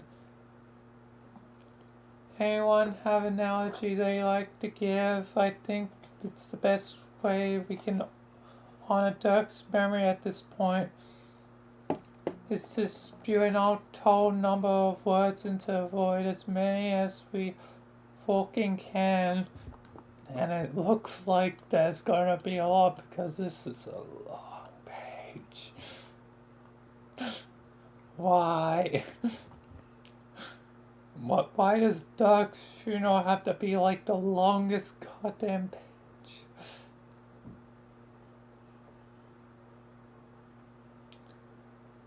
Rose, who's been staring off to space with a particular expression of her face during Dave's speech, snaps to attention. She brushes off Kanat's hand off her lap to stand, but it's interrupted by the horrible squelching sound of Gamsey lumbering to his feet as his wet, oversized boots he strides up to the pulpit with the precipice, lazy gait of one who's grown too comfortable with a lifelong tendency of unwillingly inspiring others' contempt, and braces his arms on either side of the lectern. If this church were an adjacent room full of wet dogs eating garbage. Everyone in attendance would run to a room immediately to escape the stench emanating from the smiling clown. Silent expression distorts to become something which can only be described as leer. What's up, this most righteous and frowning of days, my beaches? Oh my god, no one wants to hear anything you have to say, Gamzee. Haha, you still got it, brother. My motherfucker comedy in the preluck. The mirthful noise you hear still slaps my mang. It's not a fucking joke. Gamzee clears his throat quite loudly and abruptly. Suddenly, ear-showering echoes throughout the church. It sounds like someone just threw a toilet in a wood chipper. Ninjas and gentle Minecraft toads. We gather at this shrine of worship to whatever false idols of Messiah these homies get their devotion on for. But that's okay because we motherfucking unified today, no matter what our bad and different beliefs say it.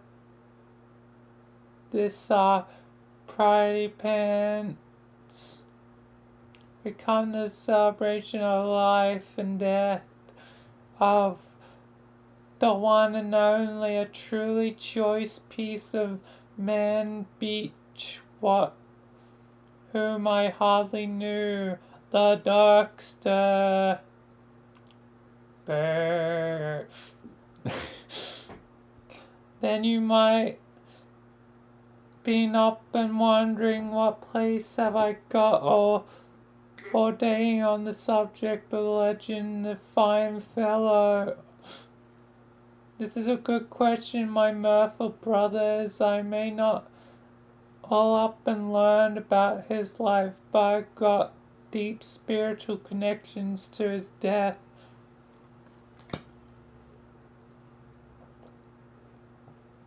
It just so happened that fate brought me into the doorstep on the very day he went and motherfucking choked it off at the neck.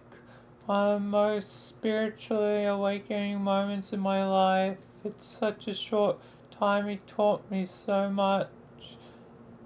There was no coincidence, it was a higher power guiding my path. These powers made sure that I be there to receive a great warrior's final message and relay it to you on this dark and dreary day of death. Honk.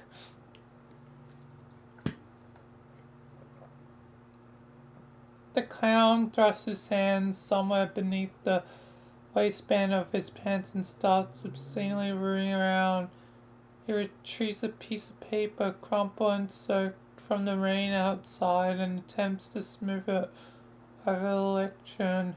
The wet paper breaks apart immediately beneath his oafish clown paws. Oh, shiz. I guess I got too up and winged it.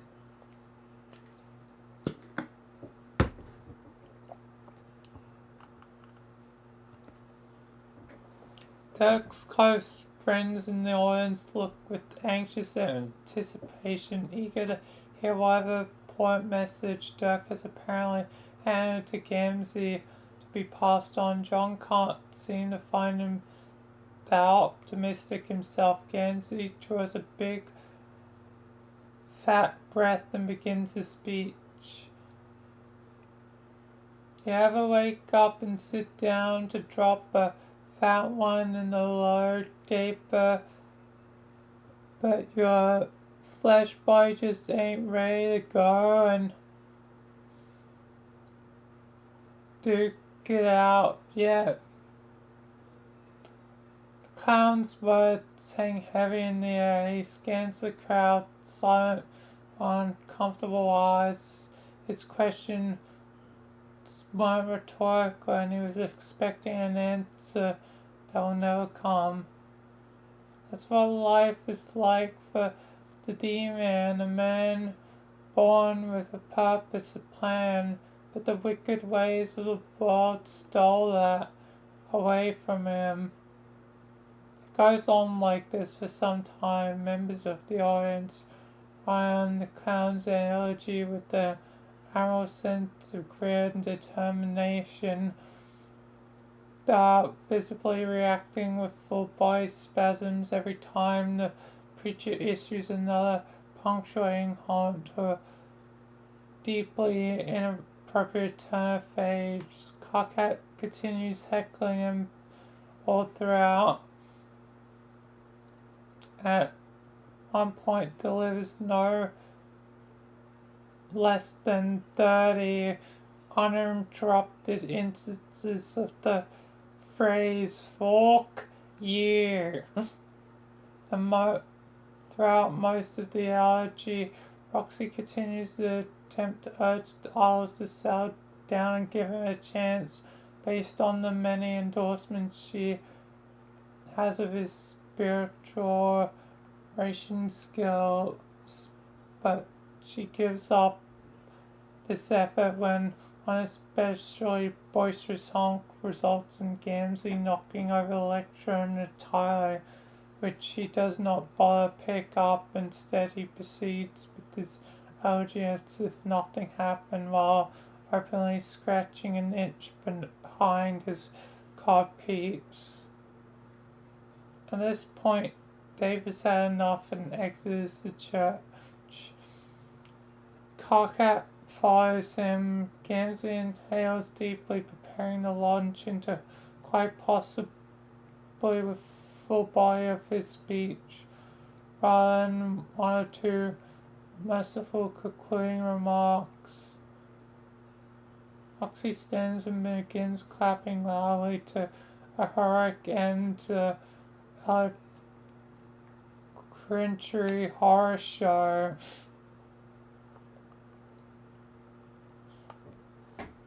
Wow, wasn't that great, folks? Wow, I knew this guy wouldn't let us down. Bravo, damn, I feel like I never heard another word of this guy said that be fine because we're all just so perfect anyway. More will only dampen this perfect memory he gave us. Take a bow, Gamzee, and then, oh yeah, the exit's that way. Honk. She nudges at Jake. Hey dude, can you get up there and say something? Palate cleanser? Gulp. It was your best, bro. Come on, man. You surely have something in your heart to say. Okay. Hey everybody, it's Jake's turn. He's got a few words he'd like to say about a departed buddy.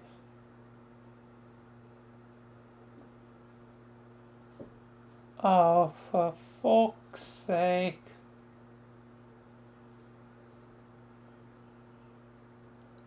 John mutters a few impressions under his breath and gets up before Jake can take the stage. He's concerned about Dave and heads for the exit. Being Gamzee there easily, Gamzee strolling so leisurely, in fact he's barely even made it off the stage yet. John pushes on to the churchyard. The rain has receded into a light drizzle, which is nice. Much like being trapped in a high pressure shower and more like being sprayed with the plant moisture. He looks around the largely decorative graveyard and spots Dave and Carcat huddled together beneath the eave of the churchyard walls. John begins to move forwards towards them, but stops when he notices how close together they're standing. Dave's got his suitcase unbuttoned and pulled over Carcat's head to shield from the rain. Carcat's the one talking, his caterpillar eyebrows furrowed, his gaze soft, and is saying what makes Dave turn his face away, but Carcat lends a hand in his shirt and tugs him in, forces him to make eye contact. They both go still, seemingly to realize how close their faces have got, how Carcat's fingers are brushing down the length of Dave's torso. Dave drips down so their noses are bumping. Carcat's eyes are so wide and amazing they don't pop out. For a moment it looks like they're going to. John sneezes.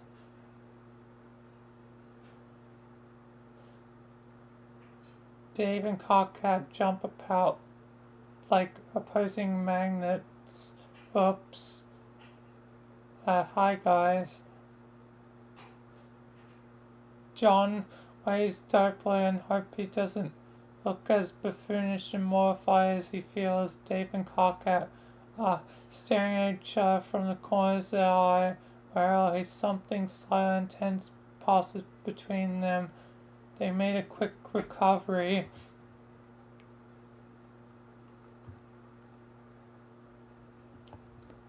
Hey, I see that even you can bear Gamzee's asinine, brutal, and 100% non-consensual assault on the listening creators, and also the basic decency which is sentient beings apparently owe to one another on this planet.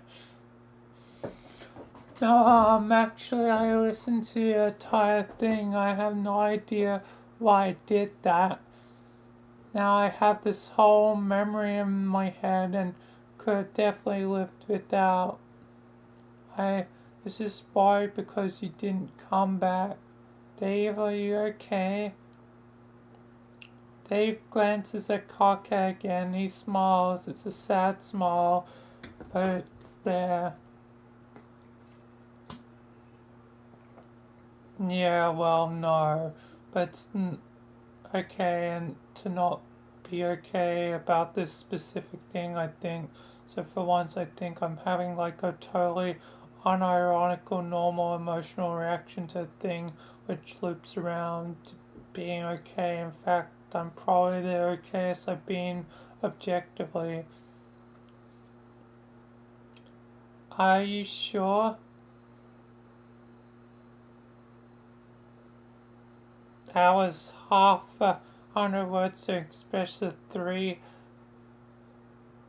letter sentiment. I'm sure he's doing fine. Because I was thinking. John chews the inside of his mouth and blinks at his hands. Now that he's paused to think a little, why is about to offer a pretty weird way to console a friend after the death of a loved one. Do you want me to go back?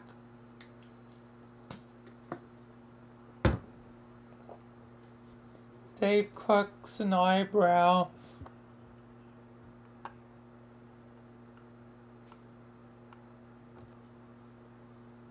Go back? With my retcon powers, I could go back and stop him. Dude. Dave shouts at the same time that Carcat shouts. John, what?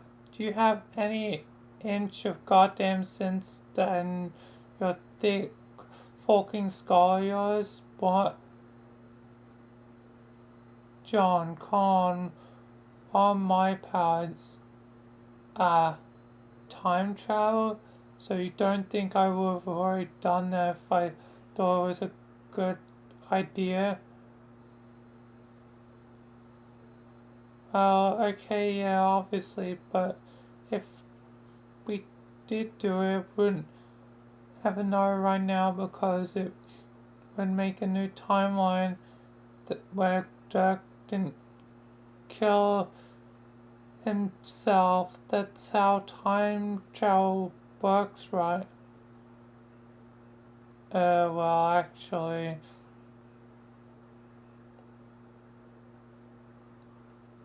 Dave makes a wavy hand gesture that implies he's about to jump to a rant about causality or whatever. John cuts him off.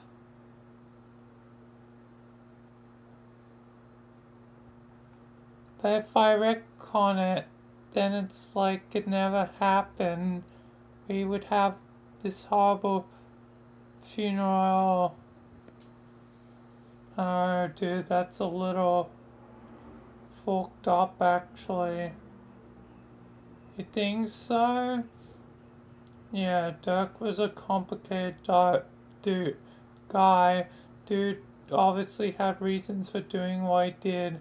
If you go back and rewrite his decision, it's like denying him his own personal autonomy. I didn't think about it that way. Don frowns. Dave opens his mouth to say something else, but is cut off by Jay poking her head out of the church window. Dave, Roxy's wondering where you are. Be right there. How about you, cockhead? You coming? Yes, God. Can a man stand on a moist and dreary piece of religious property to help console his main bro? Jesus, for God forbid we upset the carefully orchestrated funeral programming which just featured a segment wherein a deeply unpopular clown pissed himself in front of the clamoring paparazzi. Oh Lord, you dumb baby. Kaka, looks like to me you're the 1/3 wheeling Dave and John's poignant bro time. So why don't you get your bar over here? Fine.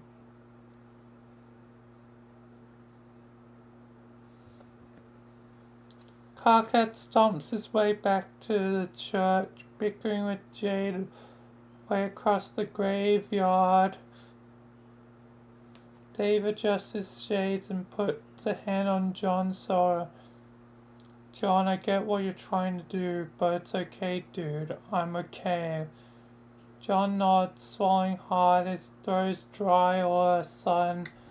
Dave turns and walks back into the church. Once John is absolutely sure Dave is gone, he closes his eyes, breathes deeply through the nose, and raises both hands. Nothing happens. John cracks one open. It's been a while since he tried to do anything more complicated than going out for dinner, to be honest. He's just forgotten how to evoke his game powers. Do the windy thing, he thinks to himself. Brisk breeze howls through the graveyard, rustling the leaves of the nearby tree. Nope, that's all good. Do the retcon thing, he thinks much harder than he thought. Doing the last thing, still nothing. That's weird. It was working just the other day. Oh, he can't do it anymore. As Rose said, it's today or never. Now it's never, so he can't use the powers anymore.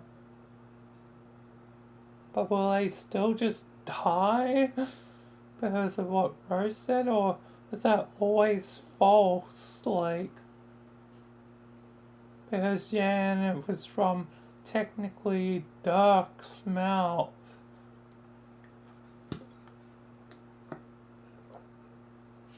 So did Lord English really need to be fully beaten, killed?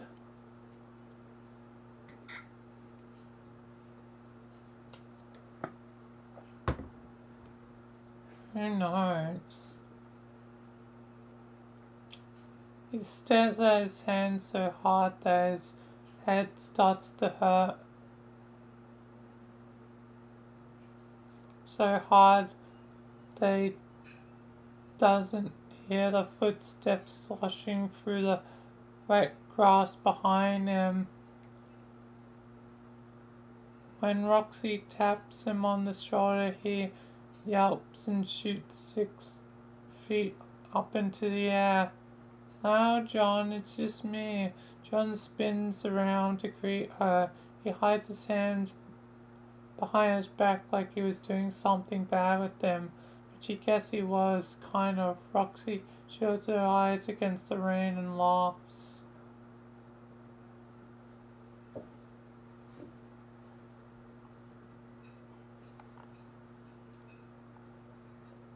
"Doing okay there, B?" "I'm fine." "Wait, B?" John lands softly, close enough to Roxy they can slide a hand up his arm.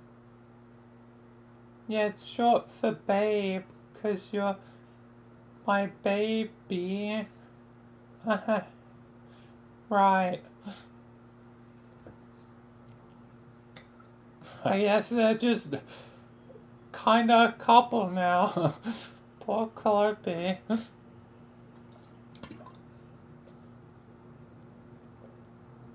John feels himself flush and runs an awkward hand through his hair.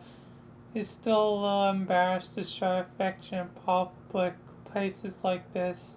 He slips a hand into the small Roxy's back and feels a pang of guilt about what he saw transpire between Dave and Carcat earlier. Is Dave okay? "Yeah, I guess. Are you okay?" "Yeah." Her gaze gets distant as she stares at something over John's shoulder. While she's thinking about it, tugs a soft smile across her face. "Yeah, actually, I'm more than okay, 'cause I've been thinking." "Oh?" Roxy starts dancing her fingers up John's text. "About you and me and this." She boops him on the nose. Damn, this is kind of fast.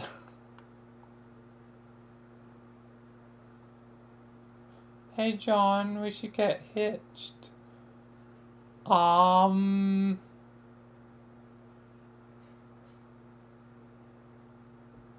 John stares at where Roxy's fingers still pressing down on his nose and goes a little cross-eyed as his brain tries to process what she just said.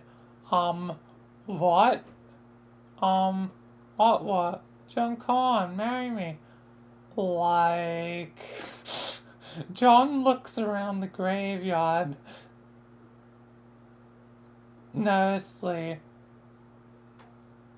"Right now?" "I'm out totes. We're already at the church and everything." Oh my god. John? "Oh my god, are you serious?" Roxy starts laughing so hard as to wipe away with the tear.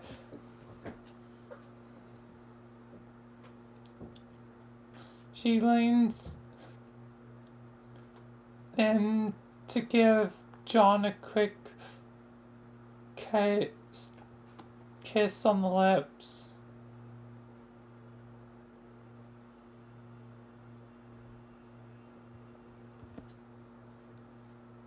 No, lol, John, you take everything so literally. It's fucking adorbs. Is that why you want to marry me? Yeah, I'm off the charts with all my jokes and sure, I got even all that out. It's like this huge helping of clueless nerd. Roxy. Okay, but let's be serious here. Moment. I actually do love that you're so honest. It's cute as fork, and also I also know always where I stand with you. Roxy. Besides this whole thing with Dirk, it makes me realize that even though we're not necessarily gonna live forever. Life's too short not to spend every moment with the one you love. The words hit John like a sucker punch to the gut. He goes breathless with shock, adrenaline pumping through his blood, rushing in his ears. When he speaks, his voice is hoarse. You love me? Yeah, John, I love you. I'll marry you and spend the rest of my life with you and pop up a bunch of cute little buck-toothed babies with you. Oh, wow, Roxy, that's a lot. Oh, you don't go answer right now, just, no, it's on the table.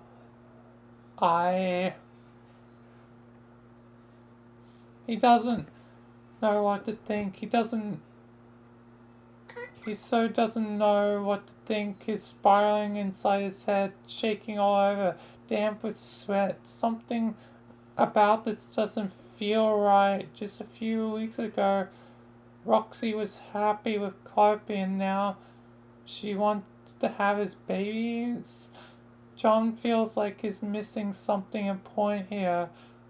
Like he went for a bathroom break during the part of the movie where the plot twist happens. He should give Roxy some time. Give himself some space. It's all happening so fast, it's suffocating. On the other hand, isn't that's how love's supposed to feel?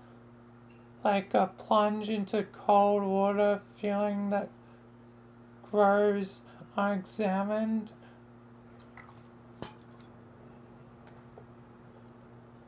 And then get so big that the realization washes over you like a wave. Roxy's unbearably beautiful with moisture clinging to her eyelashes and a smile that only smiling because of how much she likes him. She likes him so much that she wants to be around him every single day. John's stomach feels like it's doing pirouettes. His hands come up around Roxy's shoulders and he keep going until cupping her face in both hands. He starts giggling. Okay, let's do it. Roxy waggles her eyebrows. Oh, you want to do it? Yeah, I mean,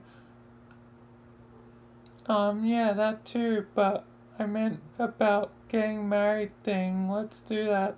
Let's totally get married. What the hell is...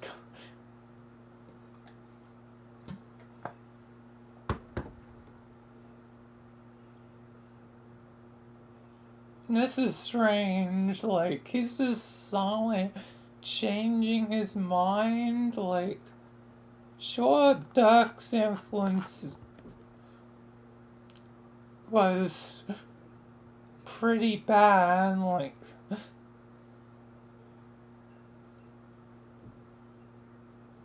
but what the hell is happening now? Feels like someone else is controlling things. I thought it was Clopey, but I don't know. Unless she's really just given up that much, it's like influencing him to marry Roxy. This is very strange. Like, Calliope really just gave up that much. And if she is in charge with my current working theory, because who else would now be taking the narrative strings?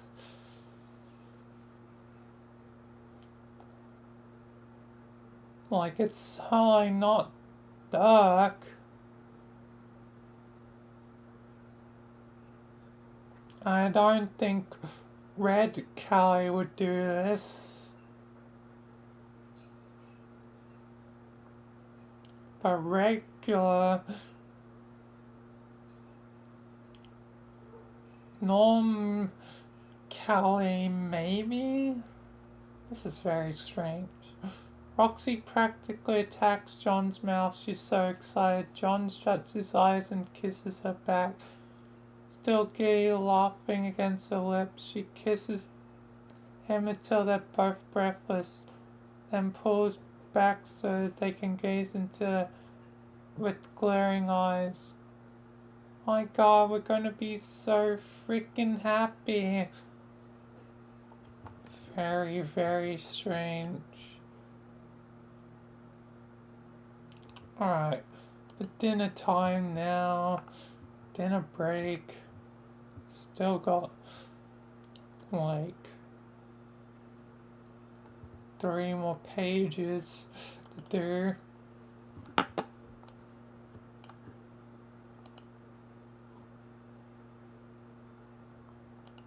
That was a long page for just the, funeral. But yeah, I'll be back.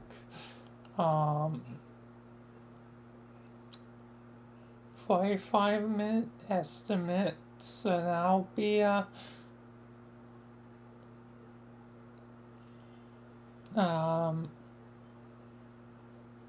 25 past 8.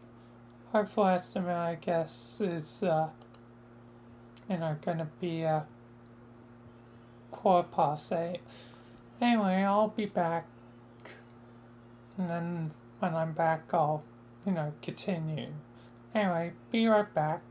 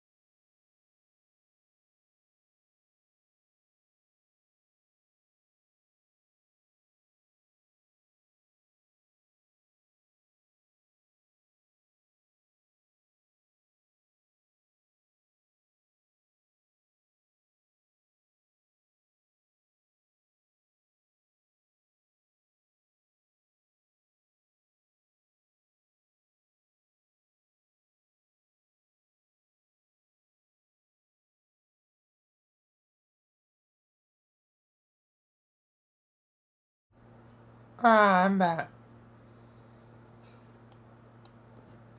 Let's, continue.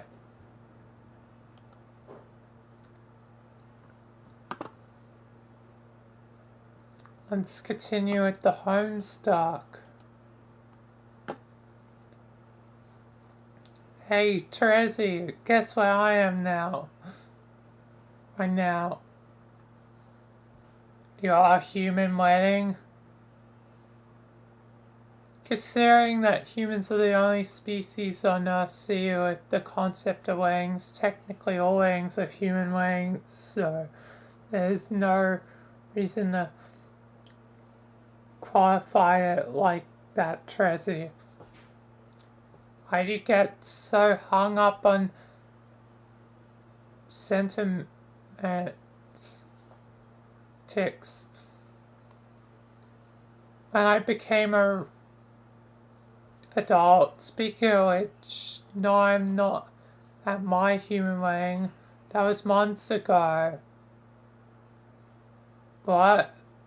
You forgot. I thought you said you try to make it back in time for it. John, I talked to you yesterday. Wow, I knew time moved differently out there than it does here, but that's really something else. It's been almost 6 months for me.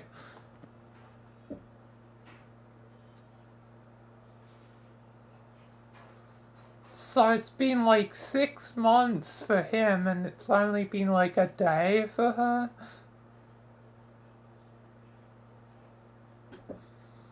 Jesus, then yeah, I'm probably right though, the meat. But how could time dilation be that high?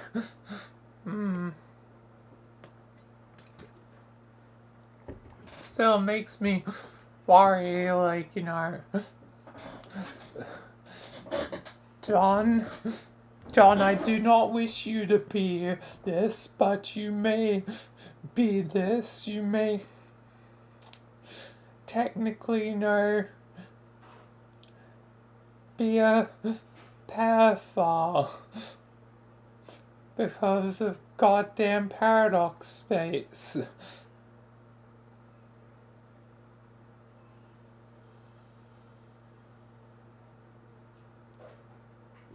That's just the facts. That's just how the goddamn cookie crumbles because of time dilation. Well, I refer to it as time dilation at least because of my own series, but yeah. Jesus.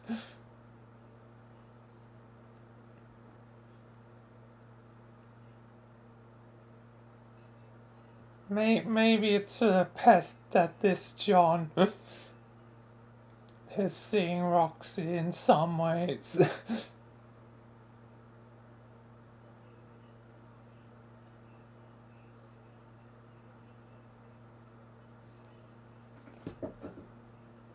It still feels like it might not be entirely his choice. As he just so went into like immediately.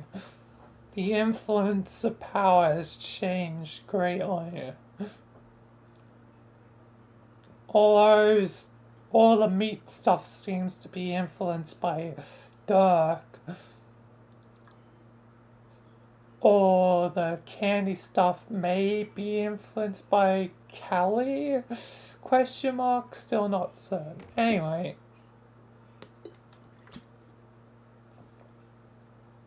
Okay, well in that case I guess I can forgive you for missing my wedding. You can do that if you want, but I never actually asked for your forgiveness. I have no intention of apologizing. It's not like you need to apologize to. Everyone wanted to see you. Kanaya, Dave, and Carcat all asked about you like a million times. A zillion times.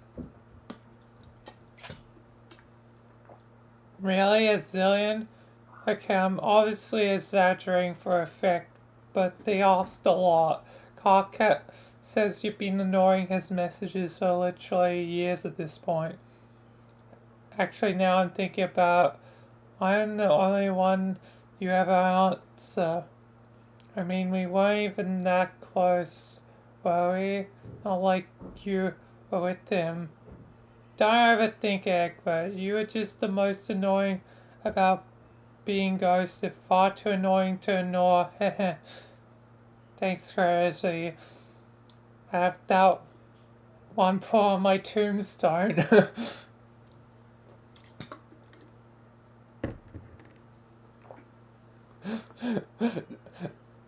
Meet Timeline's tombstone reads, too annoying to annoy.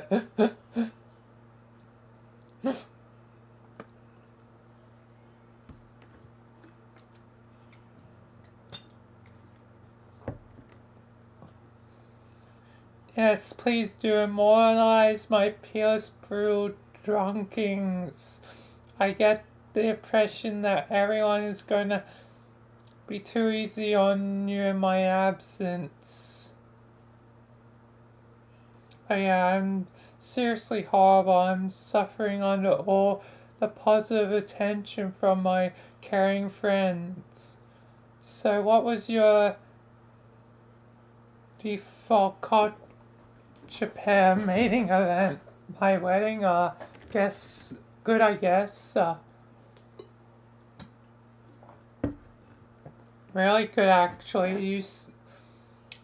You should have seen Roxy. She was so beautiful in her dress. I mean, there are some awkward patches, but it was mostly okay.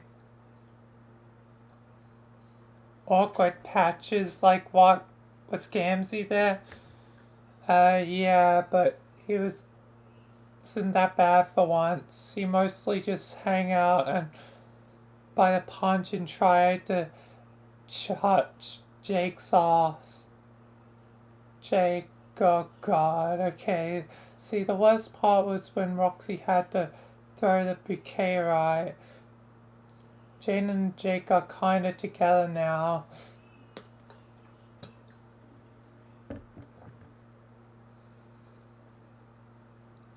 Oh god.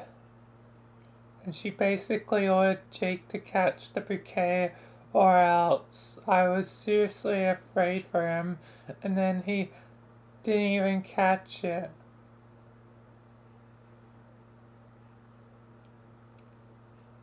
Why did she want it so bad?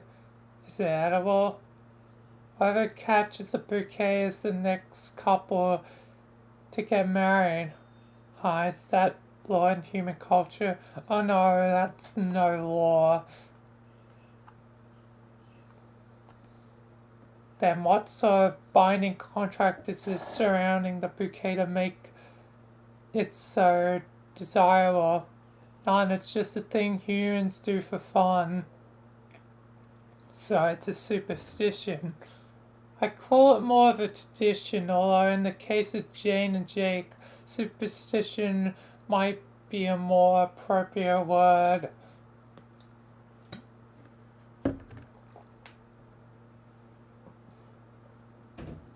This story has a lot of extraneous details. You're really bad gossiping. Do you know that, John? Get to the juicy bits. Who caught the bouquet? Oh, well, it was Jade. Jade, Dave, and Carcat. All three of them? Does that mean, yeah, they're all dating? Or rather, Jade is dating them both. Dave and Carcat haven't exactly figured out yet. As much as I love Jade, I don't actually think she's helped matters by putting herself in the middle of it.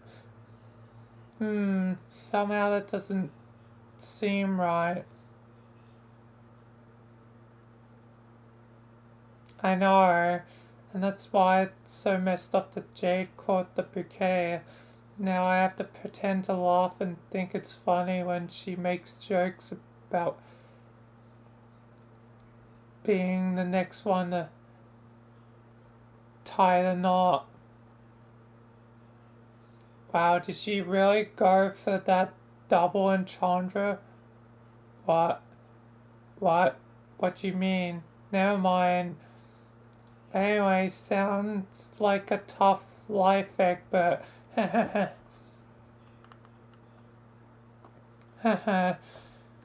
okay, you're right. Things are pretty good right now if the worst thing I have to complain about. Things will probably work out for these three anyway. Things have always worked out between all friends. We'll known each other for so long for anything to cause a personal rift.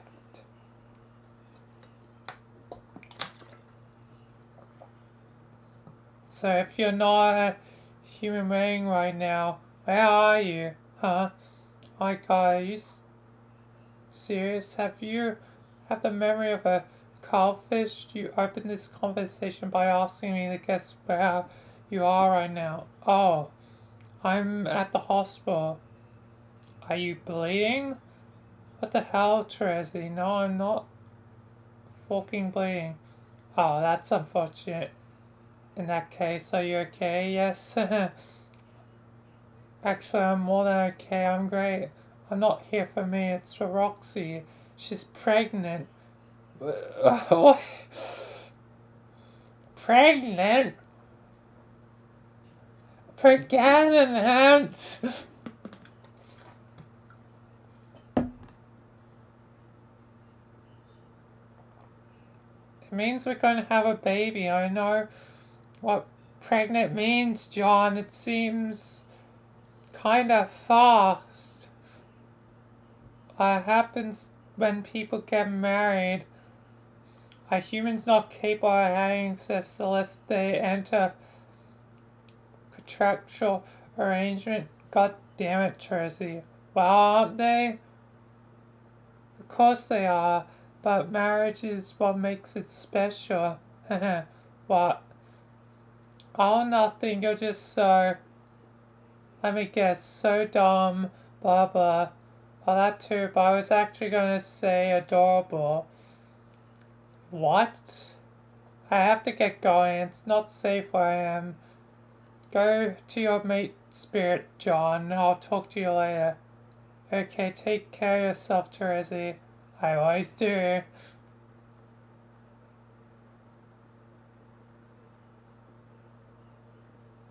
That's just on this line.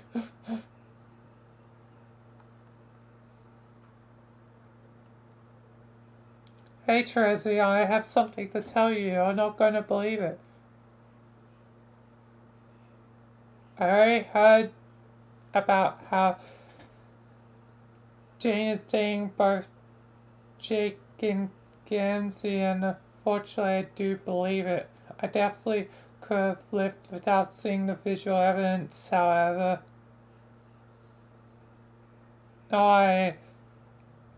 Wait, how do you know about that? Time is skipping crazily.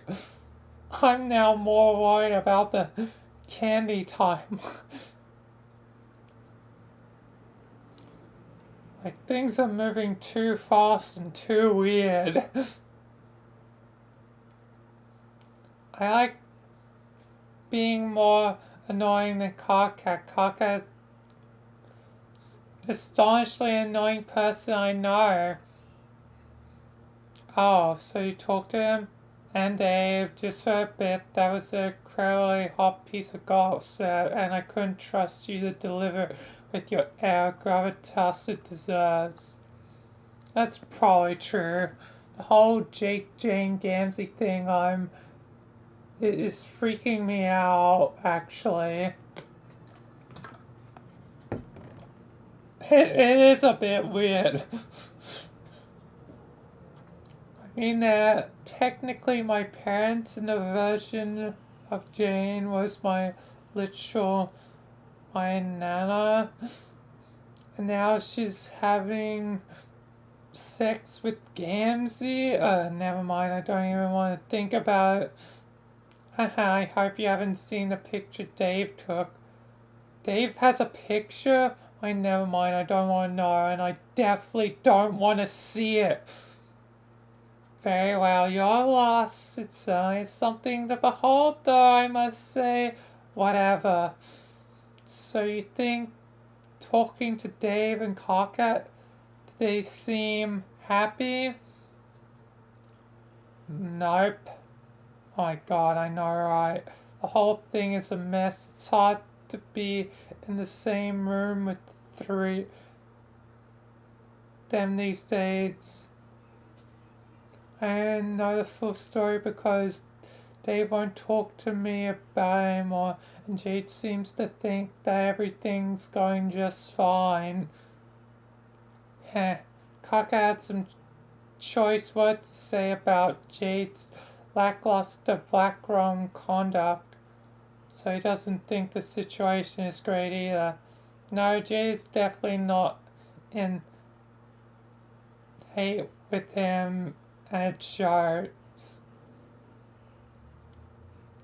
Yeah, it's probably not really hate when she's so horny.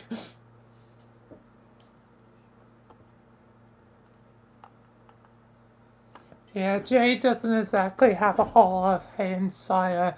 In fact, it's probably the opposite. I think she was alone so long that, like, she stored up this huge reservoir in love, and she has no idea how to put a dam on it. I think she means well, and in most ways she's really smart, but socially speaking, I think she might be kind of an idiot.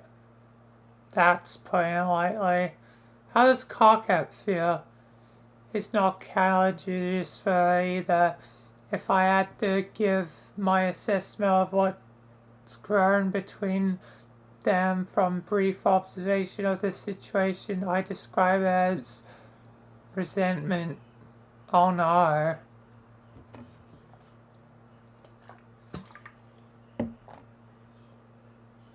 Resentment can be fine in a short-term black affair if the goal was to fill payoffs and avoid calling, but in a sustained romantic rivalry, it always spells ruin. Just like a cool genius relationship PowerPoint for you to be able to communicate with your nemesis.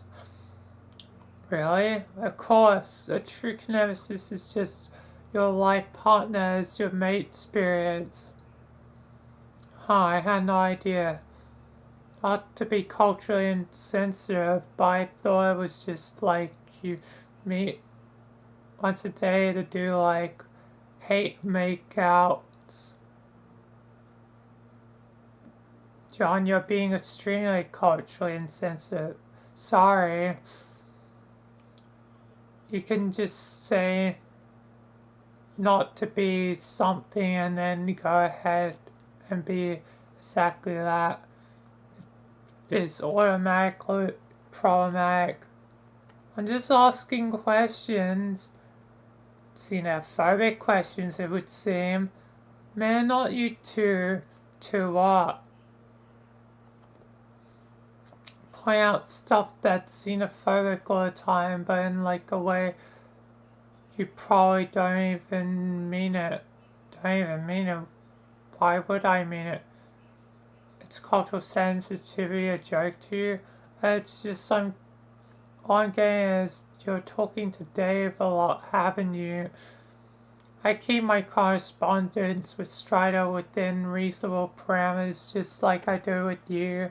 To be honest, much less you when the time for nonsense of cool kids these days.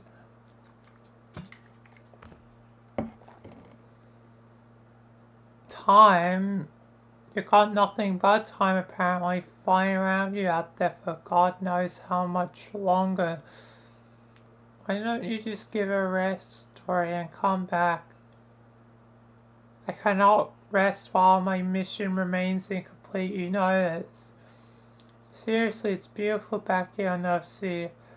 Trezzy, so peaceful and honest, you could check it out sometime.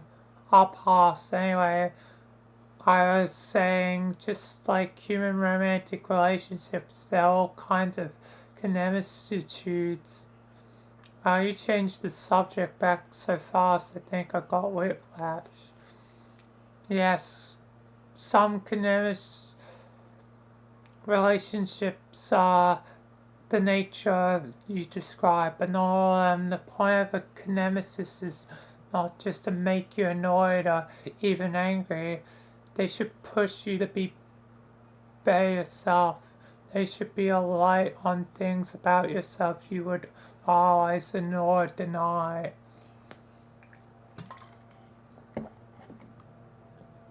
And is that why what? Is that why you're so determined to find her? It is, isn't it? No.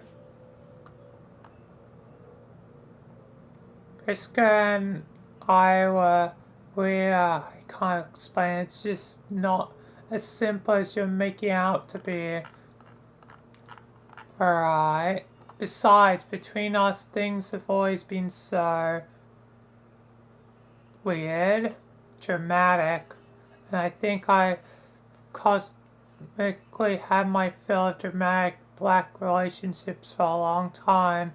If I were even to do black rum again, it would have to be low-key, you know, gentle, teasing, vaguely antagonistic feeling jams, someone who I can both torment and have an honest conversation with.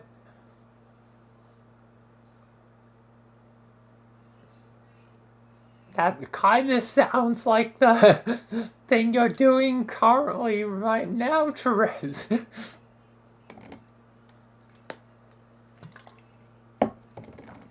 When you put it that way, I guess it doesn't sound so bad.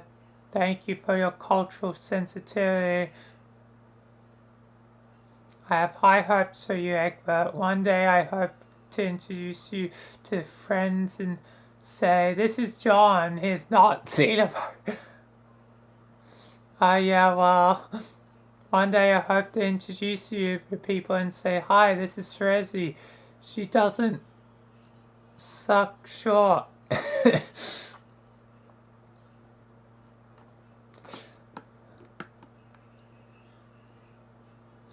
It seems like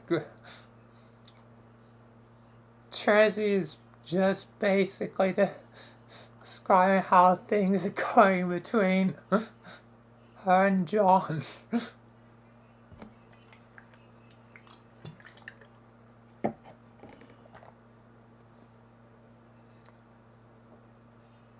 Three months later, John is still thinking about his last conversation with Therese.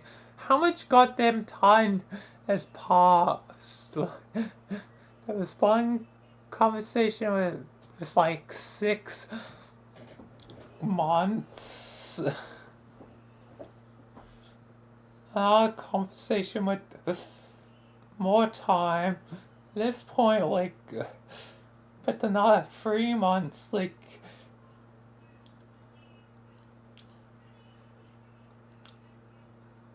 John and Roxy are gonna have like a little baby, like, Jesus Christ.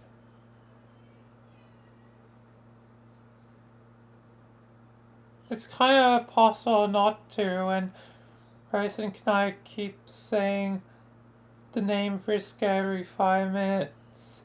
He really thought they were done about the Frisco all the time, but apparently Rose and Kanaya were intent on breathing new life into that tradition.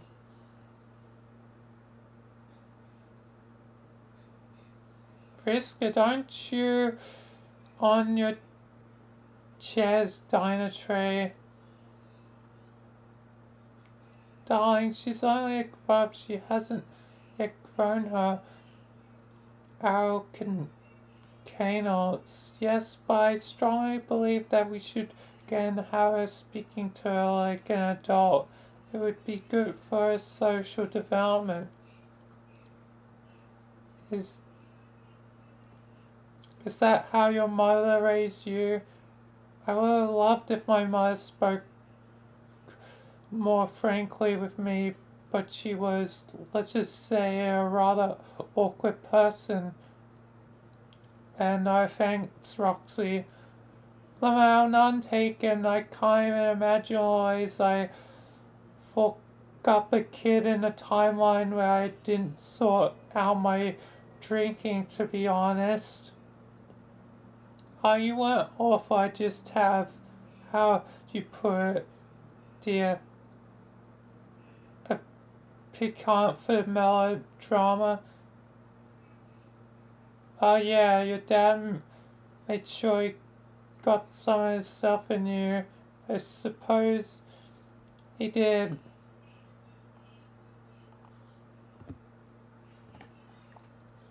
And then everyone in the room observes a moment of silence for the dear departed friend Dirk Strider, except for John, who takes advantage of the solemn distraction to anxiously tap his phone.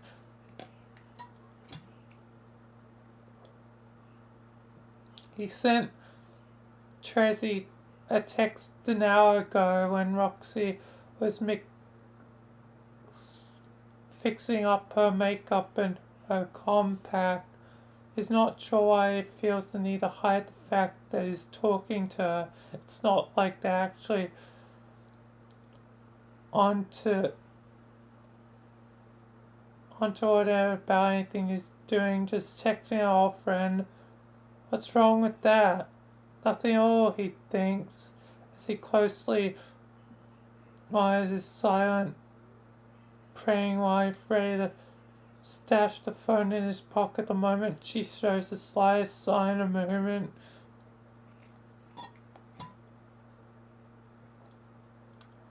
He's still conflicted.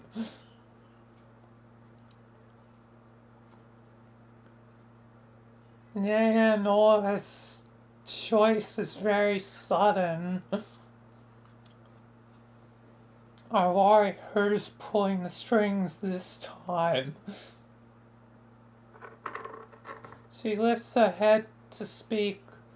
It's like Houdini with that phone. Damn, still can't believe Dirk's gone though.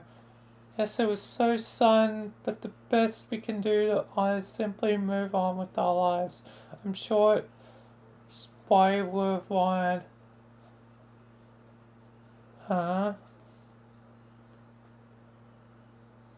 John shoots Rose a weird look. She smiles back benignly, then goes to collect her troll door from the booster seat. She holds baby Vriska close to her chest and leans over to give Kanaya a kiss on the cheek. The precious grub is framed between them. The two eyes are ringed and a halo of pale light at the peak of this magical moment. It should be a beautiful image, but something about it rolls John's gut. Rose sits back down, cradles Vriska in one arm, and she begins to unbutton the top of her shirt with the other. John instinctively finds something else to look at. Anything his fidgeting hands will do.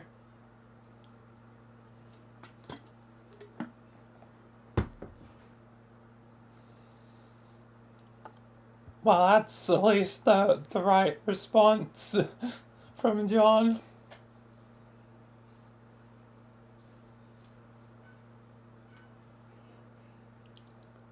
Have you two talked about what to name your grubs? It's just one grublock.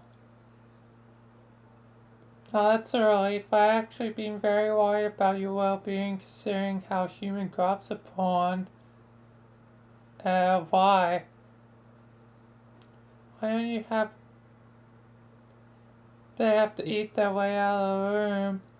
Kanaya, it's what Karkat told me. Karkat gets all his information on humanity from the movies, and Dave is even worse than the movies. Wait a forking minute. What movies are they watching? Nothing too graphically misleading, I suspect. I equally suspect that anytime there's a human birthing moment on camera, Karkat probably turns away too disgraced to watch while Dave continues filling his ear with more lies about human biology. Lol. Then I was given inaccurate information. Yes, woo. If that was true, how would our species have survived? We would have 100% maternal mortality rate during childbirth. Yes, I forgot how primitive medical technology was on your planet. And how are humans born? Use your head for a moment, darling. I see. Lamau.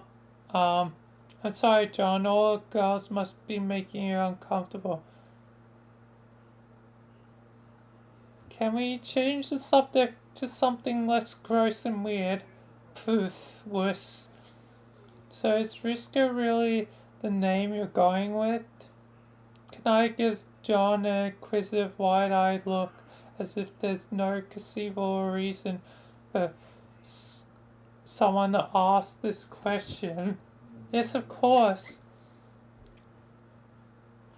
Why would we change her name when she's nearly a year old?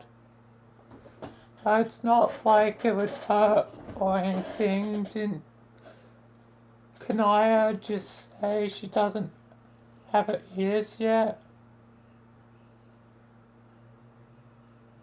Oh my god, John, don't be rude. I'm not trying to be rude, I'm just saying it's a little weird. I don't see why. She practically is a clone version of Riska. Yeah, Kanai, I know. That's why it's weird.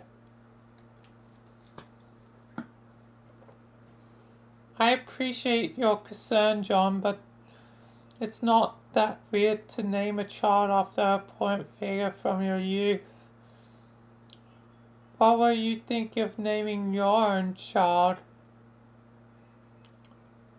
John hesitates, adjusts his glasses for want of something to do with his hands. This is a conversation he's been dragging his heels on for months, but when Roxy first got pregnant, where they all talked about it, but now that she's so close to the due date, all a subject does is make him pulse go shaky. Harry Anderson Egbert. Roxy, I didn't think we decided on that. I don't know, you seem pretty set on it. He was. What's bugging him about it is Roxy didn't seem to have any suggestions of her own. Rose stops breastfeeding with Riska and hands her off to Kanaya. She comes to sit beside John, setting a hand on his knee. She speaks kindly.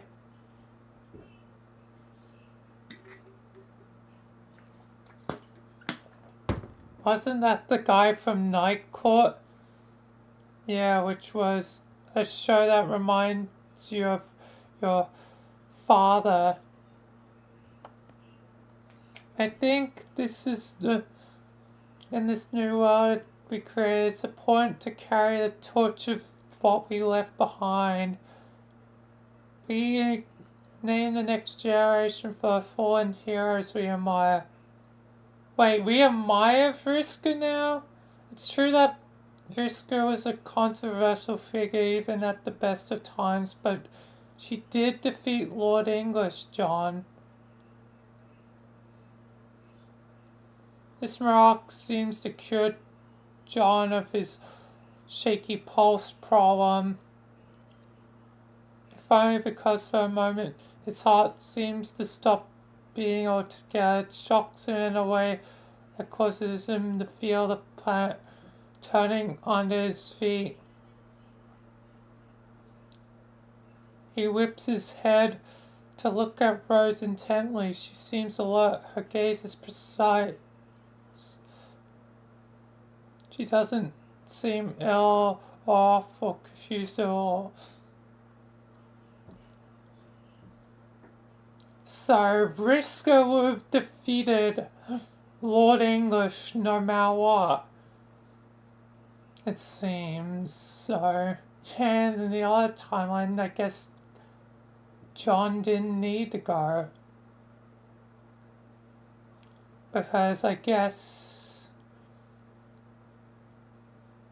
Vriska technically beats him by bringing the army, but she ends up dying, as we saw in the other timeline, going into a black hole, probably. But the pair shows up last minute to basically take English into the black hole, so I guess it was probably a team effort.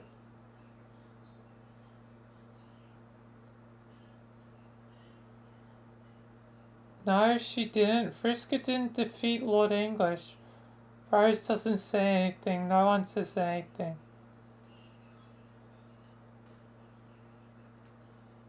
Rose, no one knows what happened to Lord English.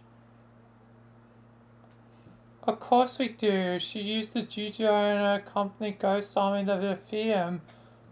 Why else would we be here?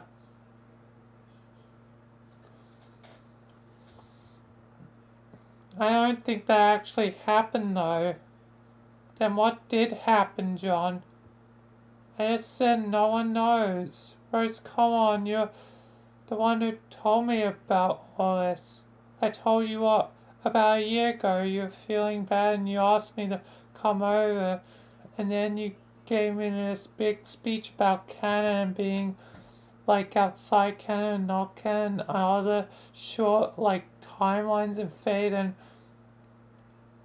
my anime dreams. That's all in the past, John. Everything worked out in the end. Why are you getting so upset about this?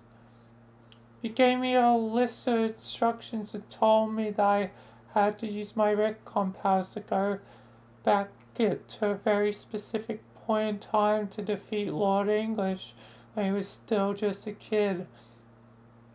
And you told me that I had to do this to validate the sequence of reality, but I didn't. I was all ready to go. I thought I was going to die, honestly. But then you...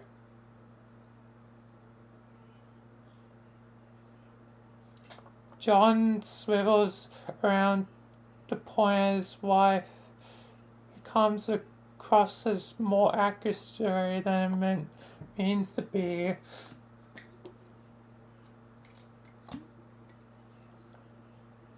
Roxy, you and Kobe told me that I had a choice, and I made my choice, which is why I end up staying. But really, did it really work out in the end? If I didn't stop Lord English then are we even really here at all?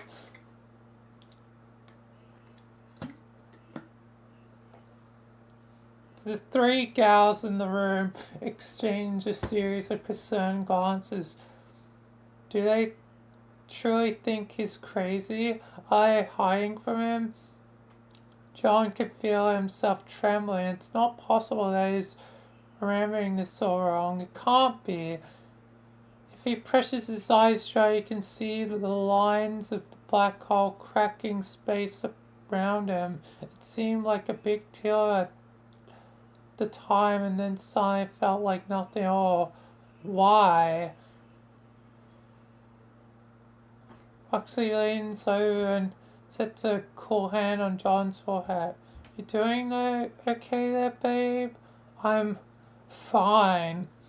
I don't think John's fine. He's realizing none of this is good.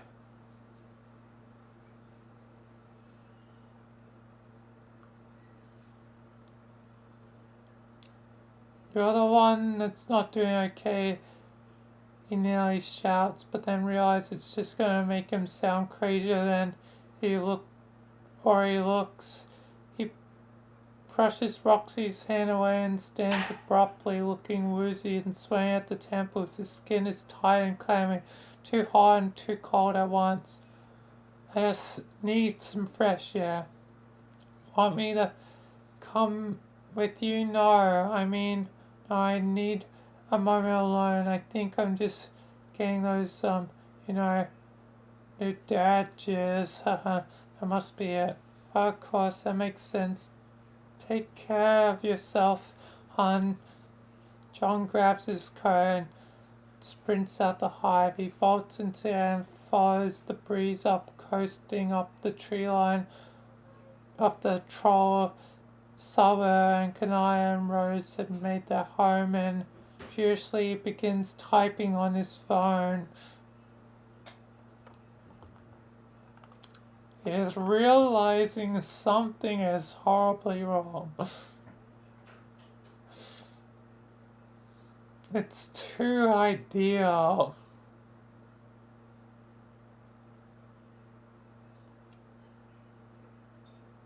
Too good to be true. I'm starting to realize maybe Candy is worse. With everything ideal, like the villain is already dead before they have a chance to rise, like with Dirk becoming basically the next Lord English, like this is all very off. Too good to be true.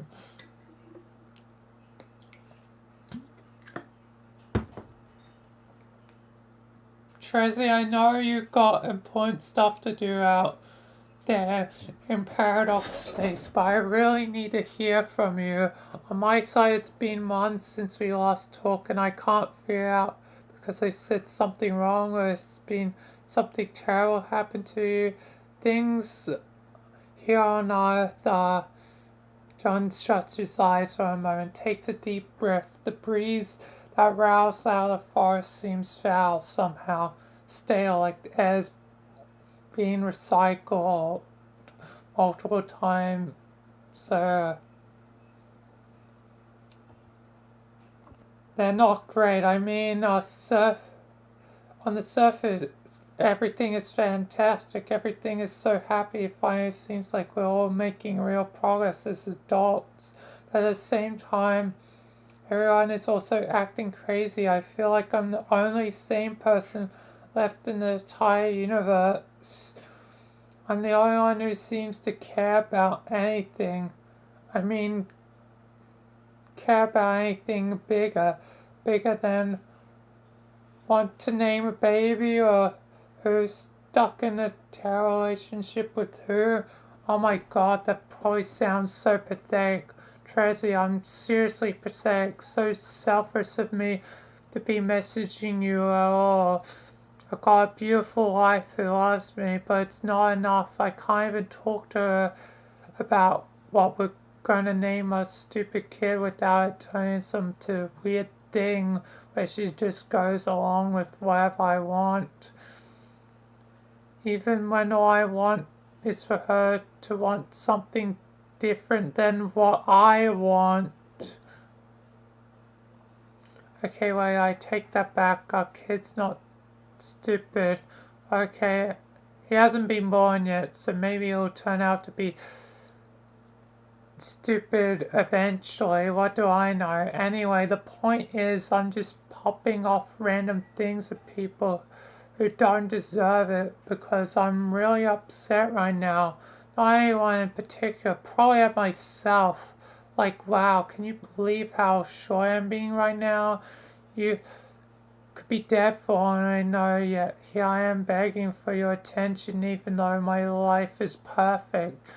But I don't know who else I can talk to. Even Rose is acting weird all of a sudden. I guess what I'm trying to say is you're the only thing that still makes sense to me, Teresa. Right now I actually really need you. Please just come make some sense of me.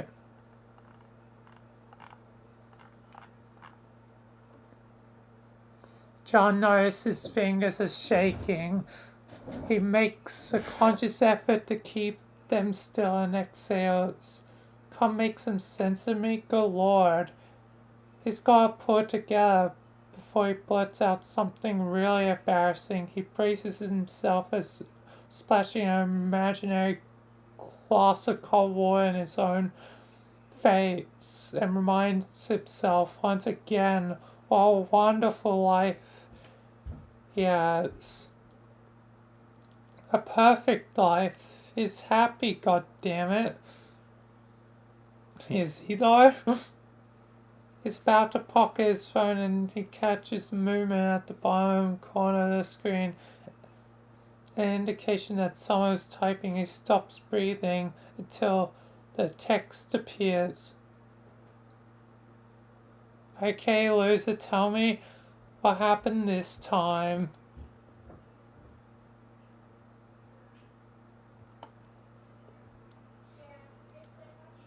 Tracy is the only one that might be able to fix things. She is probably the only hope for the candy timeline.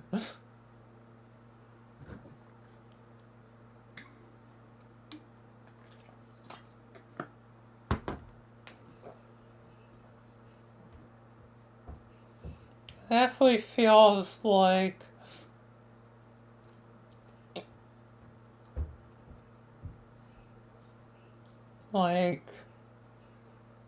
candy, like the tricks to candy, something that makes, everything seem happy,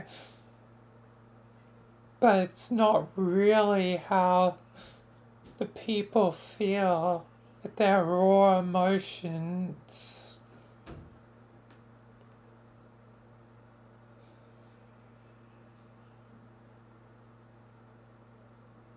Callie may have wanted this, but didn't probably consider consequences because she does seem to know, and with my theory that Callie was the one that set this all into motion and is technically pulling the strings, but didn't really think about the consequence of trying to make everything perfect is not perfect.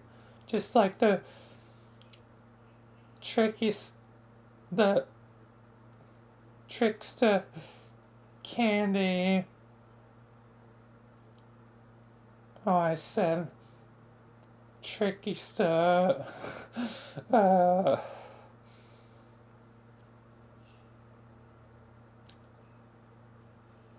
Yeah, my old friend, who, did what, Doc did.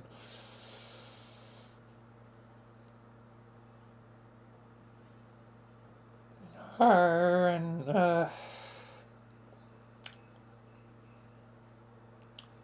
not great thought. Half.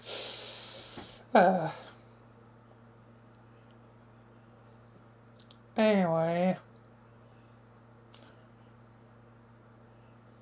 But yeah, it seems like, Callie, this is more like unintentional, probably.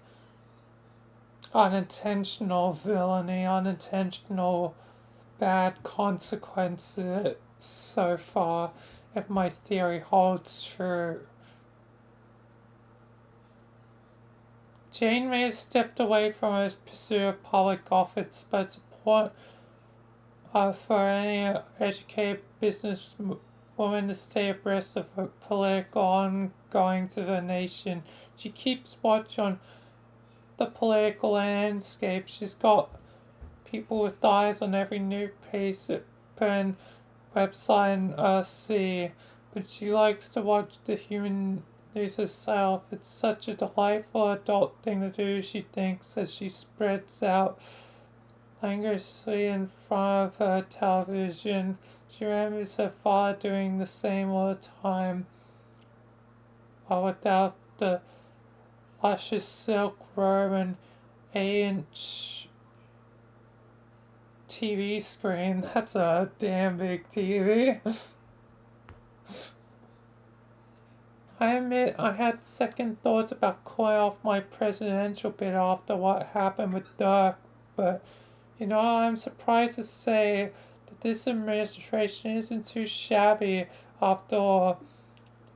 I was really worried that one of the candidates would naively roll back the troll population control and once Kanai got the monogram up and running. But they're taking a really hard line on this.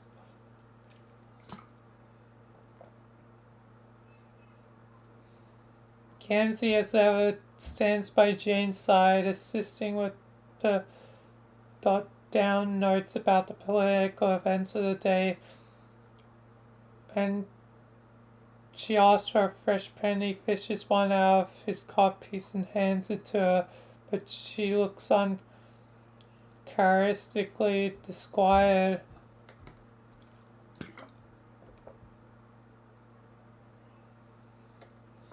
Also, I remember and realized something. Just randomly, point out, but and it's 13th of April today. It's the actual homestuck in our anniversary.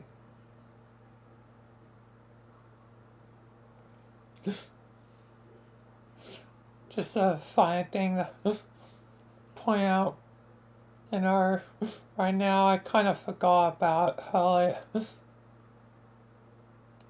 anyway.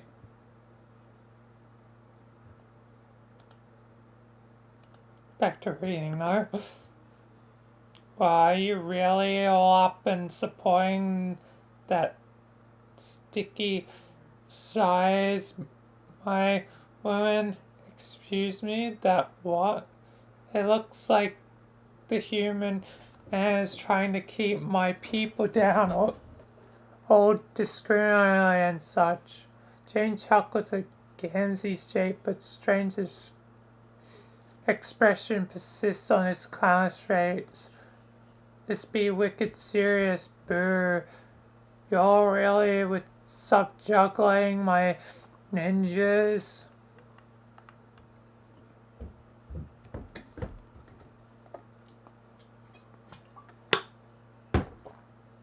Jane scoffs. The downside of taking notes by hand is one wrist is bound to get a bit sore, and it lets her straw and patient for the tiresome ordeal explaining the basic functioning of a political system to an ignorant Professor Gamsey, please, I'm not the one with doing any of the sorts. My best friends are Troll. I have no ill will towards trolls at all. I just want them to have the same opportunities and privileges as any human, occupation, or what have you. But there are certain measures that are realistically speaking necessary in order to ensure these opportunities and privileges remain equivalent across the board. But breeding control, I don't know, man. Doesn't seem keeping in the spirit of tolerance and equality and all that, man. Gamsey, you don't get it. It's not about equality, it's about equity. Yeah, I don't follow, honk. You see, in the system of equality, every individual is dealt exactly the same hand. Maybe this is an analogy you would understand. What if we lived in a world where only one size is shoe? That would be perfectly equal if everyone has access to that shoe. But would it suit everyone? Could everyone put on this one size shoe and receive an equivalent level of support and comfort? I don't know, as long as it's a big old shoe, it might be alright. Mang. Jane pauses to often exasperation. No, Gamsey, everyone needs shoes that fit the size of their feet. They need to make unequally sized shoes for unequally sized feet. Oh, I know all this about too, but if you say it's true, yes, it's true. It's the same with building laws that are conducive to a functioning, equal society. Some people are simply born into positions that confer upon them certain advantages, and in the job of the government to ensure that people who are less fortunate can be lifted up as it is to match their luckier peers. We offer greater assistance to some classes of people than others to ensure their equality, just as is the case with natural and human birth rates. So you're saying you need different shoes for your human dicks and whatnot. Precisely. The reintroduction of the monograph changes everything. Trolls and humans don't have identical birth rates. It's a fundamental biological fact that natural troll reproduction is much faster than humans. It's a matter of evolution in society. You know this, Gamsey. Your people are involved in a harsh, unforgiving world where the slightest misstep could lead to death. And like any animal, your biology adapted to the circumstances.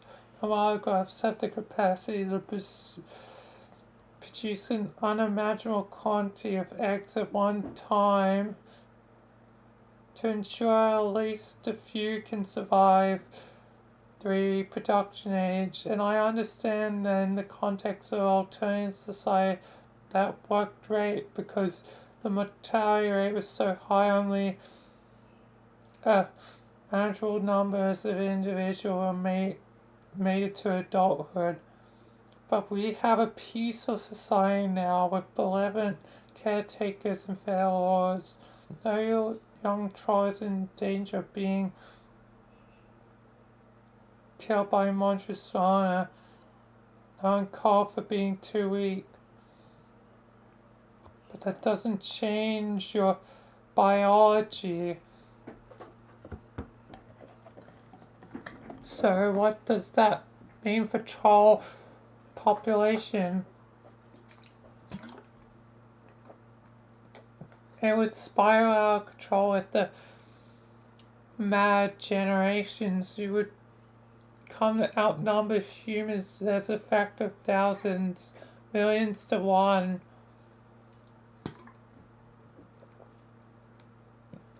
The infrastructure would not be able to keep pace. The economy would be completely destabilized. The market would be flooded with thousands of trolls. Wouldn't be able to find jobs or places to live. Not to mention the issue of lifespan. Some of you will live for hundreds, thousands of years. And honestly, speaking of biology, I'm not sure if we were to loosen population's control right now, the people may have to say, let's just say I think it would be irresponsible to gamble on whether or not natural Turnian order would reassert itself in such a troll-dominated society. Maybe in 100, 200 years, when you're proven, and I'll believe you will.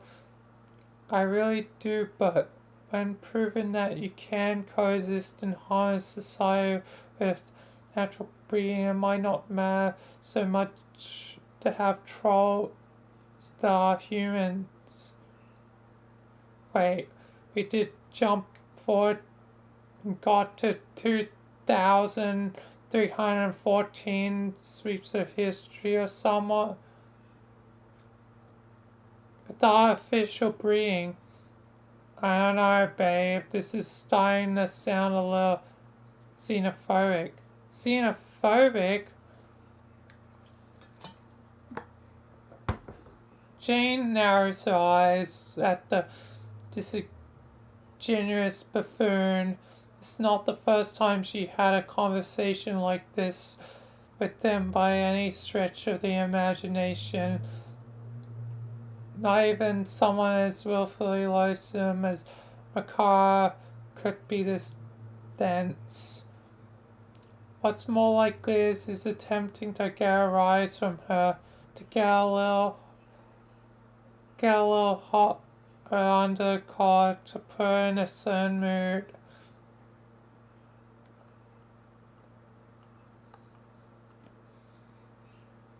I just explained it's essential that all these regulations remain in place so human troll populations can remain proportionate.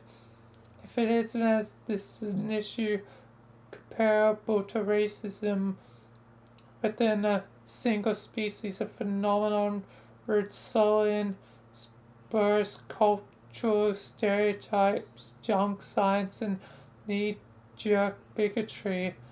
The objective real and quantifiable biological and behavioral differences between us species which must absolutely be accounted for if we are to live in a harmonious society together and no species holds an advantage over another.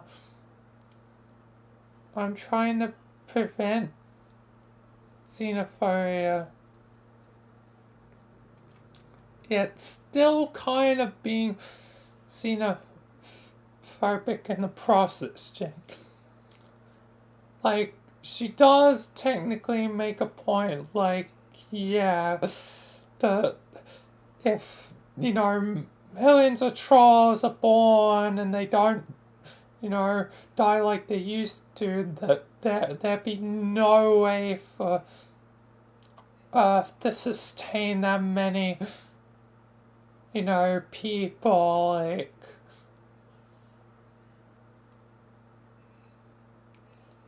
yeah, no, I forget what's the theoretical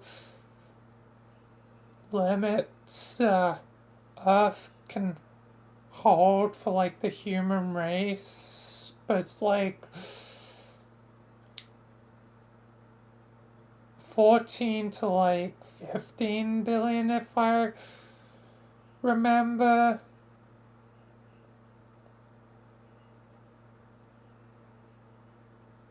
And we're already at 8 billion.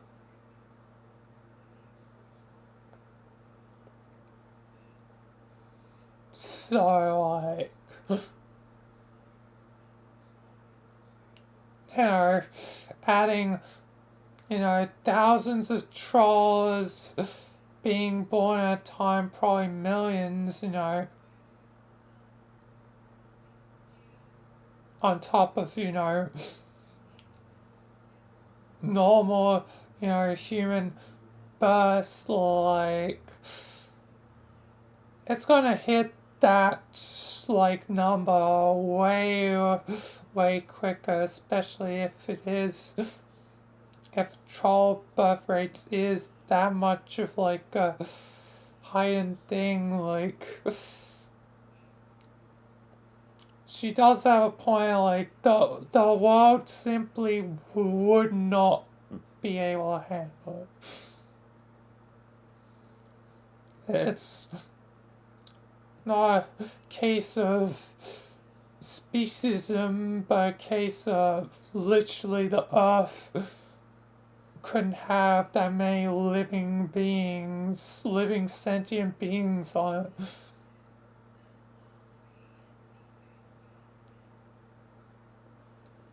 But still, she probably should give them a chance.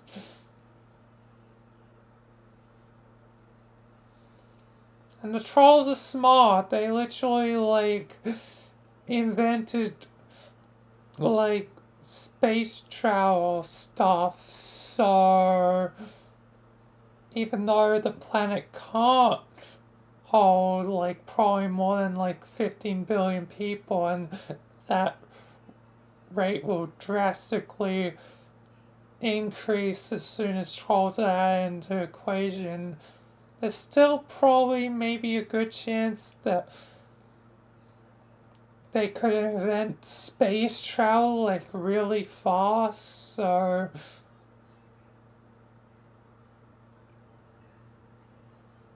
Chain ultimately S is probably being xenophobic.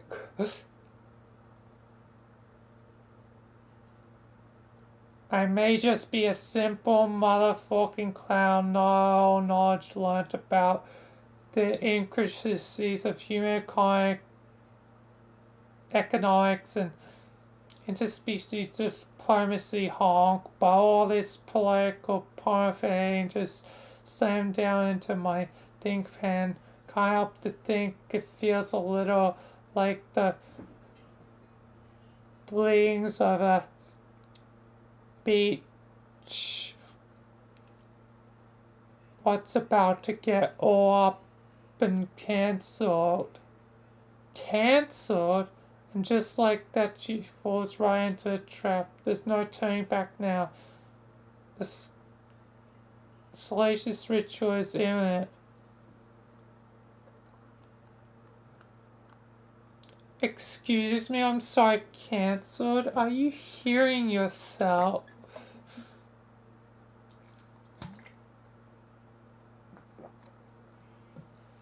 Who in this world would literally insect in a clown face like yours the authority to be cancelling anybody? Wow, honk. Forgive me if I'm a bit nerd to hear a drug addicted clown who murdered half his friends tell me that Jane Crocker am cancelled. Hey, you know that's insensitive. Addiction is a disease, and I can't rightly help that my Lucius was never around to teach me right from wrong. Yes, we've all heard your sob story, Gam.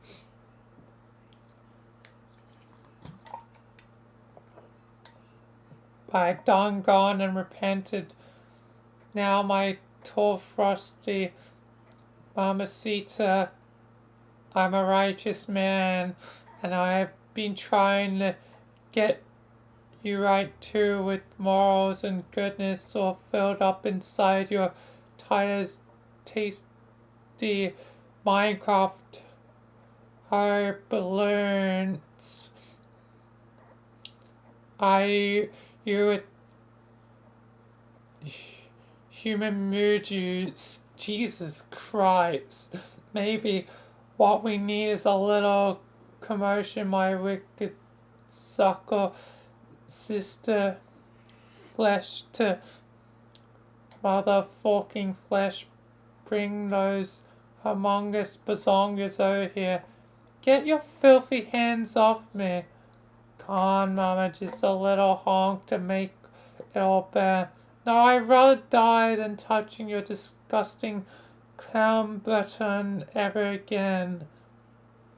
You say that every time, my big busty babe.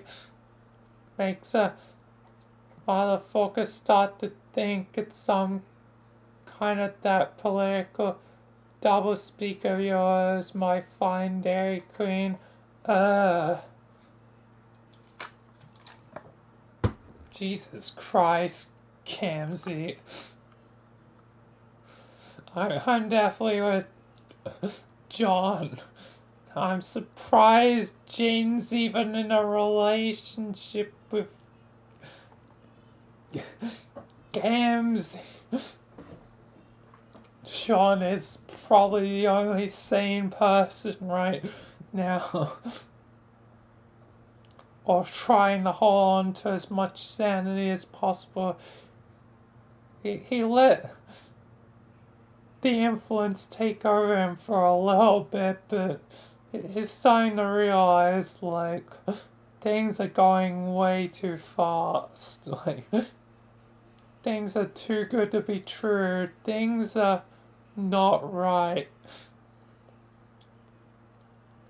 Sometimes the world needs a villain more than it needs to be perfect.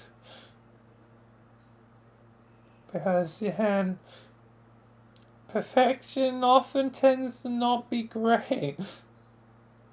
It's why I've always said I dislike the concept of heaven. It's too perfect. Like, if there is an afterlife, I want to essentially be a second life. Maybe obviously better than the first. Could lose the racism, and sexism and everything else. But there still needs to be sort of like bad things. Like, there still needs to be, like in an afterlife, there still needs to be the choice of a final death.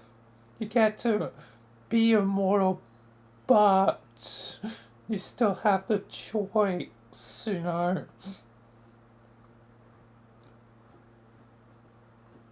Meaning that you can try and, fulfill your dreams in your life, or just decide, it's finally the end. Your last life, your afterlife is at an end. It's like, the ending of The Good Place. Literally making, heaven have a choice of if you move on or not.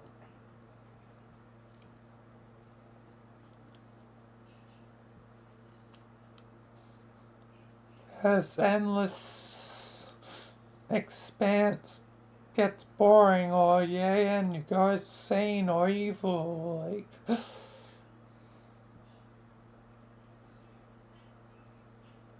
So yeah. This perfect paradise of a candy timeline is not so perfect.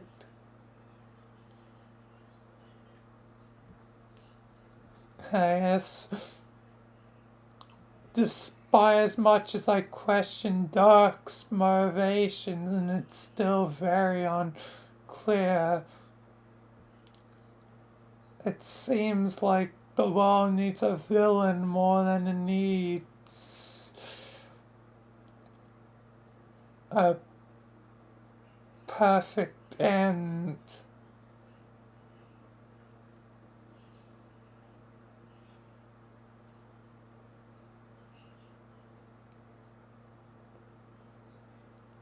In spite of Jane's protest, Gamzee makes a desperate play for a lusty squeeze.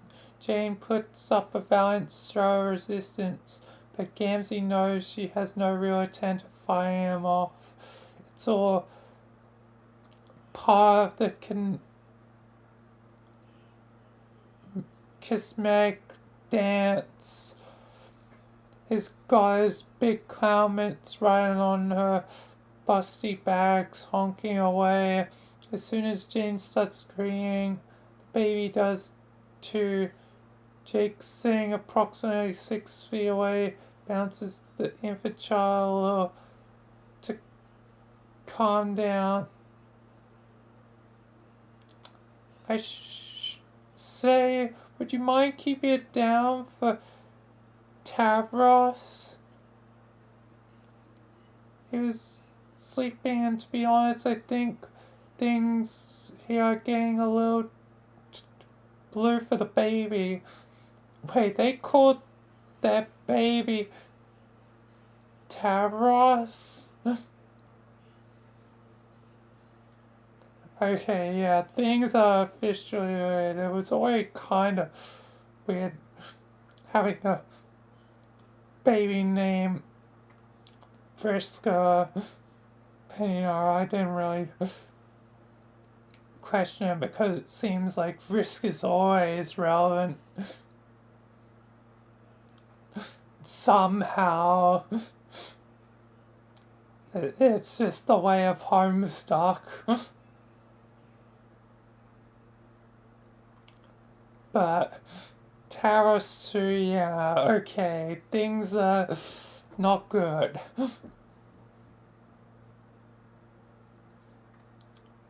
Jane and Gamzee break apart once. If she forgotten that Jake was there, she stumbles to cover herself properly the moment her voice cuts the din of sloppy, moist honking. Jake, darling, don't worry, there's plenty of attention to go around, my love. Would you care to join us? I think it's time for Taros to be fair. Why don't you take a ball and get him out here so you two can... Ah, yes, Gansey. Get him a ball, won't you? Jake, who has been sitting on the other side of the couch with the seat baby Chavos in her arms, remains stiff with the squealing infant as he waits for Gamzee to carry out his commanded task. The clown bends over revoltingly in front of the couch, full rump, straining against his plush purple briefs, is daring Jake to look away, and he can't. Jake stares transfixed into a full moon of the clown's bugs, appearing virtually shrink-wrapped by the moist fabric as Gamzee slowly descends, fingers trailing down the entire length of his leg. His cod piece bobs between his spread thighs as he grasps for the bar of milk that has been knocked to the ground in the fracas, and he snaps right back with a honk and nearly makes Jake rock out of his seat. Jake's heart is racing so far he loses focus. He didn't notice that Gamzee is offering him a ball till Jane's angry voice fetches him to his senses. Gamzee, that's been on the ground. Get him a clean one.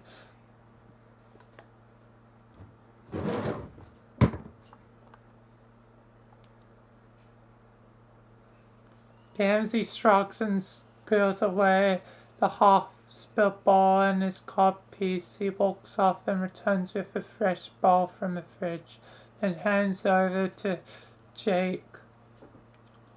Thanks, I'll just be going now. See ya. Jake snatches the bowl from Gamzee's hand and flees to his room in a brisk walk as he can manage. Baby Taurus comes down as soon as the rubber nipple is in his mouth. But no matter how far Jake walks down the long corridors of Jane's mansion, the loudest honks echo through the hollows of the walls of a Jewish ghost. Nowhere is truly safe. Even a little noise emanating from the cursed living room shoots Jake's skull like a gunshot. As Jake gently bounces the baby on arm, he takes out his phone to text an old friend. Jade, are you there? Yep. What's up? Can we call? Sure, Jake. Jade has dared up a voice before Jake can even to do it itself. It's such a relief to hear her voice. It's something to focus on besides the honk. Jake winces.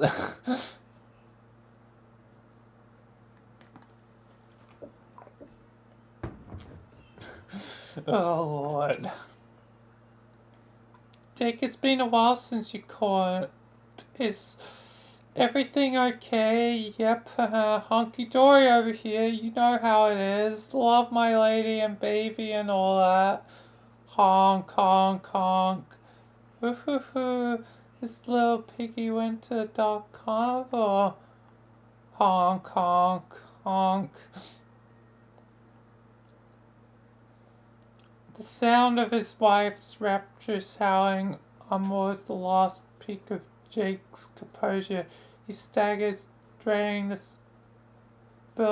soft little Taurus onto the soft little bed, killing him forever. It's not safe to stand, so Jake shuts himself into the first empty room he comes across and lets himself slide to the ground against the closed door.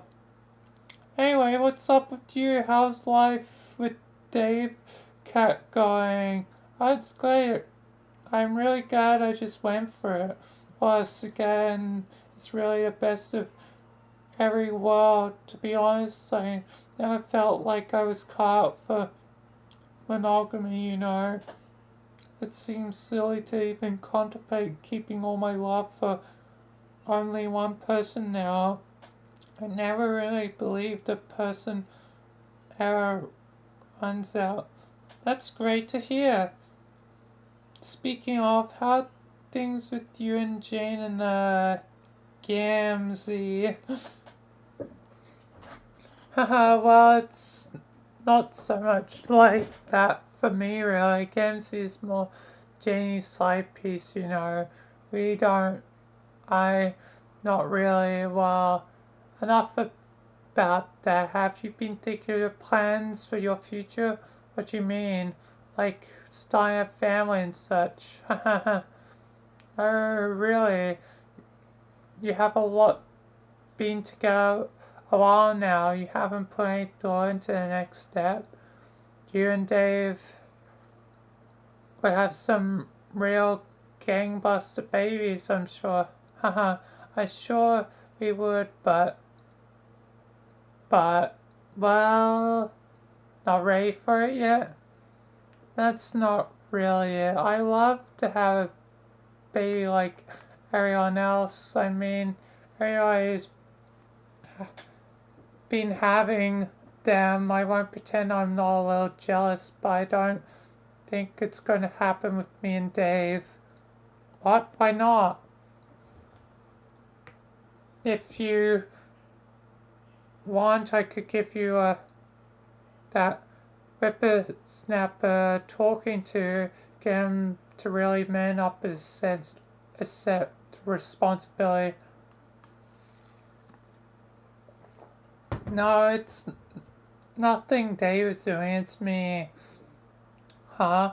There's no way me and Dave could have a regular baby together because I'm... What's wrong? Well, let's just say after all this stuff, it's done some things to my body, like merging with Beck mostly.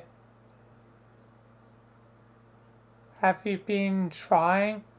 Well, we can't really. What, do you think your dog genes are keeping you from getting pregnant? Not my genes exactly. I don't really want to get into specifics.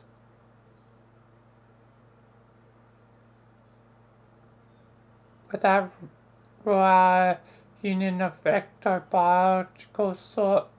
It's not, but I think I was really interested in having a kid with ectobiology. It just feels, well, I think we've had enough of ectobiology for one lifetime. Fair enough. Yeah, ectobiology makes things a bit weird because technically by regular biology, like, none of them are technically related, but ectobiology makes things a bit weird. I just thought asking her to help us out, but that's not so much to ask. Or like a surrogate to have her carry the child for you in her womb. Yeah, something like that. Goodness, have you mentioned this to her? Yes, we've talked a little bit about it. What did she say? I don't know, it's a tricky subject. She didn't say no, just there was stuff to think about. I see, but I might be missing something. What? Well, Dave is Rose's brother, right? Yeah, so if he supplied the fatherhood material, wouldn't that be... Lol. What did I say? No, Jake. Dave wouldn't be the father in this scenario. Oh, cockhat then. I know. I'm confused again. Aren't there biological compatibility issues there? I mean, with natural birth and not the ecto-what's-it machine? Cockhat wouldn't be the dad either. What? Well, don't worry about it, Jake. Look, okay, I gotta go. It's nice talking to you. Wait. Jay would be the father, but how? Unless I'm missing something.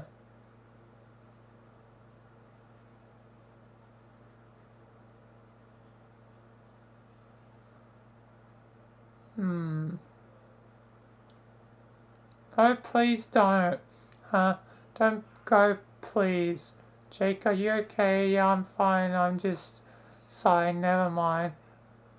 If there's something wrong, please tell me. I'm here for you. You know that, right? There's nothing wrong. Sorry, I feel like I've been drifting apart lately. It's all because we've all been so busy with our new lives and such. I just wanted to talk to you like the old times. But I won't hold you up if you got places to be. Jake, it's okay, Jade. I'll be okay. Okay. I really do have to go. I'm sorry. I'll talk to you again soon, okay, Jake? I'll call you. Okay. Thank you, Jade. I'm sorry. Okay. Bye. Jade hangs up. Jake releases a growling sigh. Honk, honk, honk.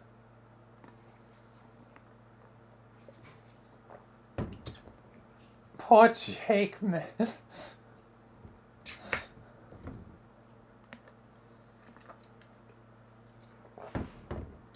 This is very strange. But I guess that's saving point.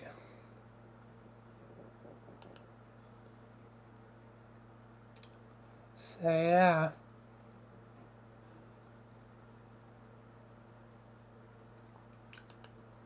Yes,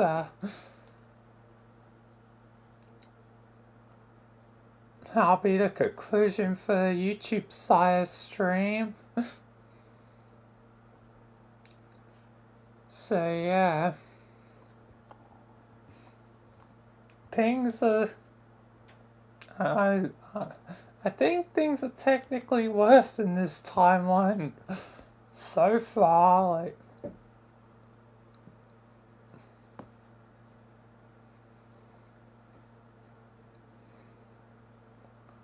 sure, things are pretty bad with Dirk, but this perfect war, it's gonna probably have a lot of unintended consequences. And people don't really get to be happy.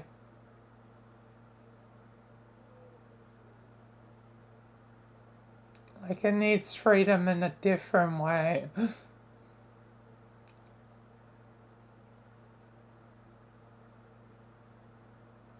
From the freedom of Dirk's controlling the meat timeline. This needs a different kind of freedom, because then no one's actually gonna be truthfully happy.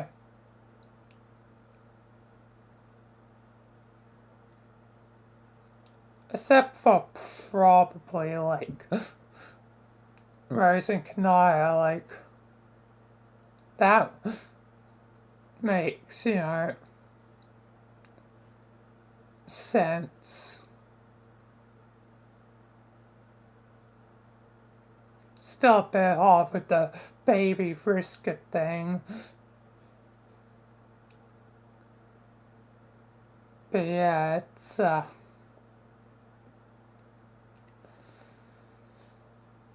interesting time in the candy timeline.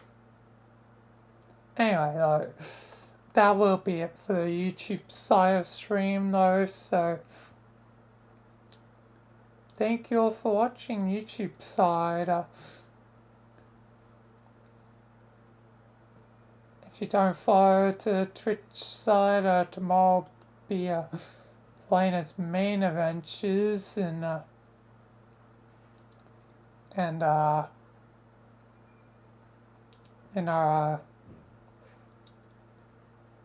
more reading homestuck epilogues. But yeah, anyway, peace, thank you, goodbye. YouTube side, thanks if you subscribe, thanks to members, and yeah, peace YouTube side, till next time.